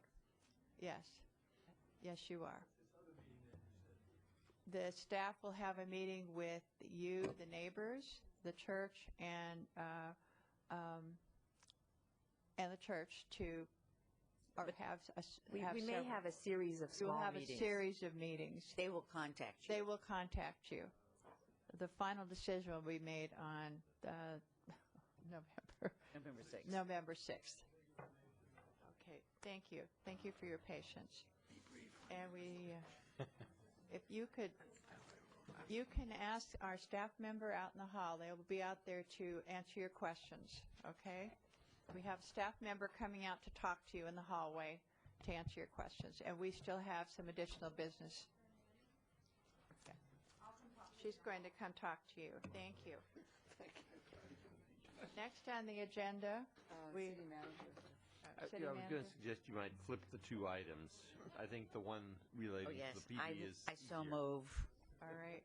The Supplemental Law Enforcement Services We Fund. have a short hearing. And All right, and so we do open the public hearing on item 4C. I thought they were here to protect us all this time. That's why we went last. You've already opened the public hearing, or we're going to? Yeah. Yes, I just did. Okay. Oh, no, we have the staff report first. Okay. Oh, we read it. We don't need it. Okay. any questions? Would you have any questions? Please identify yourself. Lieutenant Catalico with the police department. Okay.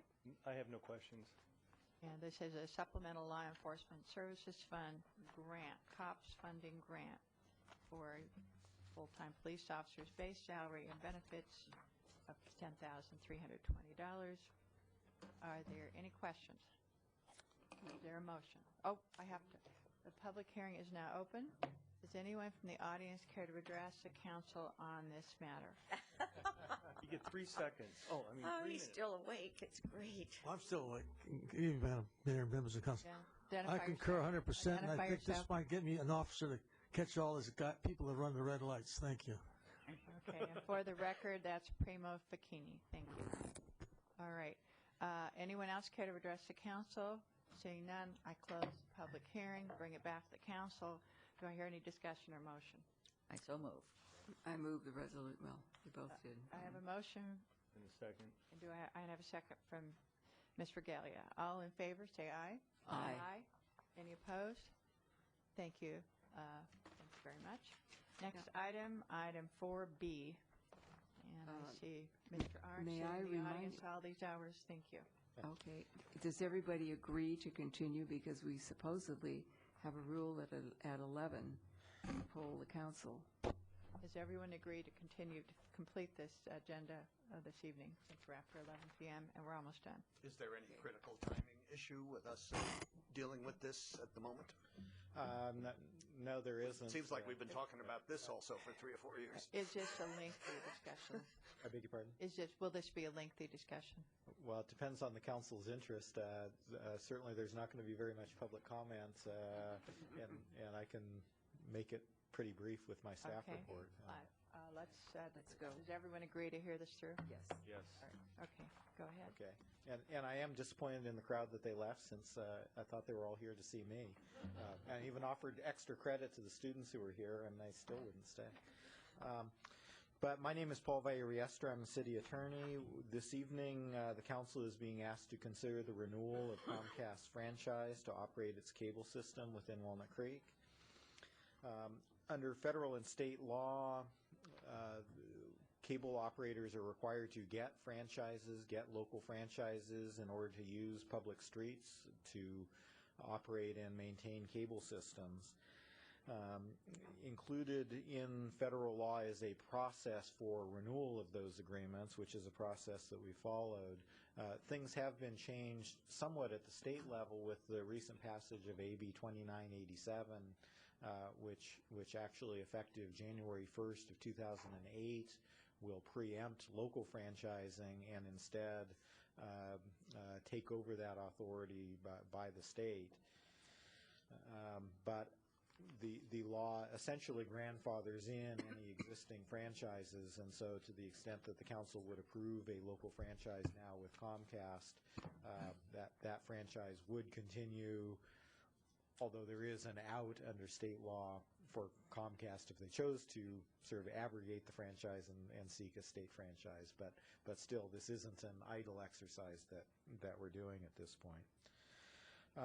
Comcast's existing franchise did expire several years ago, and they've been operating on a short-term extension that was granted by the council. We've been negotiating jointly with a lot of our neighboring cities and the county whose franchises have also expired with Comcast. And collectively, we have reached agreement with Comcast on a new franchise. Comcast has stated that it's sort of an all-for-one kind of deal where everybody has to approve the deal for it to be on the table. Thus far, Concord, Pleasant Hill, and Martinez have all approved the agreement. The county is given preliminary approval, although it has to come back to the county for final approval. For Moraga and Clayton, it is scheduled for consideration by their councils later in this month. With the franchise agreement, the key provisions of the franchise agreement are it's for a 15-year term. It obligates Comcast to provide service throughout the city, establishes various technical requirements for how the system operates, construction requirements for how construction will be carried out in streets. It establishes customer service standards for the provision of cable service and provides for local enforcement of those standards. It provides for a local emergency notification system that we can activate through County Office of Emergency Services in case there's some local event where we need to have an override on all channels, a text crawler to give emergency information, which is something we don't currently have. It provides for community access or public education governmental access channels to be carried, including the existing county channel, CCTV. There will be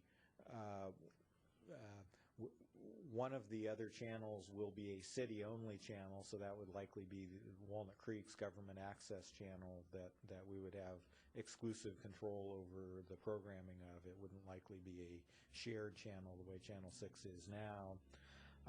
And then for the two additional channels, it would likely be that one of those channels would be public access and one would be for the educational community, although the precise uses are something that the council can decide later. Similarly, it provides for PEG access funding.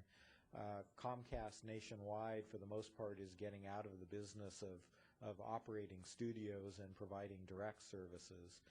And so under this franchise agreement, they will be transitioning out of doing that over a 2-year period. And so after that point, we have to devise something different to do. Again, we will be getting funding from Comcast. We currently get funding from Astound. That's another thing we will come back to council in the future is sort of how to utilize that funding in order to replace what's being done now. And there should be sufficient funding to do more than replace what we do now, but actually enhance it.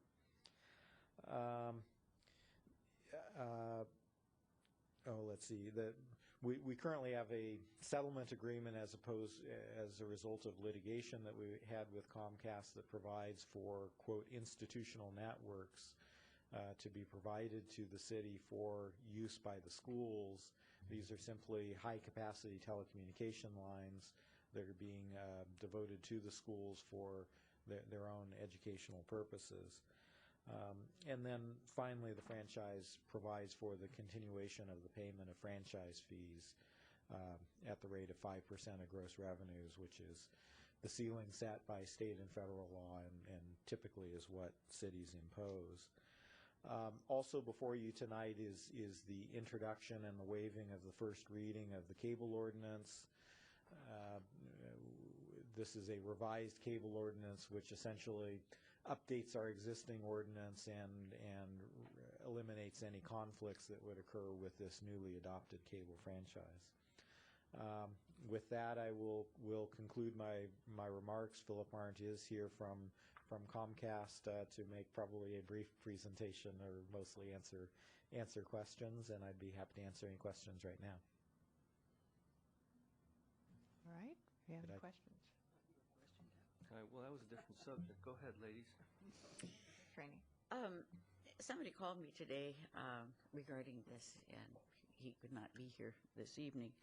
But all of the lines that Comcast use, are there any above ground? They still have some. Yes, there are. I mean, basically wherever the telephone lines are above ground, their lines are above ground. The question was, is in the maintenance of the facilities, like PG&E hires a tree service to keep their lines clean? but they just do theirs and they don't do the lower lines? And does Comcast employ or jointly employ a tree service to maintain the trees staying out of their lines? I guess we'll have to ask Comcast that. I actually don't know the answer to that. I didn't either.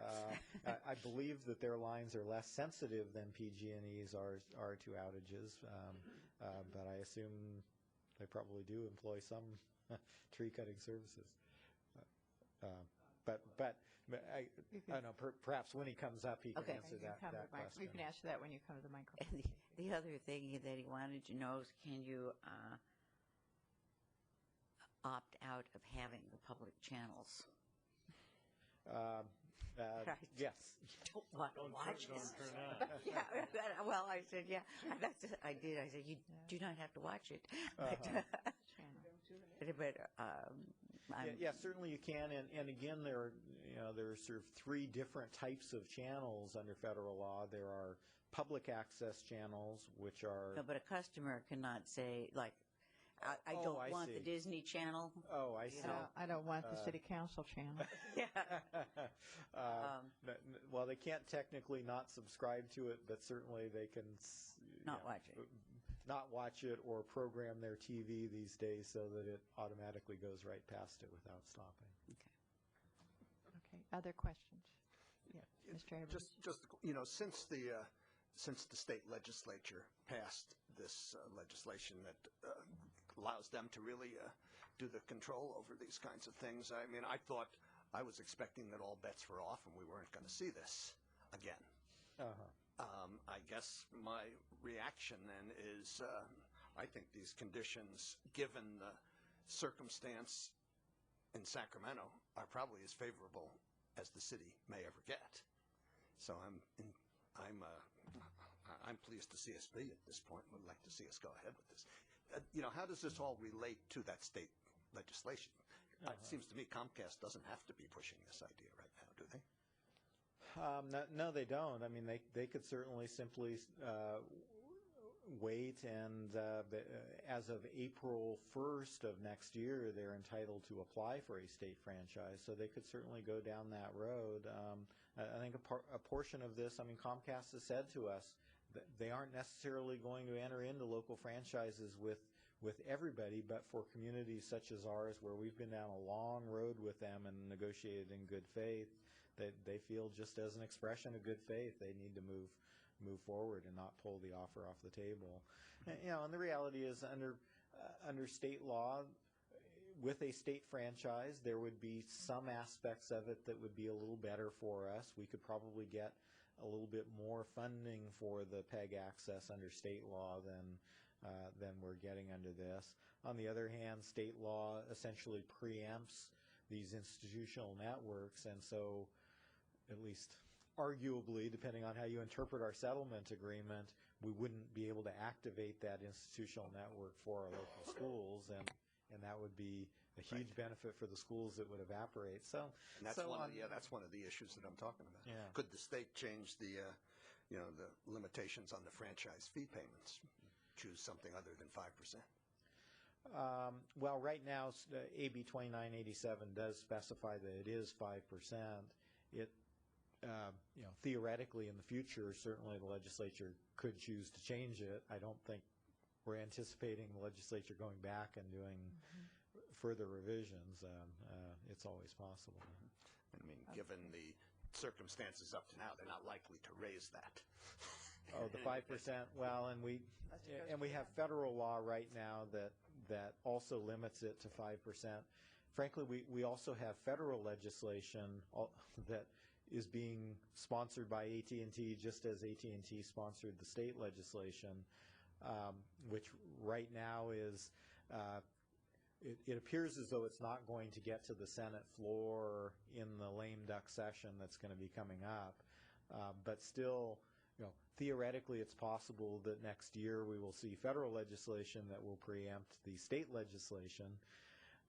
And that's perhaps another reason for moving forward is if we wait for the dust to settle on this, the dust is never going to settle. Right. So clarify that if the federal law passes, it would preempt the state law.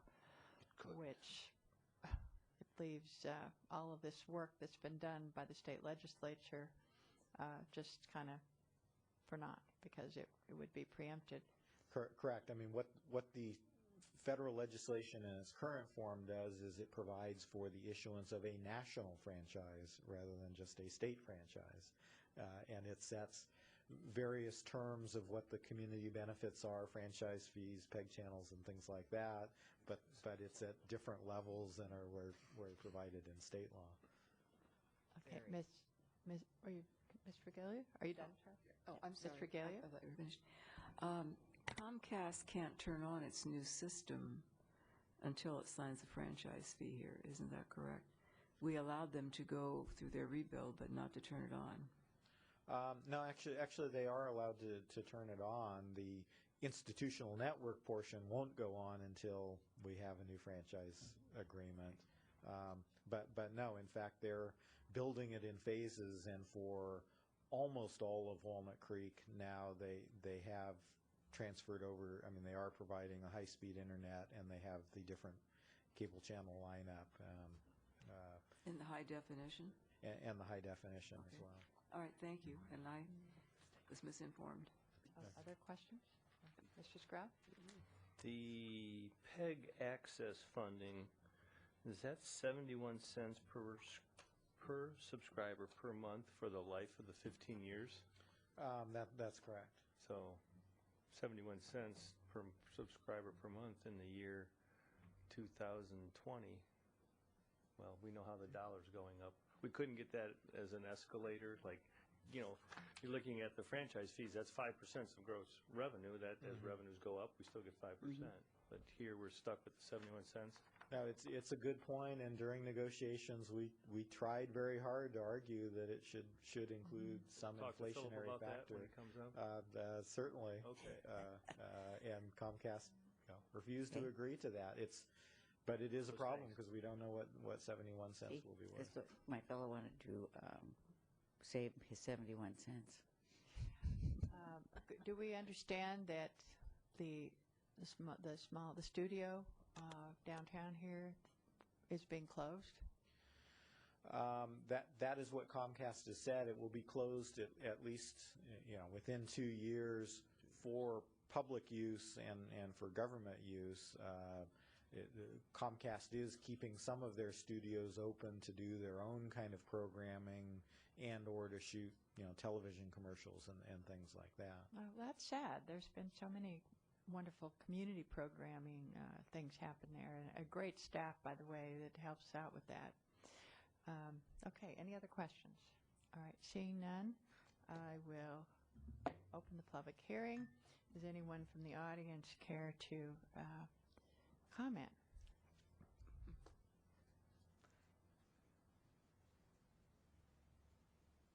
You have 3 minutes. Please state your name and your address.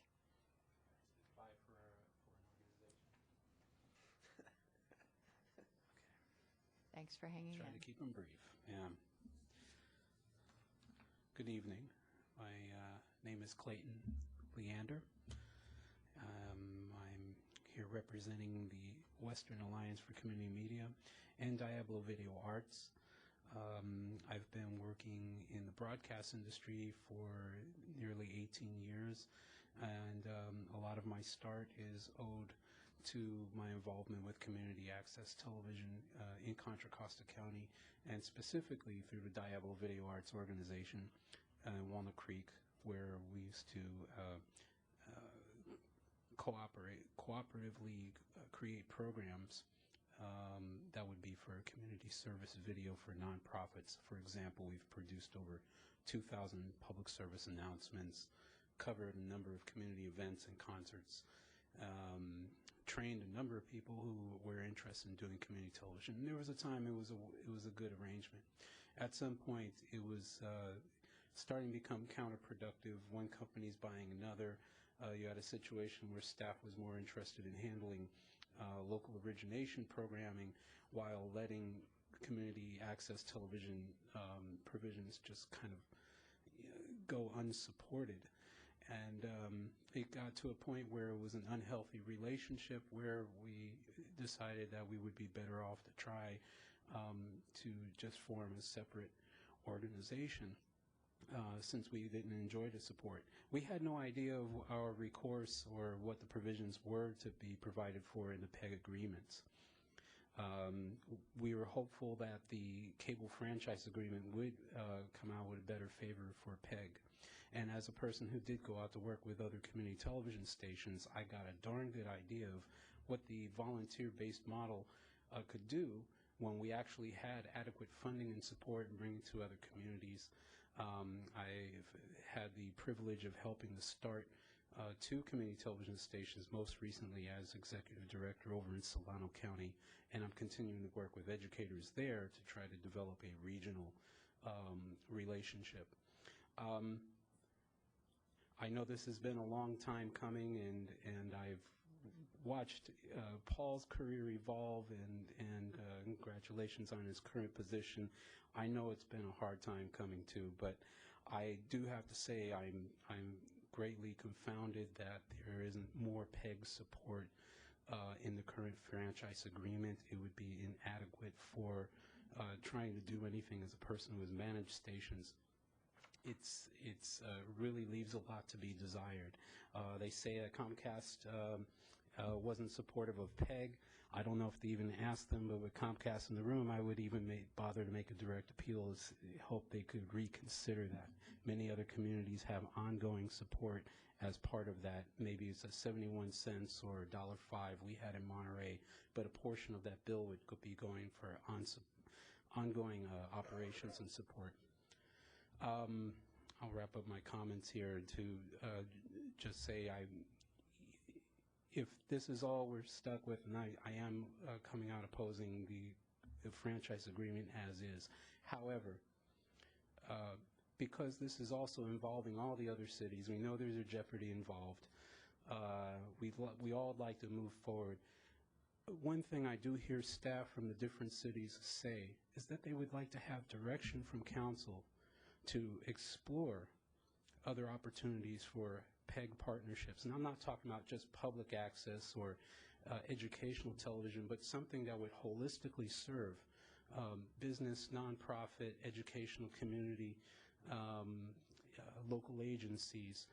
Having worked in such collaborative agreements, I like to avail myself. I still live here in the county and would be happy to serve as a guide or reference for these kind of collaborations. But if this city council is going to approve this franchise agreement with this amount of funding as it is, I hope you will also accept a leadership role in maybe asking staff, directing staff to see what they could do to help facilitate an effort to hit the ground running and see what we could do to develop a regional PEG and invite the other cities, but really take a leadership role and make the most of this funding.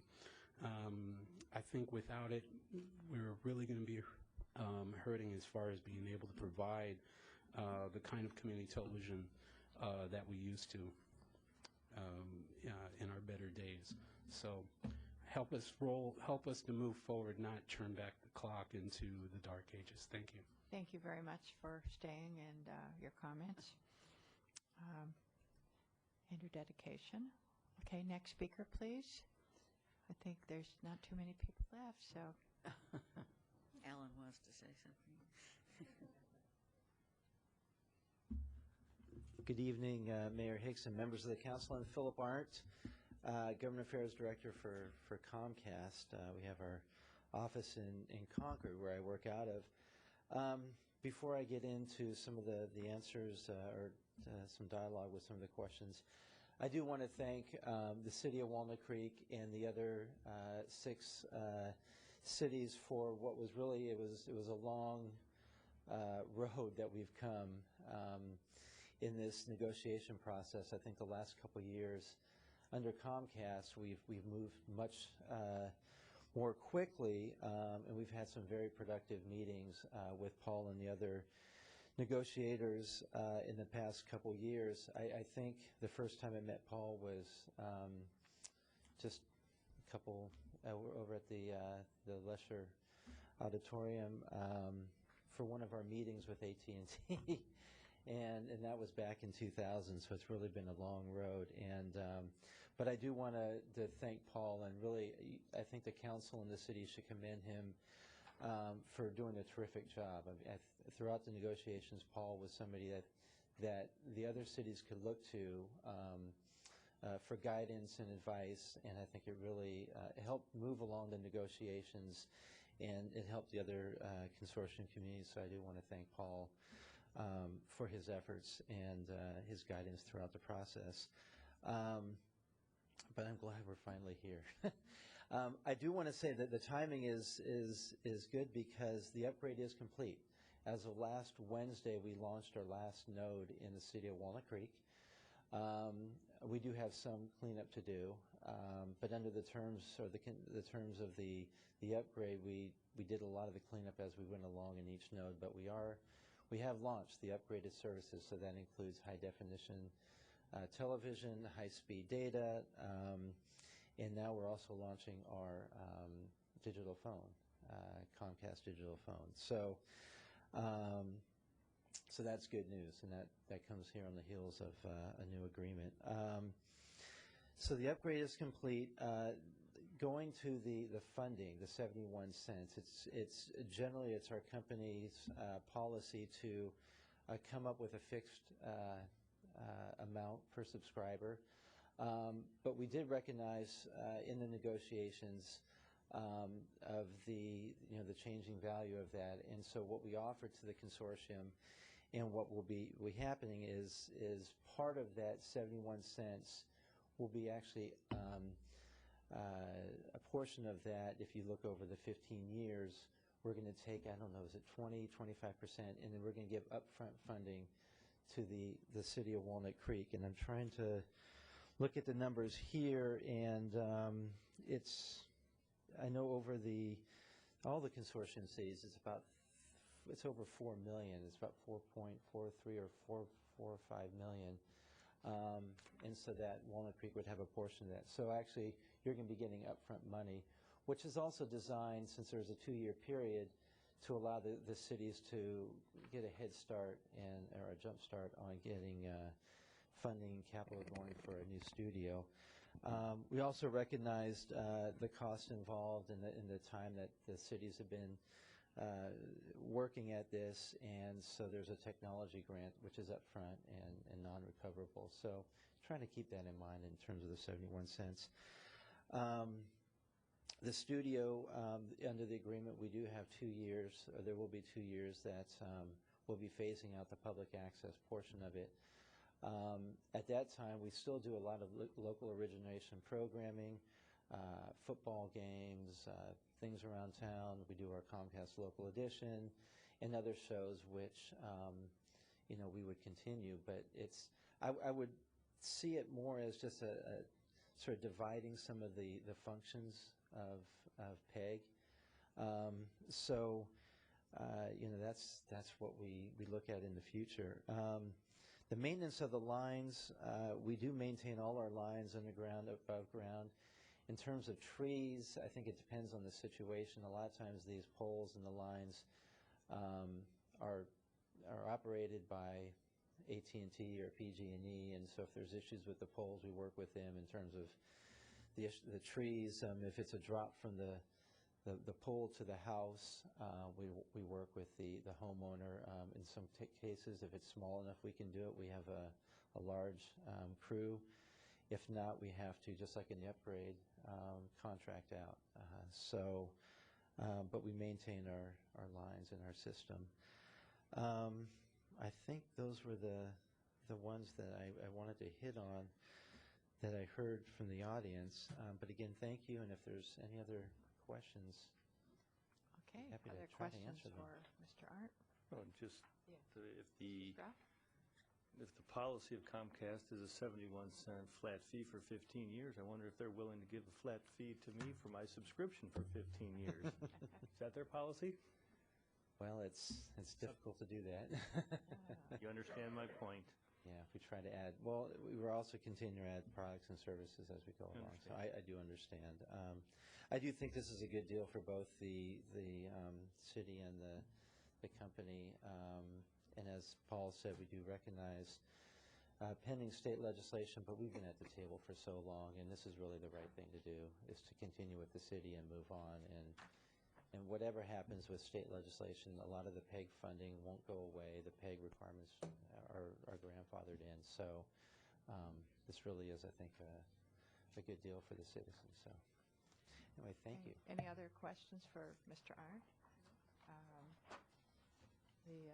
The punishment for the 71 cents is you have to stay here until midnight. Yeah. I do think that we need to move forward with this in working with both the state and federal legislation that have been hanging over our heads. And if AT&T had put in much money into improving their facilities here as they had into supporting their legislation, we might really have something. I would like to really, really, really thank and praise Paul Villariestra, our city attorney, for the leadership that you have shown in this cable franchise arena, not only for our city, but for the consortium, for the region, for the state. I know you've been praised by the League of California Cities, and I've even heard at the National Conference of Mayors you being praised in Washington, D.C. because you are a nationally known expert on the cable franchising. So I really feel lucky to have you here. Yep, bravo. So I would move to approve the proposed resolution approving the franchise agreement and to introduce and waive further reading of the proposed amended cable ordinance. I'll second the motion. All in favor? Aye. Aye. Any opposed? Thank you very much, everyone, and for staying so late. And moving on to item 5, council member and staff reports. I suggest we skip that this evening. I second the motion. Anything urgent? All right. What was the date? Meeting is adjourned. November 6th. November 6th. Well, we have a meeting November. before that. Oh, we have a meeting before. Oh. Yeah. Okay. The meeting is adjourned to the next regularly scheduled city council meeting. Good night.